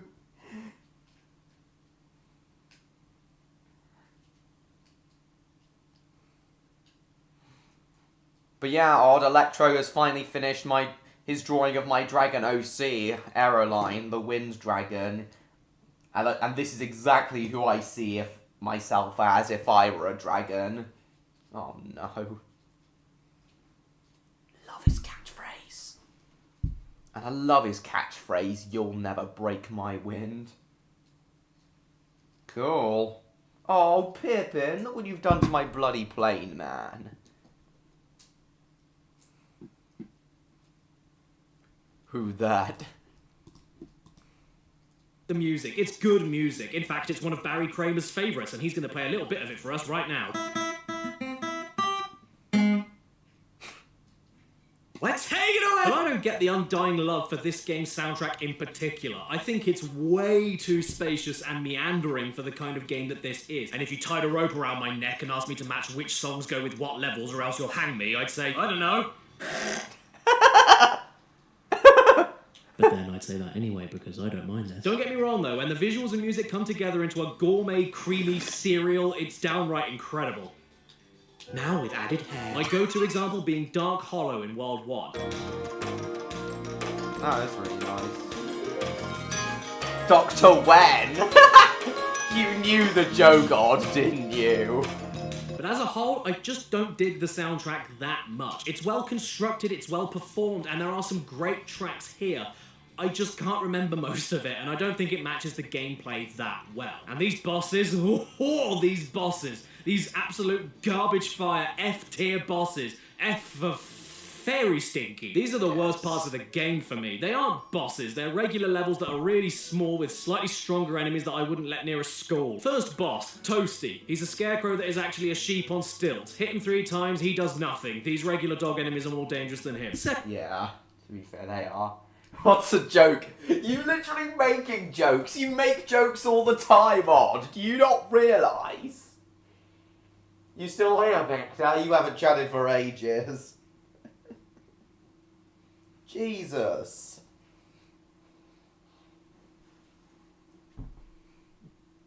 Hoopla. Hoopla.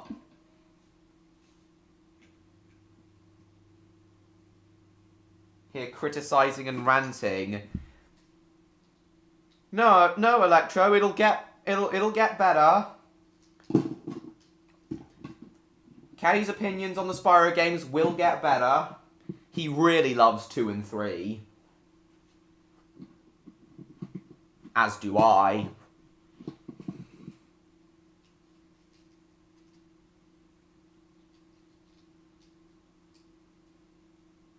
Alright, no problem, Martin. Thanks for coming. Merry Christmas, and I'll see you at next week's stream. Let's all come together and criticise Victor. For what, Martin? Sorry, I mean Odd. Merry Christmas. No, don't worry, McJeffy, it's understandable. Second boss, Dr. Shemp. Hit his back after jumping over like 2 attacks. Third boss, Blowhard. More like blow chunks. Fourth boss, Metalhead. Charge into metal poles that aren't electrified. You win. Boss 5, Jacques. Do some platforming and then question why the hell he has a regular French name. Final boss, Nasty Nork, is sadly just as easy to kill as any other regular Nork. You chase him, he does nothing, you win. When the edge of the walkway is more threatening than the final boss, you know you ballsed it. At least you got a pretty sweet reward for 100% in the game though. You get access to Nasty's loot. The only actual free-flying level where you just explore everywhere, blow up everything, and steal all of his treasure. Thanks to the stimulus check, Nasty breasts, then the credits roll. Oh, nostalgia. Thanks for the stimulus check, nasty breasts. Nasty breasts. Criticizing things is important. Firstly, Victor, you smell. It doesn't. You have no respect. He does have respect. What are you talking about? But anyway, I've got a couple more things to ask you now. So at the start of this stream, I actually sung the SpongeBob song, Don't Be a Jerk, It's Christmas, from It's a SpongeBob Christmas. And I don't know if you know this, Odd, or if you remember, but the SpongeBob special, It's a SpongeBob Christmas, was actually animated with stop-motion animation, as was The Legend of Bikini Bottom. And I was wondering, Odd, have you ever seen It's a SpongeBob Christmas, and what do you think of it if so? The Redcliff Railway Tales Christmas special, the name of it, It's a Redcliff Christmas, is actually a reference to It's a SpongeBob Christmas.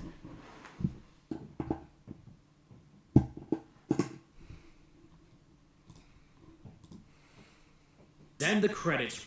It's actually supposed... The reason it's stop-motion animated is because it's supposed to reference the Rankin Bass holiday specials of the 60s and 70s. By the way, Neon, are you still here? You still here, Neon? Roll. Oh, nostalgia.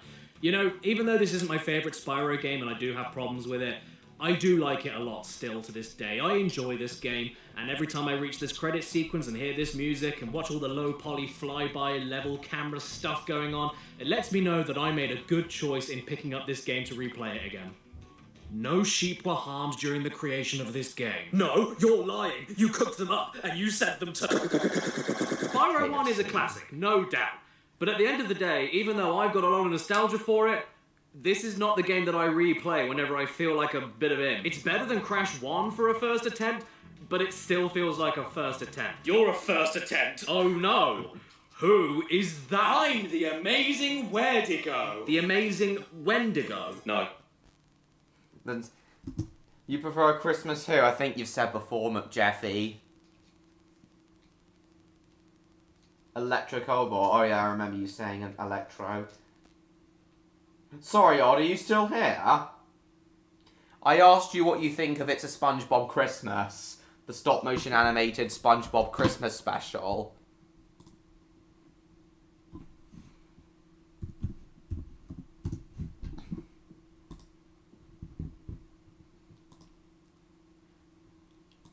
I asked you what you think of, It's a SpongeBob Christmas, if you've seen it, Odd. The stop-motion animated SpongeBob Christmas special that the title of the Redcliff Railway Tales Christmas special references. No, she didn't, Odd. I can see you here, hero the old man. Well, I have, Odd, and I do really, really like it. Very nice, R.I.P. Odd. Really nice animation, though. Really, really, really nice, unique animation, though. Right, Odd? You gotta at least admit from these screenshots. Astral Electro. Neon may have disappeared again.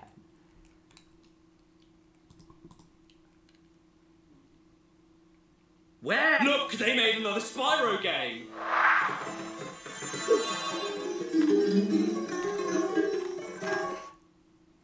Still feels like a first attempt. You're a first attempt. Oh no. Who is that? I'm the amazing Wendigo. The amazing Wendigo? No. Where? Look, they made another Spyro game.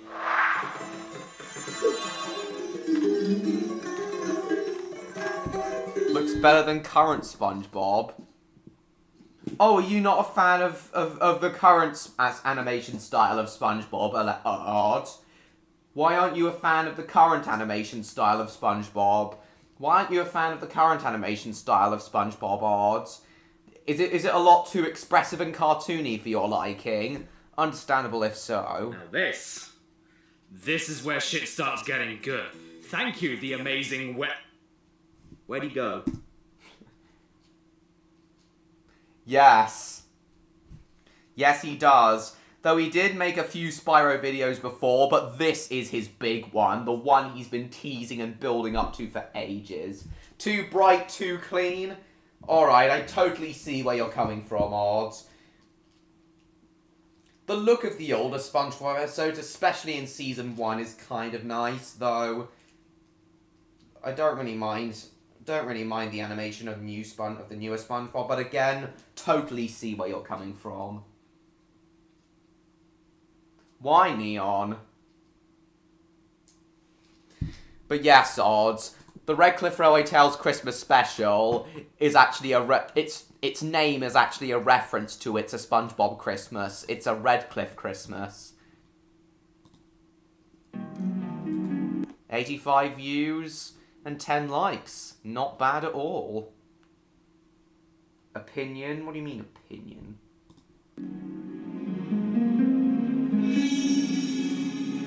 It's a Redcliff Christmas.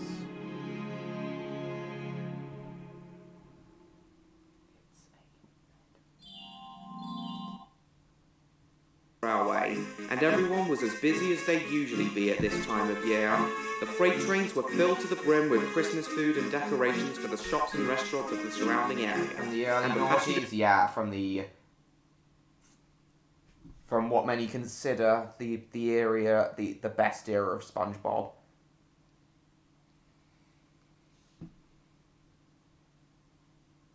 The Tram Jam again. Yeah, I'll watch that later.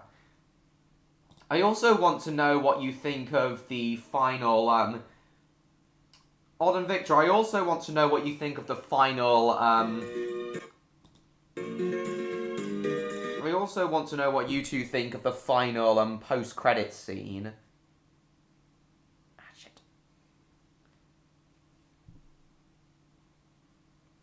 I also want to know what you two think of the final post-credits scene of, the Christmas special. Because it turned out a lot better than I thought it was going to be. A lot more threatening.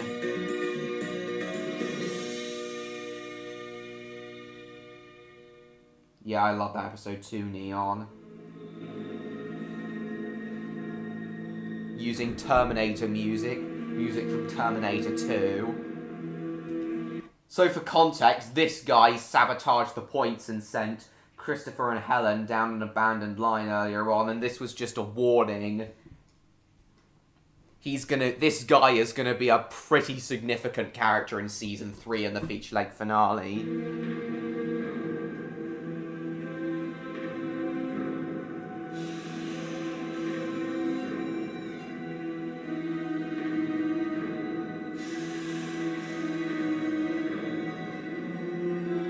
That's understandable, Leon.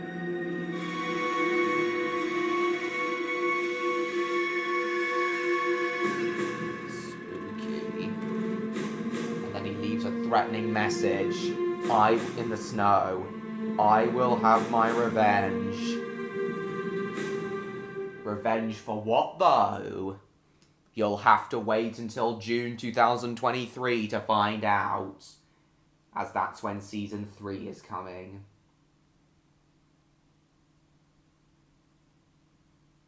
Oh yeah, Procrastination. A very fun episode as well. Neon. Yeah, Procrastination. So what do you think of that, Odds? And Victor?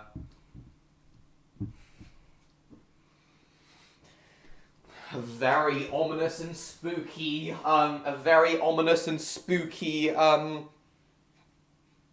way to tease Season 3, wouldn't you agree, Odds? I certainly feel it came out a lot better than I was hoping it would.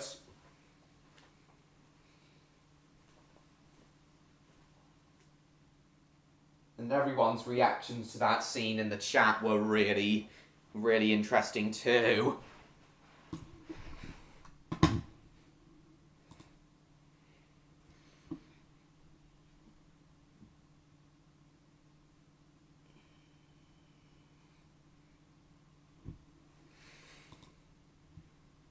Yeah, that's right. Electro said you.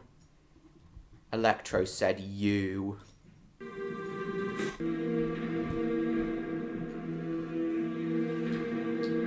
You still here, Rod, or are you still working with Luna?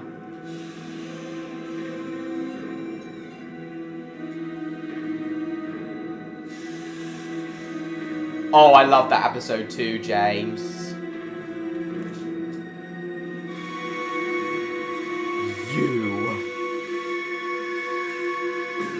Every episode pre-2004, yeah, I know, before the film. That's the general consensus anyway, Neon. And it seems like Odd's gone back to working on his project with Luna. Yeah, I love that episode. I love that episode too, Mr. George, and I've loved the 2004 film as well. Very spooky.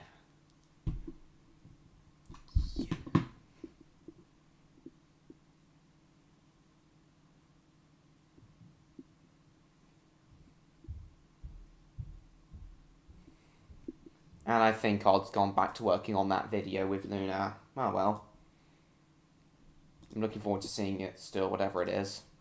Oh, fuck! Yes, you lads, it's Spyro 2. Thank you, the amazing Thanks, Jacob. Where'd he go? To hell. Oh, fuck! Yes, you lads, it's Spyro 2. He's back, and I'm back. Look alive, everyone. It's Simon 2, ripped my ropes. Or as I personally know Simon 2, who ripped my ropes. Yeah, it's not that clear, but, in my opinion, I can make out what it says. I did use my phone's light to try and make it brighter. Simon 2, great. A garden. To be honest, I prefer the European name of Gateway to Glimmer against Ripto's Rage, but I will admit it is strange. Glimmer is just the first level of the game. You're never looking for a gateway to. Sketchy Lego Mail of Mystery. Okay, that's what we'll probably refer to him as now. He does have an official name. He does have an official name, that character, but I won't say what it is. But I won't say what his official name is. That'd be like if this was called Crash Bandicoot Sand. Straight away. It's Crash Bandicoot Sand. Yes, it really is a mystery. It really is a mystery. But there are clues throughout Season 2 as to who it is. Most notably in the episode The Great Fire of Guinea Bridge. We've got much better cutscenes with actual story in them, and boom, bang, bing, we've got new characters who are better than anything we saw in Spyro 1. You've got the Professor, who's a Snappy suit Lego mystery man.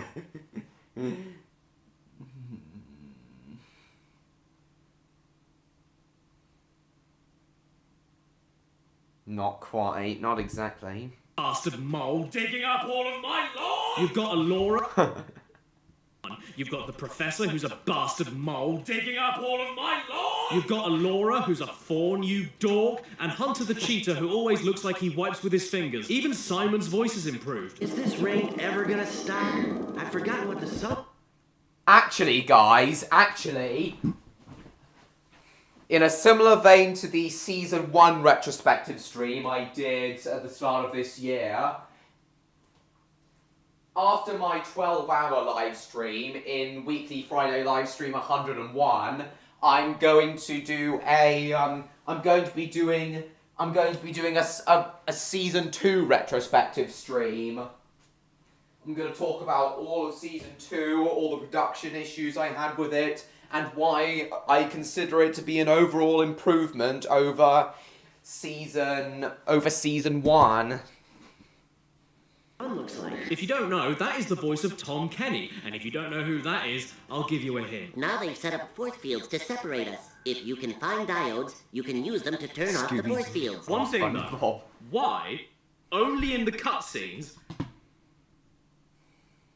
I'm a dork, you fawn. That sounds like a YouTube poop line. Actors are spitting into the mics. That's exact. To the cheater who always looks like he wipes with his fingers. Even Simon's voice has improved. Is this rain ever gonna stop? I've forgotten what the sun looks like. If you don't know, that is the voice of Tom Kenny. And if you don't know who that is, I'll give you a hint. Now they've set up force fields to separate us. If you can find diodes, you can use them to turn off the force fields. One thing though, why, only in the cutscenes, does it sound like the voice actors are spitting into the mics? That's exactly the point. Does it sound like the voice... One thing though. Because he's Why? annoying, Jacob. I don't Only in find the him that cutscenes, annoying, though. Does it sound like the voice actor... Yes, it is Neon. Yes, it is Neon. I believe that was a custom-made plush. According to Caddy on Twitter, I believe that was a custom-made plush made specifically for that video. Spitting into the mics. That's exact. You know, because it's just a silly name that Caddy made up for him. It's just a silly name that Caddy made up for him, Electro. Like how he gave the name Cash Banuka to Crash Bandicoot. Exactly the point. A dragon is our only chance of stopping Ripto. Betty Butter bought some better butter, better than the bitter. A dragon is our... Sound like the voice actors are spitting into the mics. That's exactly the point. Does it sound like the voice actors are spitting into the mics? That's Only in the cutscenes, does it sound like the voice actors are spitting into the mics? That's exactly the point. A dragon is our only chance of stopping Ripto. Betty Butter bought some better butter, better than the bitter butter, so she put it in her bitter batter. Oh, there's also the new baddie, Ripto, who is very small and angry, and that's basically all there is to him. I never really understood the love for him as a villain, I'm sorry. And these three bozos accidentally summoned him to their world, so intercepted Spyro on the way to his holiday. Oh, sorry. Vacation. Yeah, your best friends in this game kidnap you and hold your holiday hostage until you fix their big... They need a voice filter. It's usually called a pop filter, Electro. I've got one on my microphone now.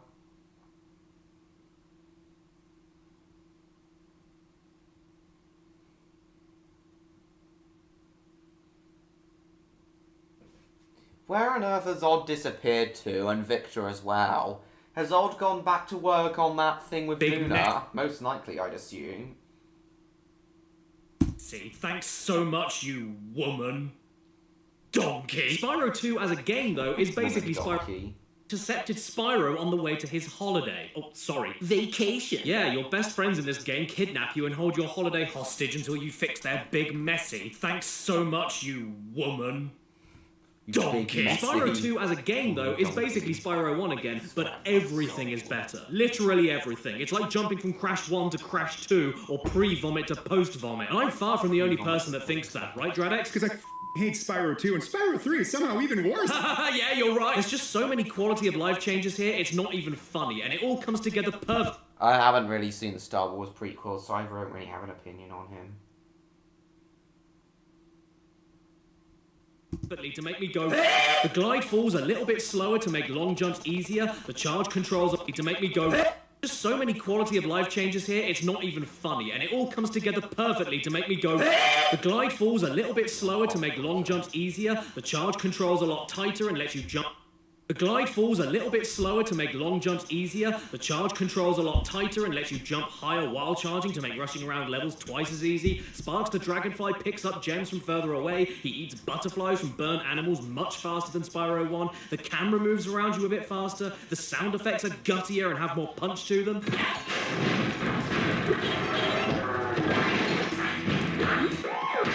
And on top of the updates to existing ideas, there's all of the new stuff added in too, like auto-saving, which was a massive deal, because back in those days, we didn't have it. Instead of the stop immediately and splat on the... I don't really care much for it, Jacob. Floor triangle move you could do mid-glide in Simon 1. Now you have a hover move to give you extra time to correct a glide, and give you a tad more height and distance at the end of your glide. Now, instead of getting extra lives from the life clam, while Sparks is at full health, you can stack him with multiple burn animals to eventually give you a life if you eat enough. Spyro can spit. Enemies now don't drop gems to collect and instead add to a defeated enemy tally that can help you unlock a temporary power-up specific to that level. Give you... Yeah, I really You really should, Neon. I've really been enjoying them all. You way more chances Really, of really supercharging enjoying alongside them. brand new powers like spring jumping, projectile super breath attacks, and temporary flight in the level. And speaking of levels, you now only need to collect one thing at the end of the stage to beat it, with optional missions dotted around each level, awarding you orbs that can be used to unlock further levels, bosses, and secrets. And they can sometimes be centered around the platforming that Spyro does best, or something totally new and different, like hockey matches against this freak, various puzzles hidden around the stage, or blowing up a load of UFOs. I really want to play the Reignited trilogy one day. So far, I've only played the original PS1 trilogy. But that's going to change on Christmas Day. I'm going to be playing Enter the Dragonfly, A Hero's Tale, and LOS A New Beginning that day. Yes, I am. Yes, guys, you heard me right. I am looking forward to playing Enter the Dragonfly on Christmas Day. I'm aware of its problems. I'm aware of how crappy it is. But I'm willing to put up with its issues. I'm willing to give it the benefit of the doubt and put up with its issues. I know how much of a troubled production Enter the Dragonfly had. I know how much of a troubled production Enter the Dragonfly had, so I'm more than willing to give it the benefit of the doubt and put up with its long loading times, glitches, and slightly worse controls. I reckon that if I accept that it's not going to be as good as Spyro 2 and 3, if I go into it with the mindset that it's not going to be as good as Spyro 2 and 3, and it's going to be full of glitches and bugs and stuff, and it's going to be full of glitches and bugs, long loading times, and not as good controls. If I go into it with that mindset, I feel I'll still enjoy it. Yeah, I'm sure it is. Bomb biscuits. Toy cart horror movie? Not really. You are a sad, strange little man. You have my pity. Alright, if you say so. I am going to be playing Hero's Tale and LOS A New Beginning on Christmas Day as well. And The Eternal Night and Dawn of the Dragon on in January, hopefully. No, I won't, Bill Bricks. I'm watching Polar Express tomorrow. Welcome to the stream. Odd and Victor seem to have disappeared again. It's nice to see you.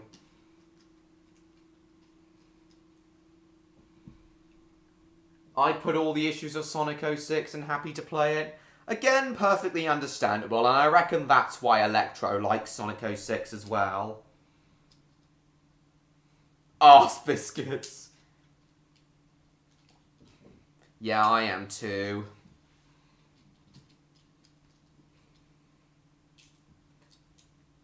You got the Crash Bandicoot Insane Trilogy last Christmas, did you, Mr. George? Nice. Oh, you got the Reignited Trilogy last Christmas. Bun biscuits.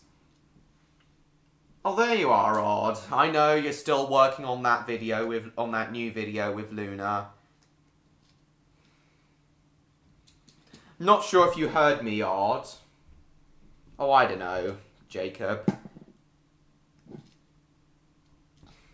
Odd, I'm not sure if you heard me, but I was wondering what you think of the post-credits scene at the end of the Redcliff Railway Tales Christmas special. I feel it's very atmospheric, and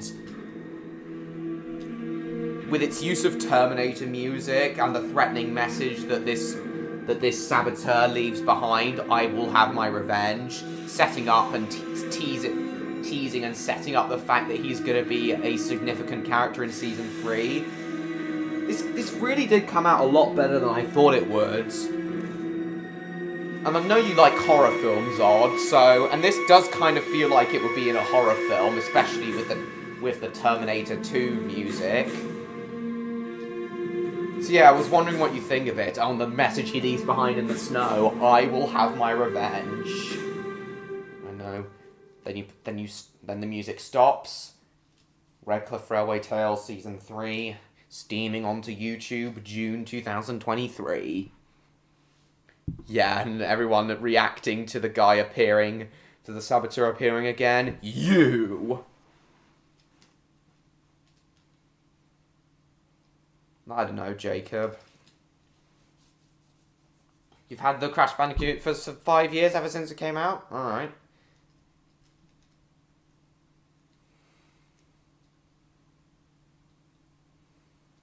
Yes, as I said, same with me with Enter the Dragonfly. Piloted by...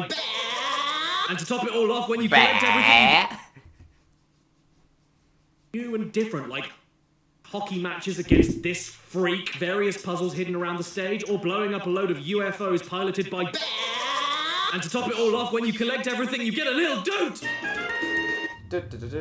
The Speedway stages return and are exactly the same as previously. Okay, that wasn't new, I'm sorry, I don't know why I mentioned it. But now, after you beat the main time travel challenge, you can then freely explore the Speedway level without a time limit to find secret hidden characters to talk to that then give you more unique orb missions that change up the gameplay even more. And then you can end your day by being a flag-burning, filthy hippie. Yeah, down with vegetables. Oh yeah, there's also way more cutscenes.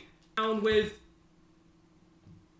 And then you can end your Let's day talk about something Christmassy. We've talked about plenty of Christmassy things already. This is kind of important what we're talking about now. Can really explore the Speedway level without a time limit to find secret hidden characters to talk to that then give you more unique orb missions that change up the gameplay even more. And then you can end your day by being a flag-burning, filthy hippie. Yeah, down day by being a flag-burning, filthy hippie that change up the gameplay even more. You heard?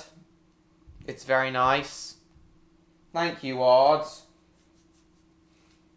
Yeah, for recording JJ.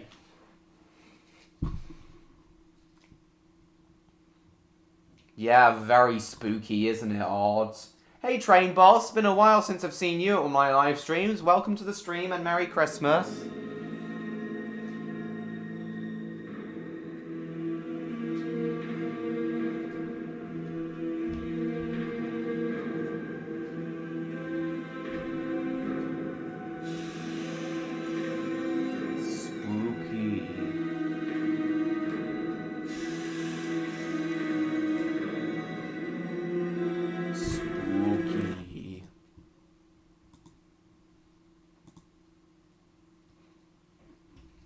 And then you can end your day by being a flag-burning, filthy hippie. Yeah, down with vegetables. Oh yeah, there's also way more cutscenes now too. Some for entertaining story bits, and others...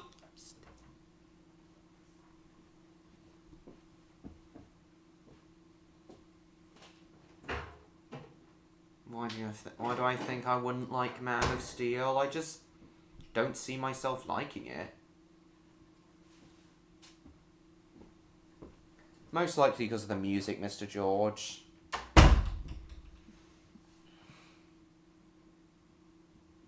I think I'd find it too depressing and pessimistic.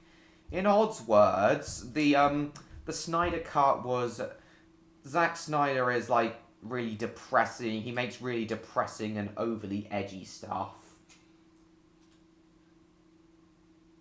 Hit the record button right as the intro commenced.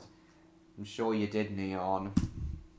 This for whenever you enter and exit a new level, just to give them that extra dash of personality and depth to them. I like them. You see what the problems are in the level before you get there, help them out, then you fix the problem and see what happens after you leave the level. It's like mini stories within the main story. It's really yeah, cute. it is.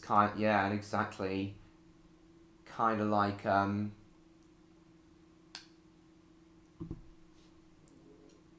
You don't care for Man of Steel either. I know, Odd. Explore the Speedway level without a time. And I don't think you should. You already said hello, Train Boss. I don't think you should, and I don't think you should, Neon. Cool, Jacob. You hated Batman vs. Superman, didn't you, Odd? Just remind me, Odd, do you consider Batman vs Superman to be on your worst lit films of all time list alongside Godzilla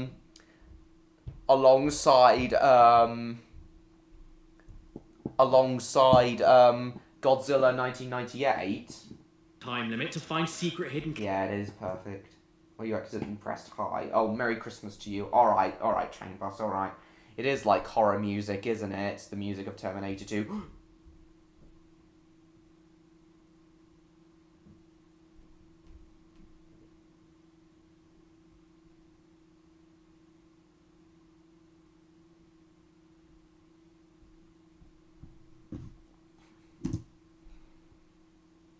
characters to talk to that then give you more unique orb missions that change up the gameplay even more. And then you can end your day by being a flag-burning, filthy hippie. Yeah, down with... You was on the verge of napping, were you? For some reason, my dad, as I've said before, for some reason my dad thinks I'd like Man of Steel, but I just wouldn't.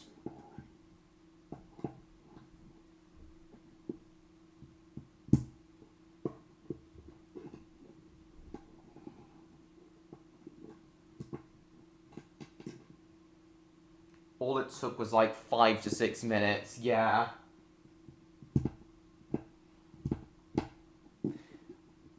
I think my uncle walked out of the screening for Batman vs Superman after 10 minutes. I think you've told us that before, Odd, but I just wanted to confirm. But, so it is, so you do consider it to be on your worst films of all time list, along with Godzilla 1998. Yeah, as I said, I think Batman vs Superman, I think my dad... I think my uncle actually did walk out of the theatre.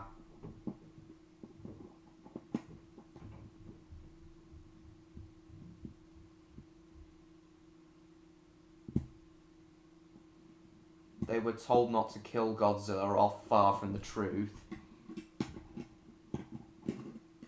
I don't understand why my dad thinks I'd like Man of Steel. I literally don't think I would. I know, Electro, you've told us before, and as you demonstrated to me earlier today, you seem to be an encyclopedia for Yu-Gi-Oh! As well. That's right, Bill Bricks. Yeah, me neither, Mr. George. Understandable, Neon.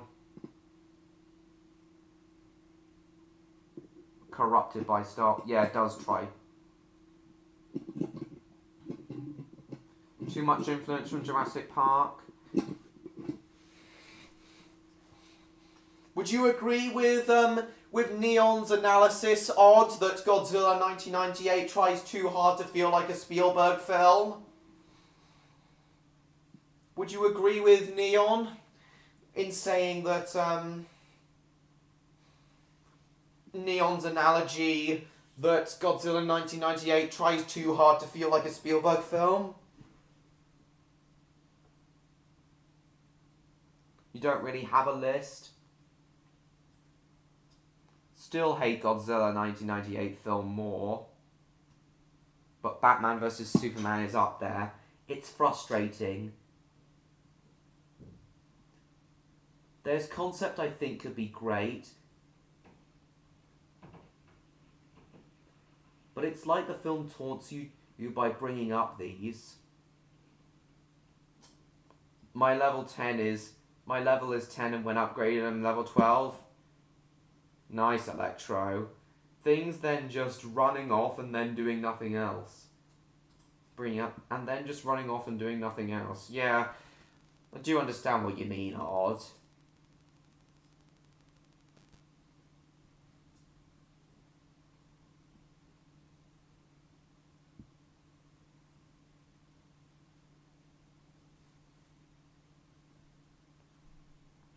Yeah, I agree, Neon. But Odd, do you agree with Neon's with what Neon said about Godzilla 1998 trying too hard to feel like a Steven Spielberg film? No, I haven't, Train Boss. Yes, of course. That should be common knowledge, Electro. Down with vegetables. Oh yeah, there's also Down way with more cutscenes vegetables. now too. Some for entertaining story bits, and others. Godzilla 1998 exists because Jurassic Park was a big hit. And everyone wanted a piece of the pie. Godzilla 98 looks like a theropod, so they could lure in Jurassic Park star voices. It's got nothing to do. Alright, good. Filthy hippie. Yeah, down with vegetables. Oh yeah, there's also way more cutscenes now. Down with vegetables. Oh yeah, there's also way more cutscenes now too. Some for entertaining story bits, and others for whenever you enter and exit a new level, just to give them that extra dash of personality and depth to them. I like them. You see what the problems are in the level before you get there, help them out, then It's you got nothing to do with scientific accuracy. Which makes no sense for a creature its size anyway, and that design also doesn't work. I know it doesn't work. A lot of people have said it doesn't work. It's perfectly understandable why you think that. Yeah, I have seen the 1998 Godzilla design, and yeah, I don't think it's that good. more. And then you can end your day by being a flag-burning, filthy hippie. Yeah, down with vegetable. Yeah, indeed, Neon. I'm hopefully gonna give it a watch. I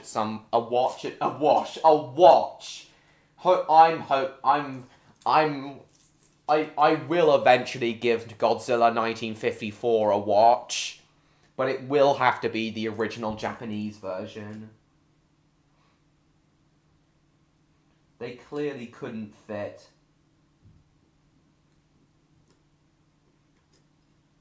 They clearly couldn't fit the creature into New York. To be hella slow. Yeah, I know, that's...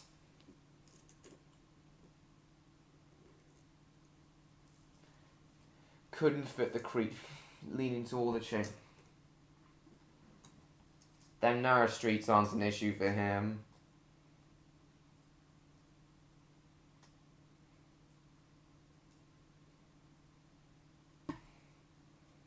What does the 1994 design look like?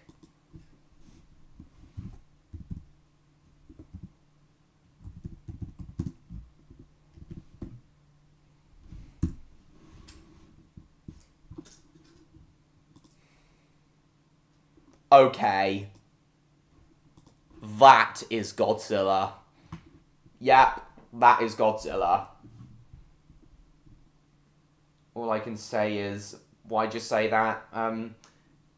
Train Boss, is that what you're saying to Godzilla 1998 or Batman, Had a Really Good Fight, or Godzilla 1998?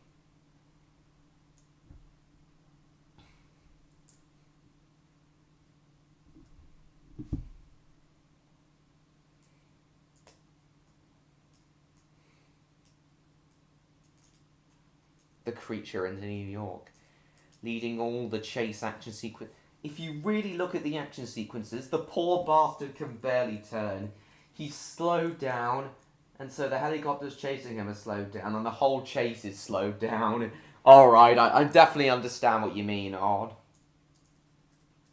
The final wars fight between Godzilla and the 1998 creature is a high point. Nice.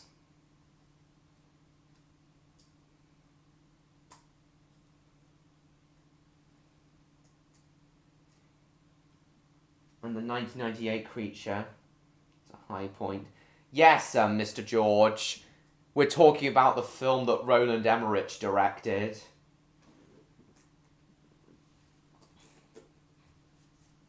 Stomping around New York is something I like.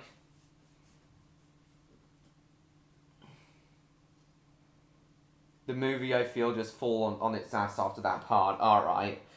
Yeah, as I've said, I'm most likely never gonna watch Godzilla 1998. But yeah, at the very, very least, I am gonna watch the 1954 film at some point. A divorce story involving JJ. Jesus. Jean Rio. Dr. Sotopoulos. Oh yeah, there's also way more cutscenes now too.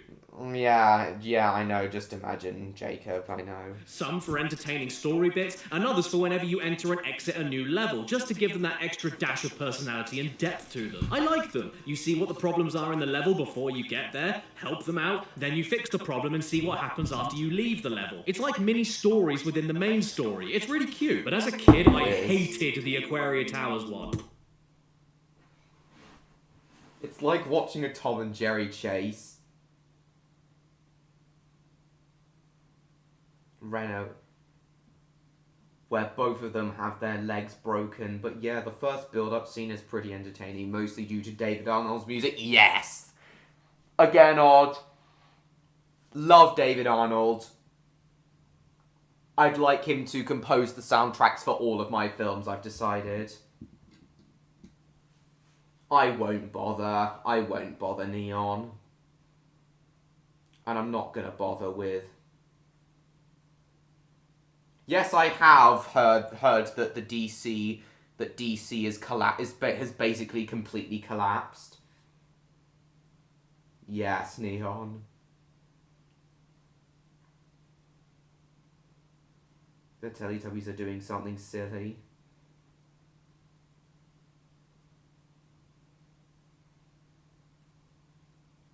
That would be awesome, James. It really would. Oh, you off now, Electro?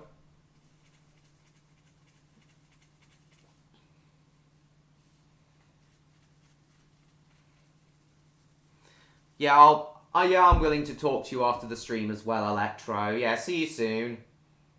Yeah, that would be, yeah, as I said, James, that would be really great. All of us meeting up at the RH&DR. There's 1 hour to go, Jeffy. I'm ending in 1 hour. Oh yeah. Matthew Broderick is just one of those entertainingly bad actors. Perhaps Bill Briggs. I did consider going to see Godzilla vs. Kong. I know Odd really enjoyed it.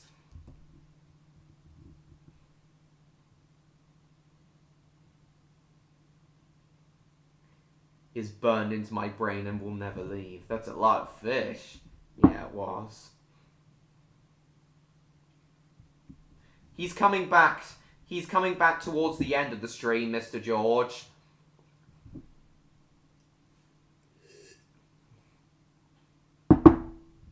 Dumb as hell, but really fun. And as I told Odd on Twitter, guys, I feel pretty much the same way about the Matrix Revolutions as Odd does about Godzilla vs. Kong. The Matrix Revolutions, yes, it was dumb and had way too much CGI, especially in the Battle of Zion. But oh my god, it was still really awesome.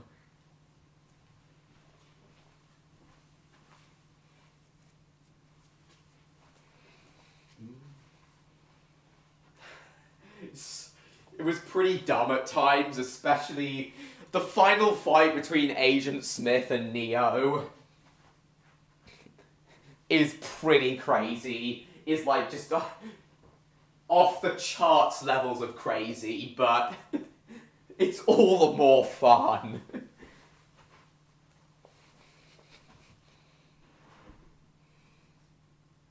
Mercifully short too. Yeah, it's only like... It's less than 2 hours, isn't it, Odd?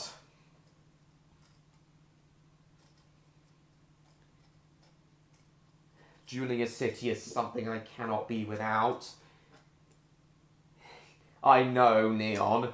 Though I do kind of wish that Godzilla and Kong's fight scene in Tokyo was done with miniatures. seeing them destroy miniature buildings instead of CG ones would have been a lot more fun to see. And I feel would have made me feel a little bit more inclined to go and watch it. Oh, the Hong Kong fight, not Tokyo fight, okay.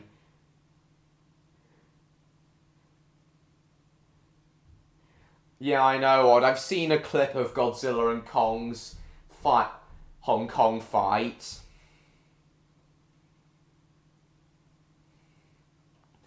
That's exactly how long I intend Alienated to be, Odd.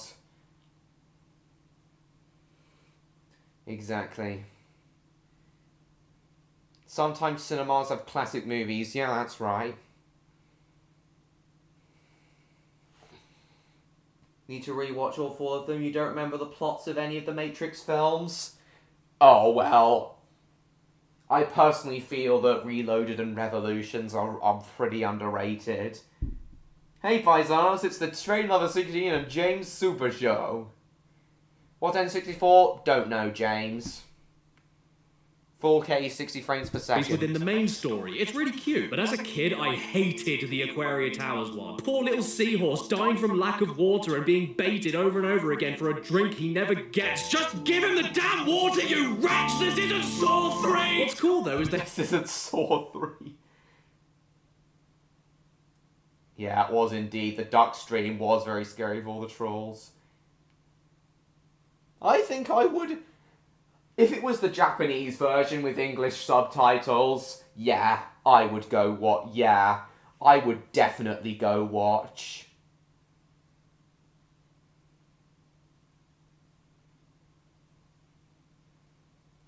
I would definitely go watch too, Neon, as long as it was the Japanese version with English subtitles.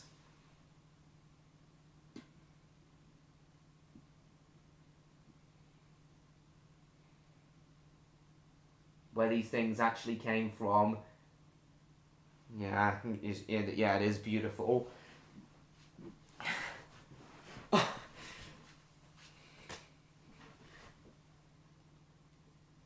Cost £15 on box. Oh yeah, Lilac Wars on the N64. That was what I'm hoping to... That's the next N64 game I'm hoping to play. Hoping to get and play. The Matrix. I still listen to the Matrix to the soundtrack of the Matrix films. The soundtrack of Agent Smith and Neo's final fight scene. My God, it's amazing. With the choir in the background as the Agent Smith clones are exploding. Slide on his tail. Megalon versus Megalon. Don't know what you're talking about, Neon, but that does sound pretty cute. Oh, and this scene in the Spyro video I'm watching, it's making me even more thirsty than I currently am, guys. On DVD for Christmas? Nice, Bill Bricks. Yeah, I really enjoyed them.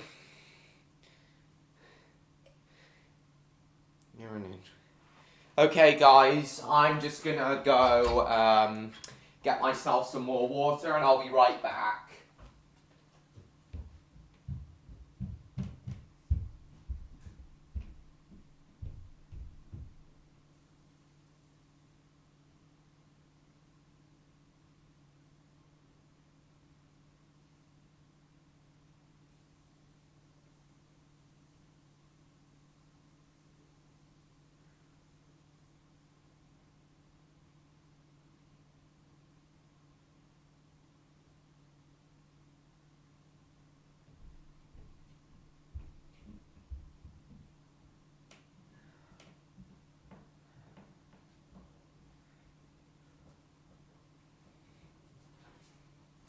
I'm back.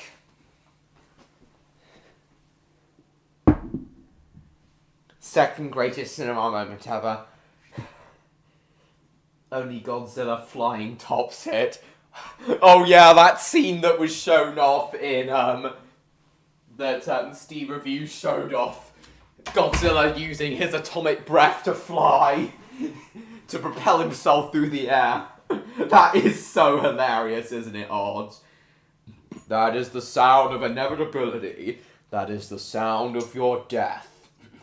Goodbye, Mr. Anderson. My name is Neo. It really is. Oh, don't worry, MLP fan, don't worry. Welcome to the stream. We still got, 50 minutes to go. Merry Christmas to you too. We still got 53 minutes to go. Yes, James. That every level has inhabitants to talk to now, and they're nearly all fully voice acted. The only other thing you could interact No, it wasn't. with in Simon 1 was the balloonist, and sorry man, not only did you not actually speak, but you were only ever good for being a stepladder. Even the fairy checkpoint talks to you now. She's called Zoe, and she likes to pick shit. Boxed up most of our... All three! What's cool though is that every level has inhabitants to talk to now, and they're nearly all fully voice acted. The only other thing you could interact with in Simon 1 was the balloonist, and sorry man, not only did you not actually speak, but you were only ever good for being a stepladder. Even the fairy checkpoint talks to you now. She's called Zoe, and she likes to pitch shift her voice at random. That zap means that if you get into trouble, I'll return you to this place. Each time you defeat an enemy, it will release a spirit particle. What's up with you, Zoe? Have you got a bad cough? The water workers have boxed up most of our baby turtles. The boxes are incredibly strong. Oh no, what are we going to do, Gromit? But then there's another character introduced in this game that would go on to become a Spyro staple. A character that dredges up the worst of a human being. A character that inspires fear, hatred, spite. Bags. Hello there, Spyro. Oh yeah, of course. Would you like to learn to swim underwater? Bags. I suppose I could teach you for a small fee. Moneybags is a round bell end, seems to exist everywhere, all at once on every level, and only lives for one thing. Locking things away from you and stealing your gems in order to unlock them for you. That's all he is. He's a fat, greedy barrier that has... A fat, greedy barrier, more like a fat, and only greedy lives for... There's a rat... I think that's the first time I've ever said that word on my channel. Hello there, Spyro. Jesus Christ, Would you I'm like sorry, to learn boys. to swim underwater? I suppose I could teach you for a small fee. Moneybags is a round bell end, seems to exist everywhere, all at once on every level, and only lives for one thing. Locking things away from you and stealing your gems in order to unlock them for you. That's all he is. He's a fat, greedy barrier that has no conscience, no dignity, and only cares about Monty. Must be funty. In a rich man's gum. He is a leech, a stain. In a rich man's gum. He is a leech, a stain. He's an alt-right Winnie the Pooh that converted a generation of kids into anti-capitalists. Anti-capitalists. He's an alt-right Winnie the Pooh that converted a generation of kids into anti-capitalists. And to be perfectly frank, he makes me want to get my killing shoes on.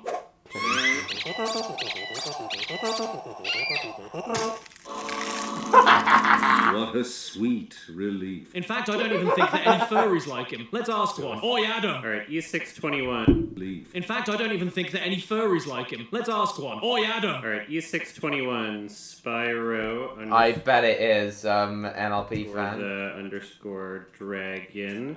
Space order :score. Enter.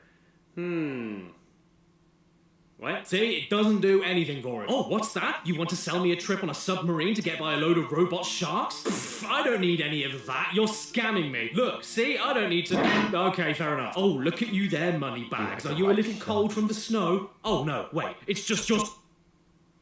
You still here, Odd? You haven't chatted for a bit. So, my favourite thing to do with him is actually use a double jump glitch in level 1 to not only completely ignore him and his stupid bridge, but also use the same glitch to get on top of a ledge that... I gotta try Just that. your glitch soul! My sometime. favourite thing to do with him is actually use a double jump glitch in level 1 to not only completely ignore him and his stupid bridge, but also use the same glitch to get on top of a ledge that I'd also need to pay him later on in the game to learn how to climb, and then finish off the rest of the level without paying him a cent, meaning that I can then afford his swimming lessons right after level 1 without needing to go into another level first to try and save up enough. This has been a money-saving tip with Daddy Caddy. Cool. Next week, Cool. we'll find out how to stop yourself from spending your own money by alright, learning Leon. how to keep pennies in your ass. The levels are bigger and give you way more stuff to do and leave a longer lasting impression, but they aren't so big as to make you go, oh no, I can't eat that. And the music is miles better as well. In fact, I'd go as far as to say it sucks. Milkshake through a big straw. It's way more creative, zesty, multi-instrumental, and more percussive. There's even draw. It sucks. Is miles better as well. In fact, I'd go as far as to say it sucks. Milkshake through a big straw. It's way more creative, zesty, multi-instrumental, and more percussive. There's even vocals on some of the tracks. My favourites being the one that sounds like a meditating Mr. Bean. Meditating Mr. Bean. And the one where it's... Cool, nice, I'm up in Sounds like a really big man just ate something he didn't like. Then there's all the little monk dudes with their mouths that look like urinals and they go... If you ask me, though, the award for best line in the game easily goes to... Even though I'm a vegetarian, I think you should kill that yeti. He's so hardcore about killing an animal that he even goes off script. Kill! Oh, by the way, Yes. I have a theory about this game that I don't think anybody has ever brought forward before. Hunter is Ripto. And no, I don't mean just because of their exact same size. Other characters in the game are all like, Can you help me tie my shoelaces? and then you help them and they reward you. But Hunter, he deliberately bricks himself in igloos and hides orbs from you until you nearly kill yourself on a jet ski parachute. He won't give you 2 orbs that you desperately need to save the world unless you run around in a sub-zero cave catching crystals to amuse him. He won't give you the items that you need to defeat the man that he summoned himself until you jump on his captured manta ray and follow a seahorse through a bubble of fart. He plays dumb, but he's not dumb. He has like half of the orbs you already need in his pocket Mr. and just Tweed doesn't Bean conquers the universe. And other stories. He plays dumb, but he's not dumb. He has like half of the orbs you already need in his pocket and just doesn't give them to you because Lamau. And have you ever noticed how you never see them together on the same screen? He's the bad guy here. He is Ripto. I also love the way that so many characters have that. He's the bad guy here. No, he's not. Because Lamau. And have you ever noticed how you never see them together on the same screen? He's the bad guy here. He is Ripto. No, he isn't. I also love the way that so many characters have that low poly PS1 over-exaggerated head and mouth shape too. They all look like talking drum cymbals. Hi Hunter, I'm Spyro, and I want to burn all of your incriminating documents. Gee, thanks, Spyro! There's even this one level where you run around and find all of the bones of a skeleton to put him back together. How beautiful is that? It's so good to see Yeah, my it friend is. looking healthy. Yeah, it is, Neon. Does deserve the chair for being a traitor. a traitor to not allowing Spyro. A traitor to not allowing Spyro. A traitor to Avalar for slowing down Spyro's efforts to free Avalar from Ripto. Is that what you mean, Art? Pine is traitor. Thomas's wheels get touched in other Put him stories. back together. How beautiful is that? It's so Mr. good Bean to see my Dynamite. friend looking healthy again. It is. Does he? Oh no, what does that mean? What's gonna happen? Mr. George. A traitor to my sanity! Oh, why is he a traitor to your sanity, Odd?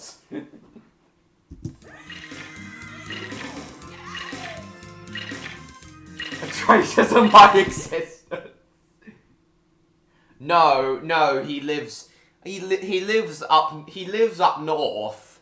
He lives up north. He lives in northern England, Mr. George. Yes, I had to sit through the whole thing, so you had to as well. Now, let's move on to... I think he wants to dance for you. Oh, no. Oh, hello. My favourite part of the whole game, though, is when you get to World 2, Autumn Plains, and find this level called Zeph, where there are all these slugs on the ground in the middle of a civil war with these birds from the sky, and you help out the slugs by destroying the birds' ammunition. The land of tea and crumpets. Yeah, same here.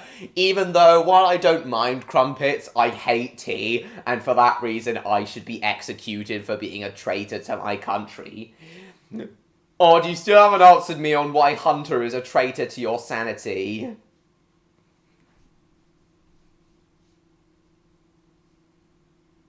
With these birds from the sky, and you help out the slugs by destroying the birds' ammunitions building. And find this level called Zeph, where there are all these slugs on the ground in the middle of a civil war with these birds from the sky, and you help out the slugs by destroying the birds' ammunitions building. Hunter is a big part of stopping me from 100% completing the game. Not the only part, I admit, but still. Therefore, Hunter must be a game ended to another dimension.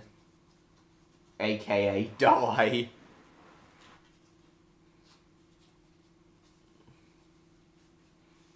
Yeah, alright, I see what you mean.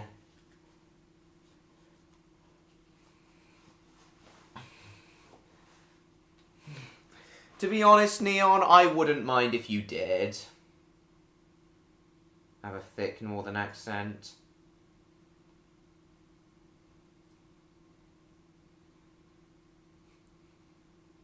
Okay, I admit some of his challenges are quite hard, especially the crystal popcorn one, but they are still pretty fun for me, Odd. His wheels felt weak.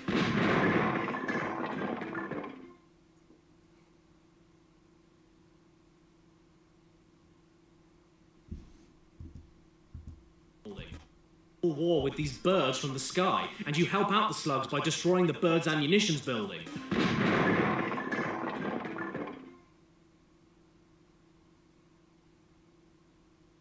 Nice. Wow! What an explosion! My disc is a little... Yeah, we may have snow on Boxing Day. Here come the rubber dubbers, splish, splash, splish, splash. Here come the rubber dubbers, splish, splash, splash. Arctic front. Wow! What an explosion! My disc is a little scratched. But then immediately after that is another level called Breezy Windpipe, where you go to the homeland of the... But then immediately...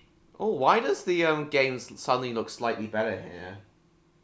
Immediately after that is another level called Breezy Windpipe, where you go to the homeland of the birds in that same war, and then you help them get their airship running again so they're able to counterattack, ensuring that the war can rage on for many years to come. Spyro is indifferent to global relations. He is a war profiteer. I love Zephyr anyway, though, because there are these baby birds that spit ammunition from mother birds, dropping it from the sky into their mouths, and when they don't have anything, they're like, "Mummy, Mummy, I'm hungry, feed me, Mummy." Oh, you're hungry, are you? Yeah, well, I've got your mummy right here, you little scab. Then there's a bit where there's a slug named Romeo and a bird named Juliet in a tragic star-crossed love on the battle. Maybe the 27th. The temperatures are going to soon return to single figures now. Well, that would be good. Field, and you named Romeo and a bird named... Yeah, well, I've got your mummy right here, you little scab. Then there's a bit where there's a slug named Romeo and a bird named Juliet in a tragic star-crossed love on the battlefield, and you need to reunite them in this extremely fun magic seed platforming puzzle, where different platforms grow in different soil, and when you want the seed back, the soil clenches like a bumhole, and after solving the puzzle, Juliet sounds like this. Romeo, Romeo, wherefore art thou, Romeo? Oh, there's Romeo. You still here, Old? You haven't chatted for a bit. There's just so many fantastic moments here. How about that mission where you have to get the professor's pencil back by trading an egg with a nest that spits out a seed to go into a plant pot that spits out a rubber duck that goes with a duck family to give you a turnip? What? Okay. Which then needs to go into a cauldron which spits out a coin that goes into a water fountain that gives you a very soggy pencil. It's so good, man. And spits out a coin that goes into a family to give you a turnip. What? Okay. Which then needs to go into a cauldron which spits out a coin that goes into a water fountain that gives you a very soggy pencil. It's so good, man. And how about the coin that goes into duck family to give you a turnip. What? Okay. Yes, Which then you needs to go are, into a Oz. I cauldron, think which you spits are. out a coin that goes into a water fountain that gives you a very soggy pencil. It's so good, man. And how about the secret agent that sounds like I'm a secret agent. and when he's looking around to make a cold spits out a rubber duck that goes with the duck family to give you a turnip. What? Okay. Which then needs to go into a cauldron, which spits out a coin that goes into a water fountain that gives you a very soggy pencil. It's so good, man. And how about the secret agent that sounds like I'm a secret agent. and when he's looking around to make sure you aren't following him, he does that. That is how I'm looking around for things for the rest of my life. And the robots in Metropolis, they're adorable. I Listen to hope them. that too. These elevators need serious work, see? Even the bosses are an improvement. There's only 3 this time, but it doesn't matter because they all make up for the wet jokes that were in Spyro 1. They actually have attacks. They're fun fights, and in Gulp's case, even a little bit challenging. This is one of the better bosses in the whole Spyro series, actually. As great as Simon 2 is, though, I don't think it's perfect. In fact, there's a couple of major real low points for me. This is way too hot. And Pushing Up Roses can name like 50 of them, can't you? Oh, Spyro. No! The mission in Hurricos where you have to put lightning stones into power generators and then have to defeat the thieves that keep removing them and throwing... If I review a Thomas VHS's Engines to the Rescue, I won't just have the 11th episode of Rubber Dubbers as well. That does sound like an interesting VHS to review, James. It really does. Clamface Wall Street Boy. Bring them around the level. I mean, look, I'm very glad that I finally get some representation. Who is he, Neon? Oh, his glasses from his viewing glasses from the Crash Bandicoot bootlegs The video. mission in Hurricos where you have to put lightning stones into power generators and then have to defeat the thieves that keep removing them and throwing them around the level. I mean, look, I'm very glad that I finally get some representation. But man, does this take forever. It isn't difficult, just immeasurably boring. This part here where you need to flame fish into this angry tiki's mouth, I can't stand this bit. You need to get 10 fish in his mouth, and any red fish reset the counter by like 1 billion fish. But by the time you see the yellow ones and decide that they're the ones to flame, it's too late to flame and you miss the mouth. So you end up prematurely hitting flame all the time, thinking that you're flaming a yellow fish, but it's actually a red fish, and then, oh god, not that one, Spyro the Drag-Off! Nowadays I just cheat this bit by looking directly into the water in first-person mode to see what fish is coming. Well, is it cheating? I'm just using what the game gives me. I'm a good boy. I wash under my arms. And of course, there's another bit, which is possibly the most infamous part of the whole game. But before we get there, I just have to ask you a quick question. What? What is it?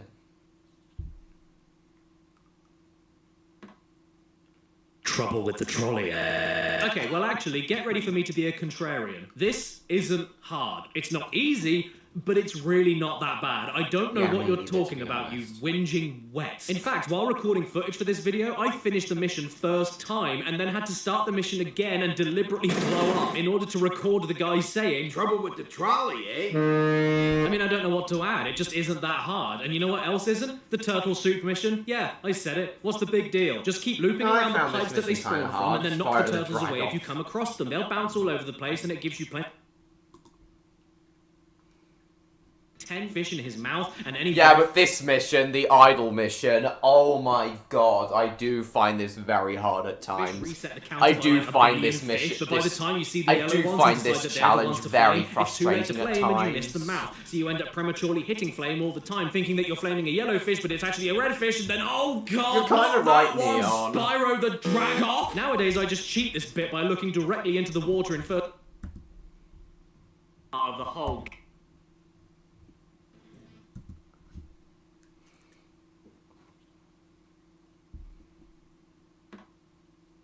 Trouble with the trolley. Okay, well actually, get ready for me to be a contrarian. This isn't hard. It's not easy, but it's really not that bad. I don't know what you're talking about, you whinging wets. In fact, while recording footage for this video, I finished the mission first time and then had to start the mission again and deliberately blow up in order to record the guy saying, Trouble with the trolley, eh?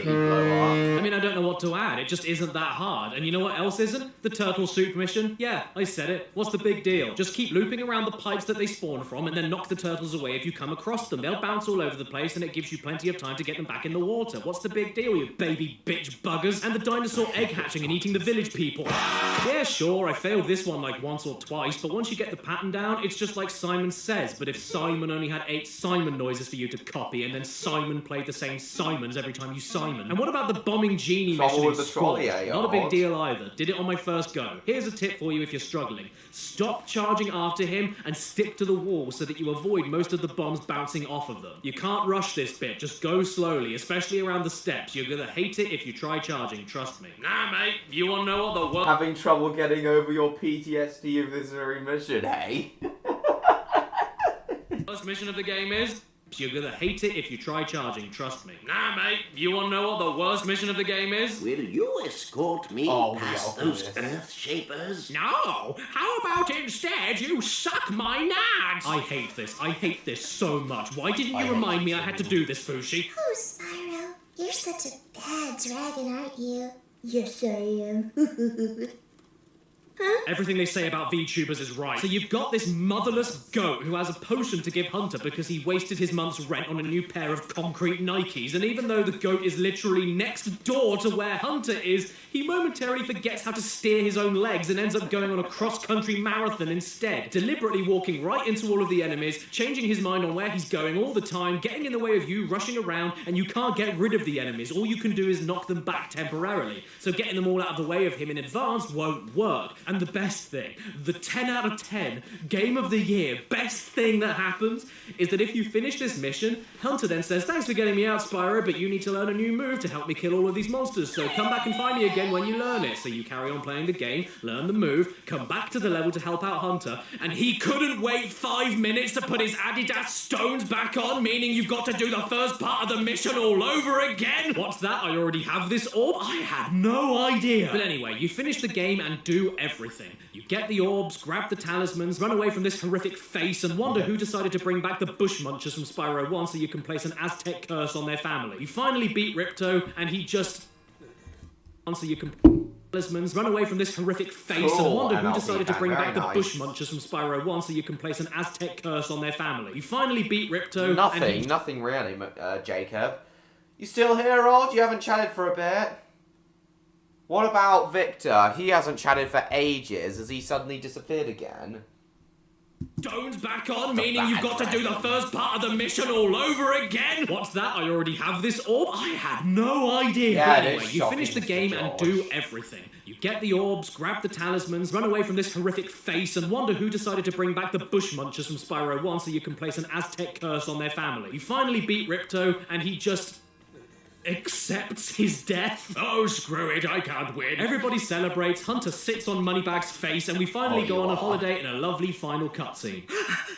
It isn't a cutscene. I got you. Dragon Shores is the final level that is literally just a funfair that rewards you with tickets in order to unlock a theatre to watch the game's cutscenes again. Internet. You play a game of water dunking, ride a roller coaster with a cannon to pop balloons, go to a duck shooting gallery, and never question why the biggest enemies from the first game are now welcoming you into a dark room inside a theme park with no one else in it. And you know what? I also really like the little love boat tunnel because it taught all the kids that played this game that you can love whoever... Yes, it really did feel like a snap indeed, Neon.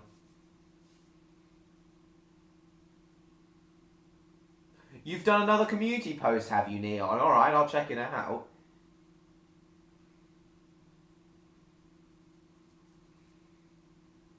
Yeah, you've already said, Jacob. You've told us before.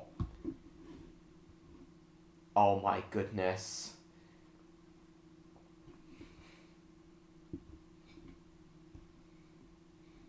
Yeah, 30 years old, I know. Crazy. Yeah, let's see your image. Let's see your image,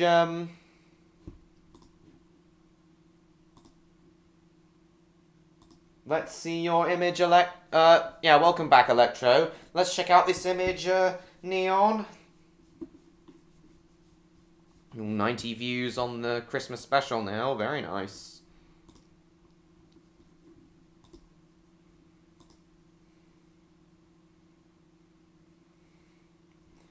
I was making a stance on Electro Cobalt. Nice.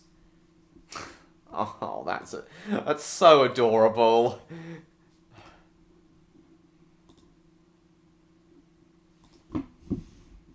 Very nice. Very nice image that is, Neon.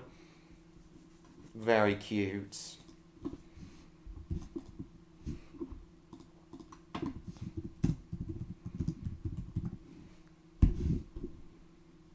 Very, very, very cute. Nice MLP fan, really nice.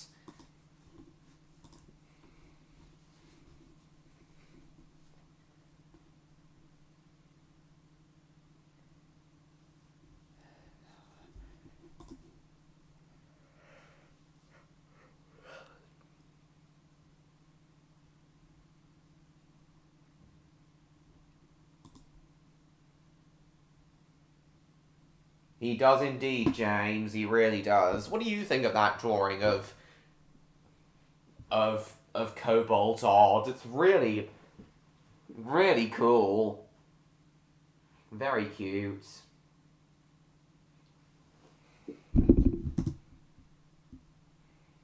You want. You can love the same gender. You can find love even if you're a smelly, hairy yeti. If that's not your style, you can be on ride a roller coaster with a cannon to pop balloons, go to a duck shooting gallery, and never question why the biggest enemies from the first game are now welcoming you into a dark room inside a theme park with no one else in it. And you know what? I also really like the little love boat tunnel because it taught all the kids that played this game that you can love whoever you want. You can love the same... Oh, sorry, Odd. I wanted to know,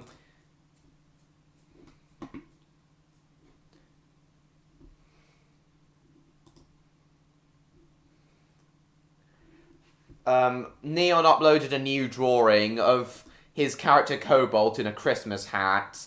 I really do like Neon's art style. Yeah, I know Neon, I really do. I really do like Neon's art style. It's very adorable. I especially like the glowing eyes.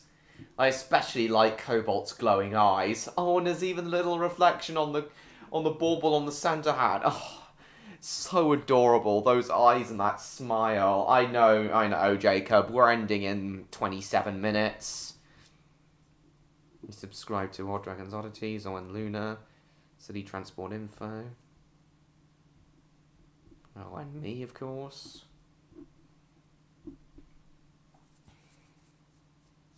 Never heard of it, Noah Stanley. Welcome to the stream. Been a while since I've seen you. Yeah, it does. Unfortunately, we've only got about 27 minutes of this stream left, Noah. Gender. You can... I enjoy Nick Star 1 too, James. I usually film my VHS reviews the same day I upload them. That you can love whoever you want. You can love the same gender. You can find love even if you're a smelly, hairy one. Love boat tunnel because it taught all the kids that played this game that you can love whoever you want. You can love the same gender. You can find love even if you're a smelly, hairy yeti. If that's not your style, you can be on your own. You can have a three-way, what? You can love children, excuse me? And after all of this, if you found every gem and every orb in the game...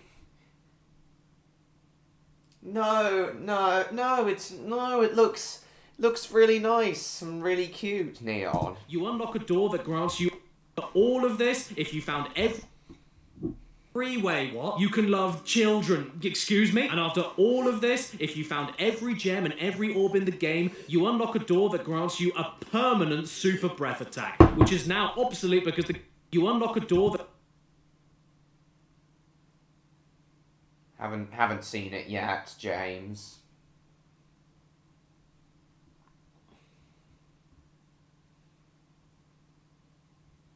That grants you a permanent super... Found every gem and every orb in the game, you unlock a door that grants you all of this. If you found every gem and every orb in the game, you unlock a door that grants you a permanent super breath attack, which is now obsolete because the game is already over. Screw off. Unless you do a Tiger Woods. And cheat. Yeah, just quit the game and then start a new game that overrides the completed save file, and voila! You now have super breath from the minute you start the game. How sick is that? And that's not all that you can cheat. Do you want to make Simon look like he has... Start the game. New game that over... Alright, if that's what you want to do, Electro. If that's what you want to The do. completed save file and cheat. Yeah, just quit the game and then start a new game that overrides the completed save file, and voila! You now have super breath from the minute you start the game. How sick is that? And that's not all the file, and voila! And cheat. Yeah, just quit the game and then start a new game that overrides the completed save file, and voila! You now have super breath from the minute you start the game. How sick is that? And that's not all that you can cheat. Do you want to make Simon look like he has leprosy? Because you can do that.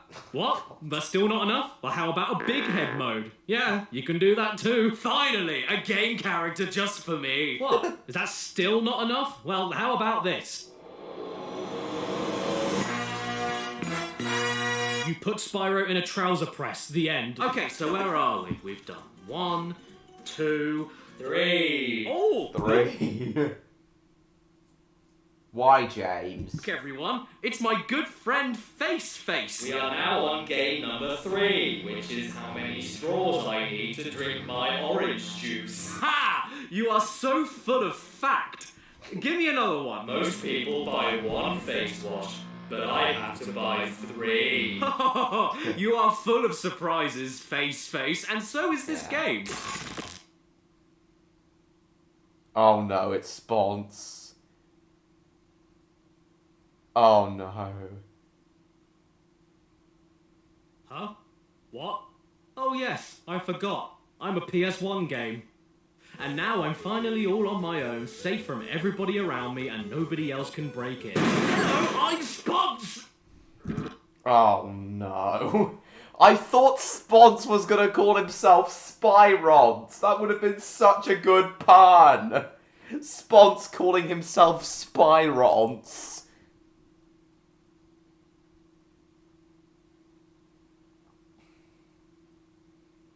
He got flattened in Tom and Jerry. Oh yeah. Spyrons. Oh, that would have been such a good pun. Spons calling himself Spyrons. Welcome to my lab. Oh dear, and today I've been sponsored by me. He shut his head up. My lab. Oh dear, and today... Hello, I'm Spons. Yeah, you are fantastic, Electro. I skip, but it's caddy animation, so I must watch, yeah. Hello, I'm Spons! I thought he was going to call himself Spyrons. Oh dear, and today I've been sponsored by me. Yes, me. I've been sponsored by so many things that now I can finally afford myself. It's the collectible world of Cat Icarus, a limited edition... Oh yeah, he advertised this. Oh yeah, Caddy advertised this in a separate video. An exclusive Blu-ray set only available on the pixelempire.com/caddy in the description below. And when I say limited edition, I really mean it. They are selling out fast and you've got to act now because once they're gone, they're gone. Inside this gorgeous PS1 shaped box that talks to you when you open it. Wow, look in here. Hello, I'm Spons. You'll find the Blu-ray disc itself with over 5 hours of Cat Icarus content. The secretive world of filming. Not available anywhere else on the internet, such as a Cat Icarus episode all about the history of his 11 years on... Not... Hello, I'm Spons! You'll find the Blu-ray disc itself with over 5 hours of Cat Icarus content not available anywhere else on the internet, such as a Cat Icarus episode all about the history of his 11 years on YouTube, a guided PS1 collection tour, a Hidden Block reunion podcast, and so much more. I've always wanted to have 1 thumb and no fingers. The menus of the Blu-ray have all been specially designed to look and sound as ugly as possible. I mean, look and sound like... You still here, Rod? You haven't chatted for a bit? Podcast. Same with both of you, Electro. And so much more. I've always wanted to have 1 thumb and no fingers. The menus of the Blu-ray have all been specially awful. Even though I've never played it, I can tell it's awful. Thomas... Fanatic. Designed to look and sound as ugly as possible. I mean, look... thumb and no fingers. The menus of the Blu-ray have all been specially designed to look and sound as ugly as possible. I mean, look and sound like a 90s PS1 demo disc. And the case for the Blu-ray even features a huge PS1 manual... I can tell you are odd. ...booklet written by... PS1 demo disc, and the case for the Blu-ray even features a huge PS1 manual-styled booklet written by Caddy, featuring interviews from important people behind the scenes of the show, countless references and Easter eggs, and even a cheat code you can input on the main menu of the Blu-ray for an additional surprise. References and Easter eggs, and even a Caddy featuring...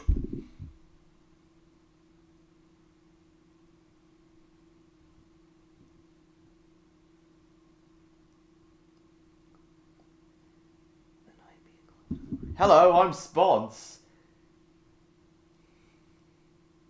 Of course I did, Jacob. I found that out now through Unlucky Tug's review of Cars on the Road. From important people behind the scenes of the show, countless references and Easter eggs, and even a cheat code you can input on the main menu of the Blu-ray for an additional surprise. There's an Easter eggs, and even a cheat code featuring interviews from important people behind the scenes of the show, countless references and Easter eggs, and even a cheat code you can input on the main important people behind the scenes of the show, countless references and Easter eggs, and even a cheat code you can input on the important people behind the scenes of the show, countless references and Easter eggs, and even a cheat code you can input on the main menu of the Blu-ray for an additional surprise.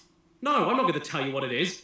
Find out yourself, buy it. And whenever I'm taking a ride on my favourite hurricane and praying it doesn't stop over the sea, I like to mention the other things in this box set, such as the exclusive sticker sheet, a thing it doesn't stop is...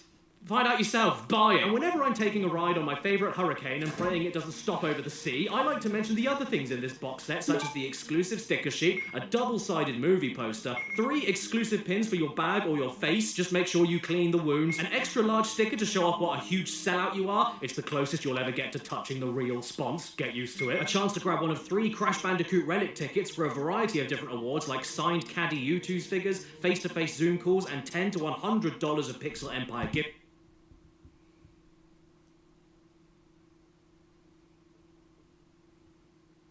How many waifus do you have? 69. The image just appears in my mind and then I draw it. Oh, okay, that's interesting. Godzilla, of course.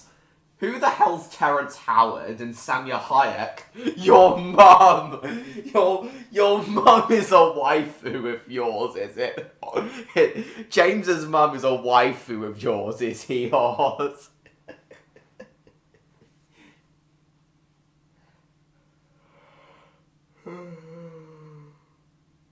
And John, why John from Garfield? Odds. Godzilla I understand, all the others I don't. Well, there's like just over 15 minutes left, Mr. George, so I guess. Gift cards, and to top it all off, a hand-signed card with a scratch and sniff of Caddy's beard. That is not a joke. Do I look like I'm joking to you? I shouldn't need to explain to you why this is so cool, but I just did. And please buy it because this PS1 animation wasn't cheap. Wow, wasn't that an interruption? Explain to you why this is so cool, but I just did. And please buy it because this PS1 animation wasn't cheap. Wow, wasn't that an interruption? It's a Chad Hottie. A Chad Hottie. Why this is so... But what about the other side? Of Caddy's beard. That is not a joke. Do I look like I'm joking to you? I shouldn't need to explain to you why this is so cool, but I just did. And please buy it because this PS1 animation wasn't cheap. Wow, wasn't that an interrupt? Because this like I'm joking to you. I shouldn't need to explain to you why this is so cool, but I just did. And please buy it because this PS1 animation wasn't cheap. Wow, wasn't that an interruption? Here's the rest of the video. Interruption. Here's the rest of the video. Spot, come in, Spot, are you there?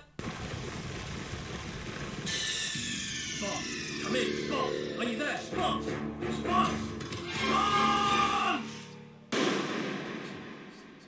Oh boy, everyone, it's Simon 3.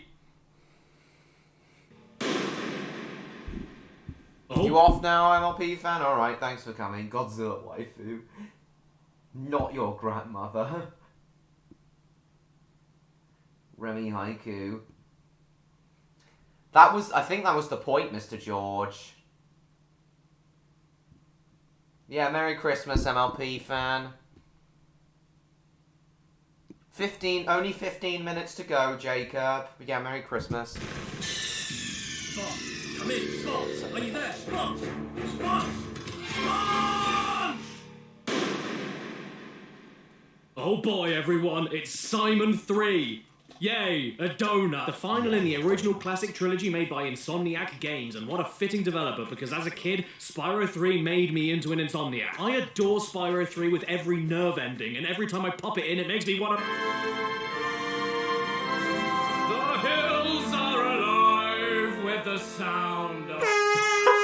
6-year-old me played this game until he ate his own hands off. True story. It's the best game of the original trilogy to me, without a doubt. I know people think it's the second one, but this game has a kangaroo doggy paddling in a lake. You're wrong. Is it because of nostalgia? Yes. Oh, sweet. You can pick your save file icon now? I don't know. Who should I pick, Vinny? What? You're right. Banana! So to kick things off, even though I love Spyro 2's characters, I was never really fussed about Ripto or whatever his beef was. I didn't find him that funny, that entertaining, or that endearing, which made me not really care about what he was planning to do. But this time, I actually kind of cared about what was going on. You've got this haggard old minger called the Sorceress, who's so hefty you could send her out to the front line, and her apprentice, Bianca, who have decided to steal all of the baby dragon eggs that came from all of the adult male dragons. John Arbuckle. Yeah, it does. It does, Neon. Who hits the dance floor? Snake. Snake. Hi, Stinky. Lucina from Fire Emblem, an actual waifu can defeat Godzilla. Yeah, I'm inclined to believe that. Yeah, perhaps you didn't. Neon. Very progressive, Spyro 3. Well done. And instead, eggs that came from all front line, and her apprentice Bianca, who have decided to steal all of the baby dragon eggs that came from all of the adult male... I have Terrence Howard and John. Unbeatable sex icons. But odd... Who are Terrence Howard and Samya Hayek? Who the hell are Terrence Howard and Samya Hayek? And Samya Hayek? Dragon. It's Bianca, who have decided to steal all of the baby dragon eggs that came from all of the adult male dragons. Very progressive, Spyro 3. Well done. And instead of stealing them and taking them back to their secret lair, they decide to just leave the eggs all over the damn place for anyone to find. Good plan, guys. I'm sure this won't rear up and ram into you. Those eggs belong to us now, and I've hidden them in places you'll never find in 1,000 years. But Godzilla step on him. Hey, Stinky! The first egg is right next to where she was standing, and that means that this game's collectathon bread and butter are these dragon eggs this time, used to unlock more of the game. And the eggs are just so giddy over being found that they birth right in front of you, with no mess! Did that bow forming the uterus also birth right in front of you, with no mess? And actress respectively. But what have they been in? Being found but what have they been dragon in? Eggs this time, used to unlock more of the game. And the eggs are just so giddy over being found that they birth right in front of you, with no mess! Did that bow forming the uterus? You also have birth right in front of you, with no mess! Did that giddy over being found that they birth right in front of you, with no mess! Did that bow forming the uterus? You also birth right in front of you, with no Color Wonder mess from mess. Did that bow forming the uterus? You also have these baby dragons that don't like being caught unawares, and does this mean the dragons have genets? Now, somebody as nasty as this old bint stealing all of these adorable little babies is bad enough and already makes her appear more like a threatening Cruella de Vil, except scaly and large. But as the game goes on, you then discover she wants to kill them all and rip off their wings for a new spell she's working on. It's not even like she wants to eat them to keep herself alive or anything like that. She just wants to kill them so she can try a new magic trick. If that's not evil, I don't know what is. This causes Bianca to change her mind about being evil, takes her hood off, and that makes Hunter go... Causes Bianca to change her mind about being... Some sort of White Force Horses, isn't it? Cleanest birth, 11 out of 10. A new magic trick. If that's not evil, I don't know what is. This causes Bianca to change her mind about being evil, takes her hood off, and that makes Hunter go... You're a fine-looking woman! Taking that all aside, though, I also really appreciate how much more the gameplay and story are integrated together. There's way more cutscenes showing off what a cow the Sorceress is, which builds up to her final boss really nicely. Throughout the whole game, Bianca keeps appearing out of nowhere and taunting you. And even with the levels in each world... Howard was in Crash and Hasselflow. Desperado. Don't know too much about any of those films. How about A Kiss for Luck? You've got to be kidding me. Yeah, it is evil. Just going through each of them, helping the people out, and then getting a magical thing to open a door to get closer to the final boss. Instead, you go to the levels, help the creatures out, and then as thanks, they all work together to build you a new transport method to get to the next area where you can find more hidden dragon eggs. When Hunter gets kidnapped halfway through the game, for a brief amount of time, all of his side missions and all the levels are unavailable. So come on, get on your ass and save him so you can come back and get more dragon eggs. Everything you do in Spyro 3 has a reason, and it just fits into place better, you know? As for the game itself, well, and it just why Electro, and who even is Commander Fox? You can find more hidden dragon eggs. When Hunter gets kidnapped, new transport method to get to the next area where you can find more hidden dragon eggs. When Hunter gets kidnapped halfway through the game, for a brief amount of time, all of his side missions and all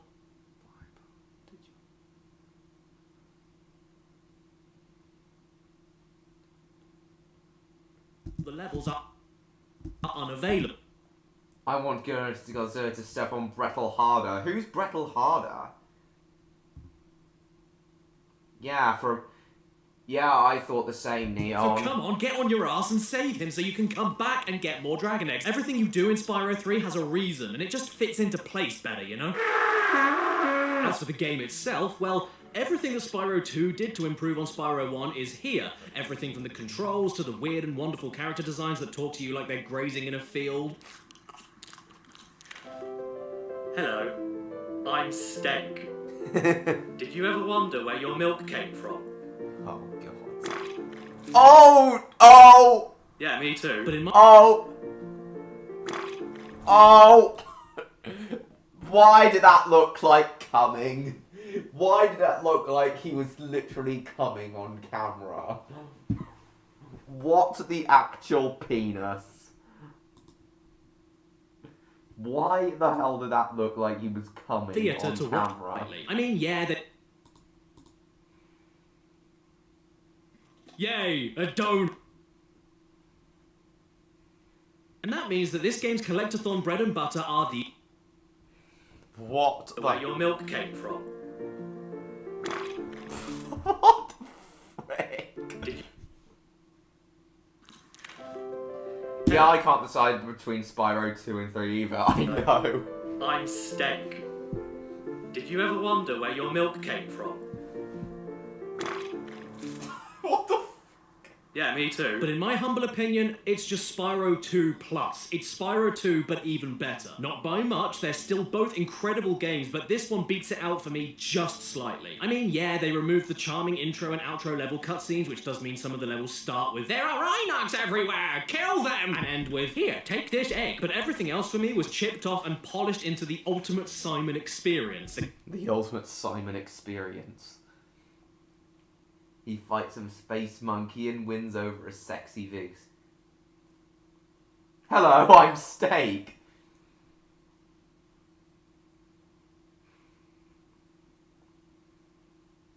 So who's Brettel Harderard? Space monkey and wins over a sexy Vix. Yes, he did, James.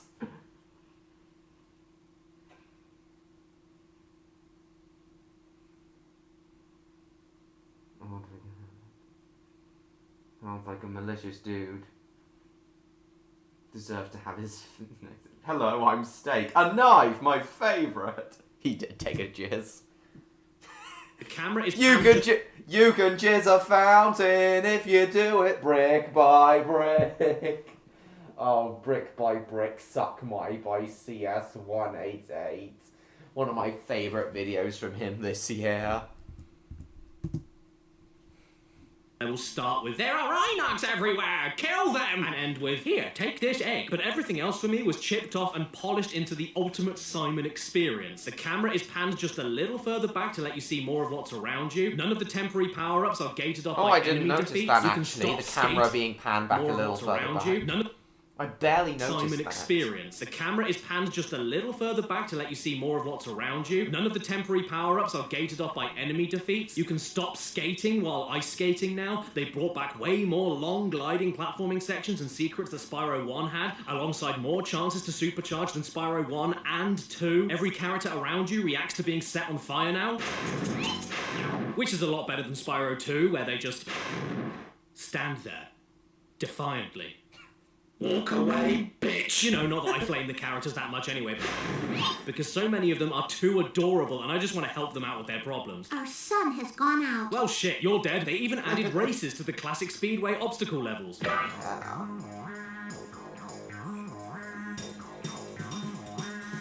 They're really boring, yeah. Oh, also, Sparks the Dragonfly talks now.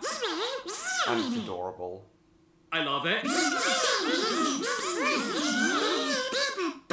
Moneybags came back and he's still a festering wart. Although he doesn't sound like a drunk anymore. I can let you into the little castle over there in exchange for a few gems. And now sounds like this. Spyro! My, how funny to see you here. He's more like a naughty, jovial uncle that tries to sell his nieces and nephews the warm, opened, sticky sweets from his...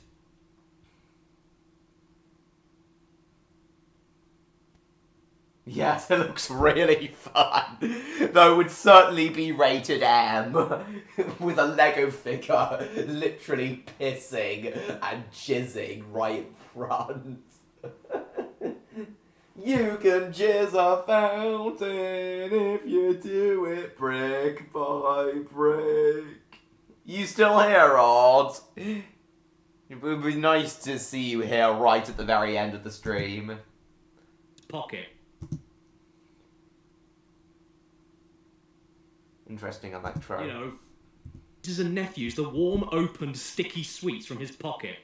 You know, bollock sweets. So yeah, he's back to make your life miserable, and so is the caveman with his skeleton friend who's lost all his bones. And yes, he even does the bone dance again. Although this time, he goes on for so long that the regular stage music comes back in the middle of it.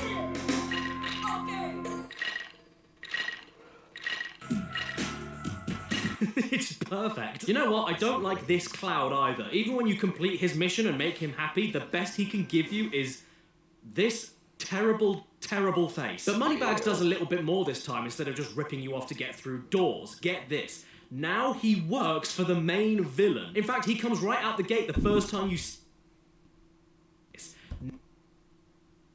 But Moneybags does a little bit more this time instead of just ripping you off to get through doors. Get this. Now he works for the main villain. In fact, he comes right out the gate the first time you see him and just says the sorceress is paying him to be a tool. And he's standing guard for a collection of new animal buddies with their own stages that are fully playable. And once you buy them off of him, you can visit older levels that have their locked doors inside to then get in and find even more gameplay scenarios to make you go, wow, there's more gameplay scenarios. People often feel a bit like these are desperate ideas from a creatively spent development team, but I couldn't disagree more. They're desperate ideas from a creatively strong development team. First off... No, I don't. No, I don't actually, James. Why, Electro? Why were they the worst moments? People often feel a bit like these are desperate ideas from a creatively spent development team, but I couldn't disagree more. They're desperate ideas from a creatively strong development team. First off is Sheila the Kangaroo, an adorable little muppet that takes the standard gameplay and flips it on its side to be about vertical Order height exploration. 66.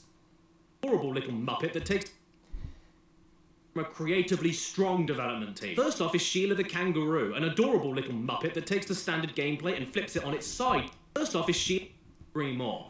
They're desperate ideas from a creatively strong development team. First off is Sheila the Kangaroo, an adorable little muppet that takes the standard gameplay and flips it on its side to be about vertical height exploration more than long-distance gliding. And I find her levels extremely fun whenever you launch into the air and smash downwards. And, according to the Reignited trilogy, she isn't female unless she has pigtails and a vag. Next up is Sergeant Bird. And just like that, with the wave of my wand, you're a vag. Next... And a vag. And, according to the Reignited trilogy, she isn't female unless she has pigtails and a vag. Next up is Sergeant Bird. And just like that, with the wave of my wand, you're a secret spy just like James Bomb. James Bomb. With my wand, you're a secret... Next up is Sergeant Bird, and just like that, with the wave of my wand, you're a secret spy just like James Bond. He is an MI5 flying penguin agent with rockets on his shoulders, and I find his part fine. Not the best and not the worst. In open explorative bits with free flying all over the stage, he's a joy, and I appreciate how you can toggle on a below view for aiming drop missiles while still having full control of drop missiles. But in tight spaces, it's like trying to fit an apple in a nostril. I think you'll find that they're called bombs, Caddy. For aiming drop missiles while still having full control of flight. But Why in is tight it worse spaces, than it's like trying to fit an apple in a nostril. Then we have Bentley, a friendly Yeti who for some reason is also a London Cockney. I genuflect to my noble deliverer. Ding dong! Hello, you I'll have a Jack and Coke on the rocks, so don't worry, I bought my own knife. Jack and Coke on the rocks. My eyes popped. I don't dislike him whatsoever, but he is my least favourite character to play as, purely because he walks just a little bit too slow for me. I love how he stomps around and smashes everything without any effort and reflects projectiles, but a little bit more speed would have been appreciated. No, Agent 9's he's so big that he blocks off the screen from the dragon that you just saved. Move it! And lastly, there's Jim Carrey Monkey, who uses a rebounding laser gun, grenade, strafing, and first-person sniper shots to get through his sections. I like these a lot. They're good fun, especially when you... and first-person sniper shots to get through his section. Rebounding laser gun, grenade, strafing, and first-person sniper shots to get through his sections. I like these a lot. They're good fun, especially when you find his most powerful weapon, the child beard gun. Plus, in those hidden speedway bonus levels, you get to do them as Hunter, and that makes them better and more fun than Spyro 2 because it does, and you are listening to me. And... hey, did you know that the first ever water birth in a video game was in Spyro 3? Yeah, I'm not joking. Here it is. Welcome to planet Earth, kid. That's what your lungs filling up with water... water birth in a video game. Scotch on the rocks, I mean. Feels like. Alongside all the animal buddies Simon can save for extra gameplay, you can even control Sparks for the first time ever in his own top-down explorative shooting We'll section, end as soon as Caddy has finished talking about Spyro 3. Really enjoy as well. You can boost, strafe, use limited power-ups all over the place, and when you finish each one, you unlock a new permanent ability for Spyro, like pointing Sparks towards the direction of missing gems, an absolute godsend, or giving yourself one extra hit before losing a life. Sure, there's parts which aren't perfect. Ow! I went to boom again. But there's literally nothing I dislike in this game or don't look forward to. Nothing. The worst part in any single Spyro game that's ever been released is in Spyro 3. Yes, I'm not exaggerating. Spyro 2 has more low points, but this single low point in 3 topples all of them on its own. The boxing match with Bentley and this... we're very... not even 13 minutes. We're very nearly at the end. Filthy rat is utterly unplayable. You're supposed to have 3 attacks and a block, but absolutely none of these moves come out when you need them to. Either the delay is way too much, or Bentley is way too slow. Whatever the case, this stinking piss rag is able to perform every move at twice the speed as you, and somehow manages to combo when you're unable to, and blocks nearly every attack you perform like he's reading your mind. Hit him, goddamn hit him, Bentley, why are you missing him? Don't make me... oh, whoops. Sorry, guys, that was loud. Hit him, goddamn hit him, Bentley, why are you missing him? Don't make me call you by your passport name! I could go on all day about this abominable challenge, especially when you win...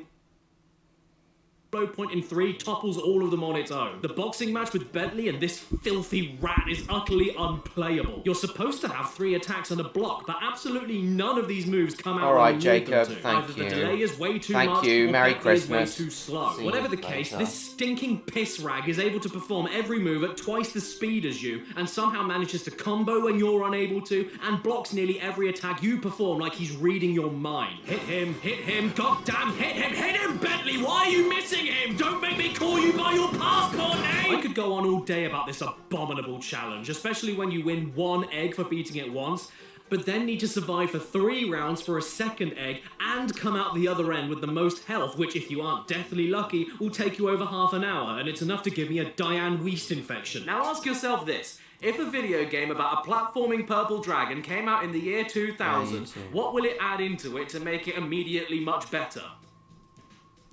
That's right. Skateboarding.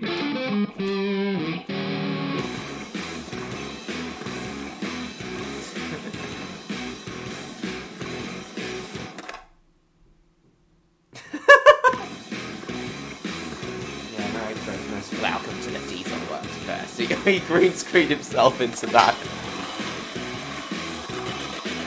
I shit you not, there's Spyro, the magical fantasy medieval dragon, on a skateboard in space. This is the most long john backwards ass thing I think I've ever seen, but man, I just don't care. It's so much fun, especially the races when you have to keep doing tricks mid-air to build up a speed boost. How can you not love this? Look at him go! That's how I feel about Simon 3 as a whole, actually. It can get pretty stupid. No, Electro, I prefer Merry Christmas. But I just don't care because I'm having too much fun with it. And even if I'm not completely enamored with some of the new stuff, it doesn't matter because most of the game is you and Simon. And the increased charging and gliding segments for his gameplay specifically when compared to Spyro 2 are great enough for me to not mind the more experimental angles. My copy of the game is so overplayed and so loved that some of the eggs won't hatch for ages. Yeah, it is. Sometimes Boss 1 just gets stuck and won't stop pulling off this sick flip. Hello? What do I do? Help! Sheila, look at this. Can you believe this shit? And Spyro very frequently violates personal space. Be sure to keep your friend Sparks the Dragonfly healthy, Spyro. And do you mind getting your nose out of my dress? Wow. And it's even better when Sheila is listening to someone and she's all like, this bit always gets a laugh out of me. In the mission where you have to protect the ice skater and you mess it up, the enemies end up playing hockey with her. You can even go to Rome and set fire to the Pope. Okay, you can't do that. But you can skate in the Roman Colosseum, though. That makes up for it, I will admit. There's also these penguins here in frozen altars with these voices that I can't decide if they're horrifying or a massive turn on. It would be easy to get up to that treasure if you had something to stand on. Yeah, they're horrifying. I don't know why, but I feel really cold. I swear they are this close to starring in a Netflix serial killer biopic. Oh, and the music this time? Trouble with the trolley, yeah. Christ, the music this time? The music in this game just makes me want it.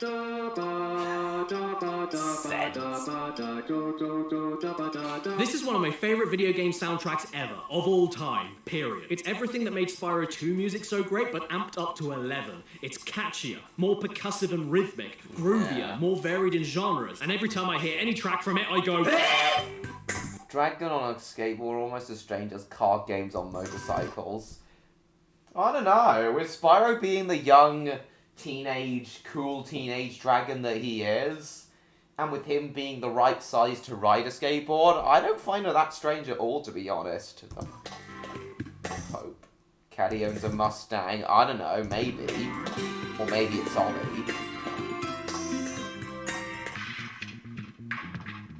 So groovy.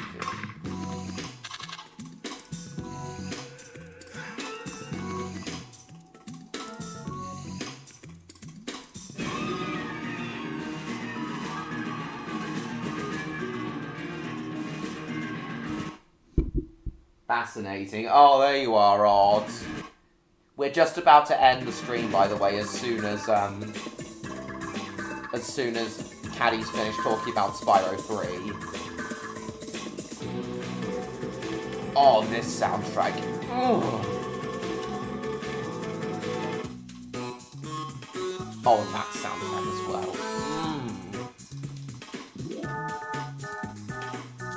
I mean, Agent 9's theme alone completely slaps. How many PS1 soundtracks, nay, how many video game soundtracks in general can you say have a song in it that's in 7/8 time signature?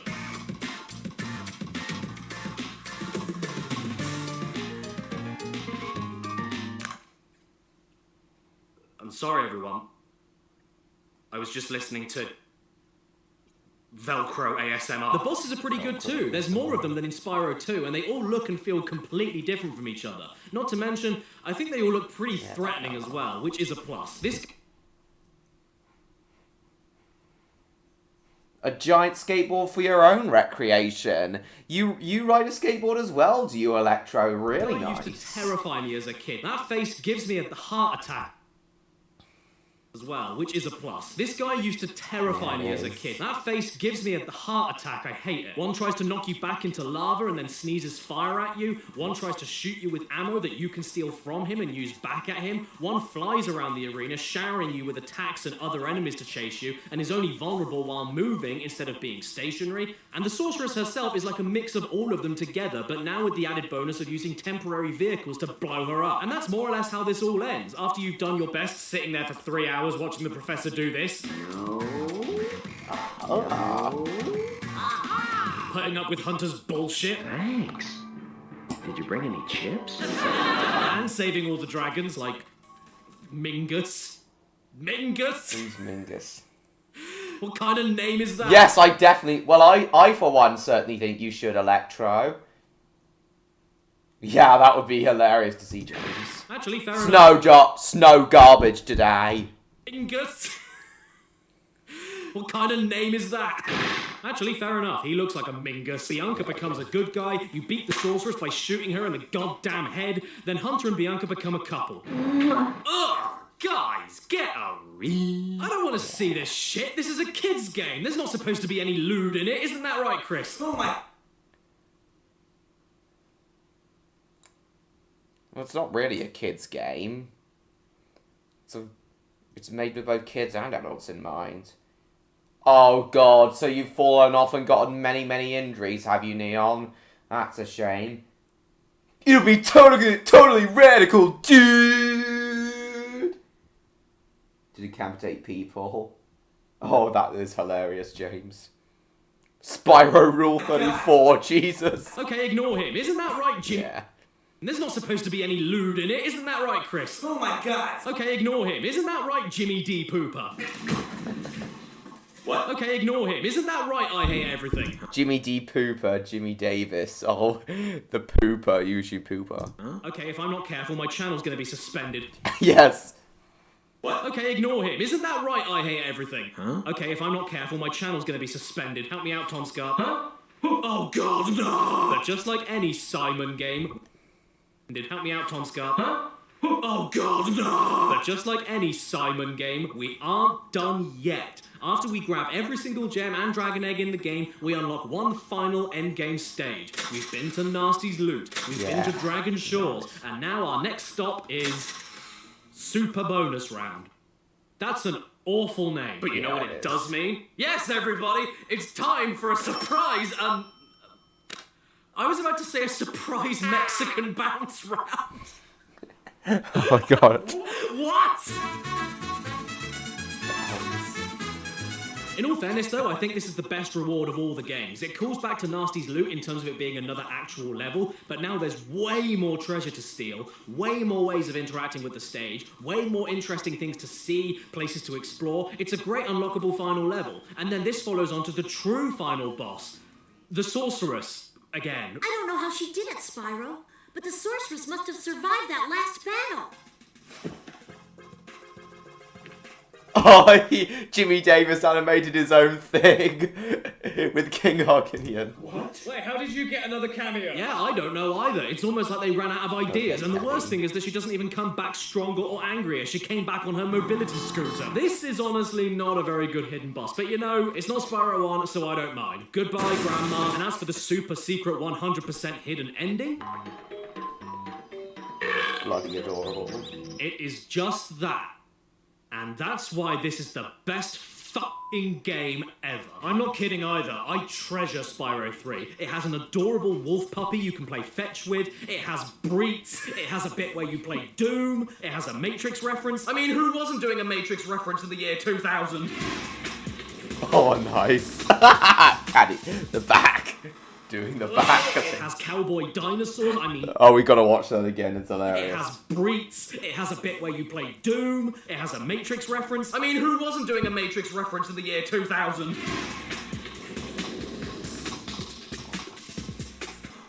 Bullet time. It has cowboy dinosaurs. I mean, do you have any cowboy dinosaurs? mobiles you If you hovercraft to do, be can I precise. come over and see them? It has the ultimate revenge fantasy that surpasses Kill Bill by letting you chase down moneybags at the end of the game and burn Yes, his it completely is. flame-resistant pants in order to steal is all a of your gems revenge back from him. And in conclusion, it has the best sound effect of all time. So I think it's safe to say Spyro 3 really is the year of the dragon. Well, what a perfect little trilogy for the PlayStation. I'm sure glad it stopped there and they didn't try anything else. Okay, guys, now that okay, guys, you can watch the rest of Caddy's video in your own time. I certainly will. Like, as I'm falling asleep, drifting off tonight. But yeah, guys, I definitely am gonna have to end tonight's stream here. I've been going for 6 hours. It's been a really special Christmas stream. You remember being born and immediately freezing in the air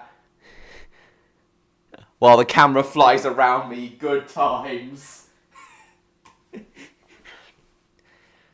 And immediately freezing in the air while the camera flies around me. My poor mother, though. Yeah, you were born in the year 2000. You were born like 10 months after The Matrix came out, weren't you, Odd? Yeah, Merry Christmas, guys. I look forward to it. I look forward to drawing it too. Why are you sad, MLP fan? Yeah, faulty green screen. Anime girls with breets. Yeah. Totally radical, dude. Yeah, I know they've been around since the 50s.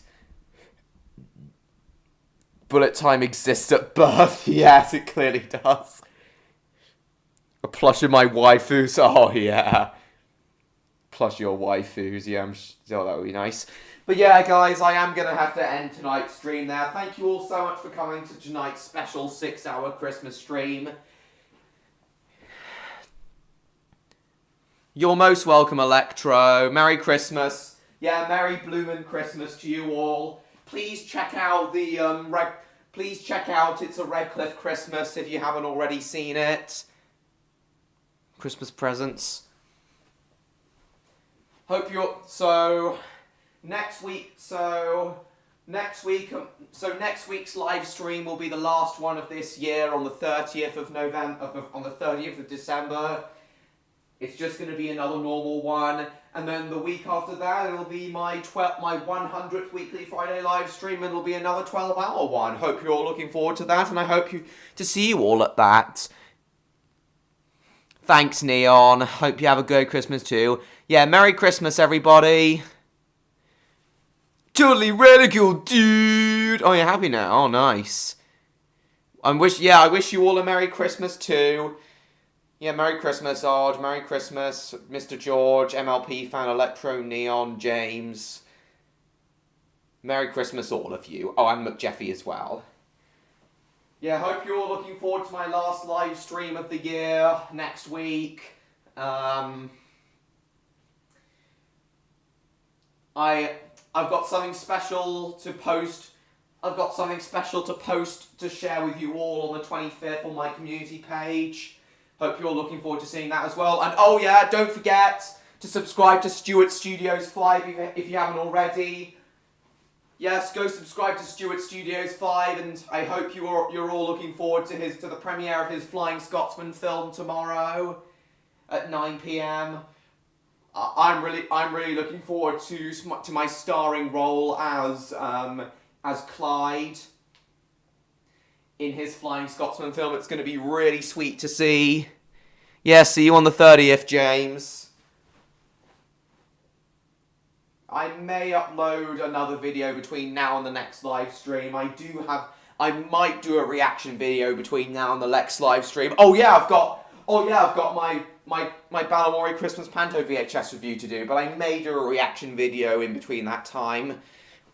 I know you guys have been missing my reaction videos, but maybe I'll do one in that time. We'll see, though. Yeah, guys, thanks again so much for watching. Yeah, I bet you can't, Mr. George. I can't wait for the premiere, too. Yeah, I hope to see you all at the premiere of Stuart's Flying Scotsman Oz-Steam mission film.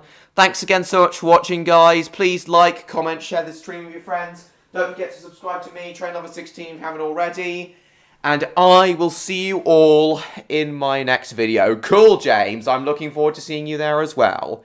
Yeah, thank you for coming, everybody. Merry Christmas. Bye-bye.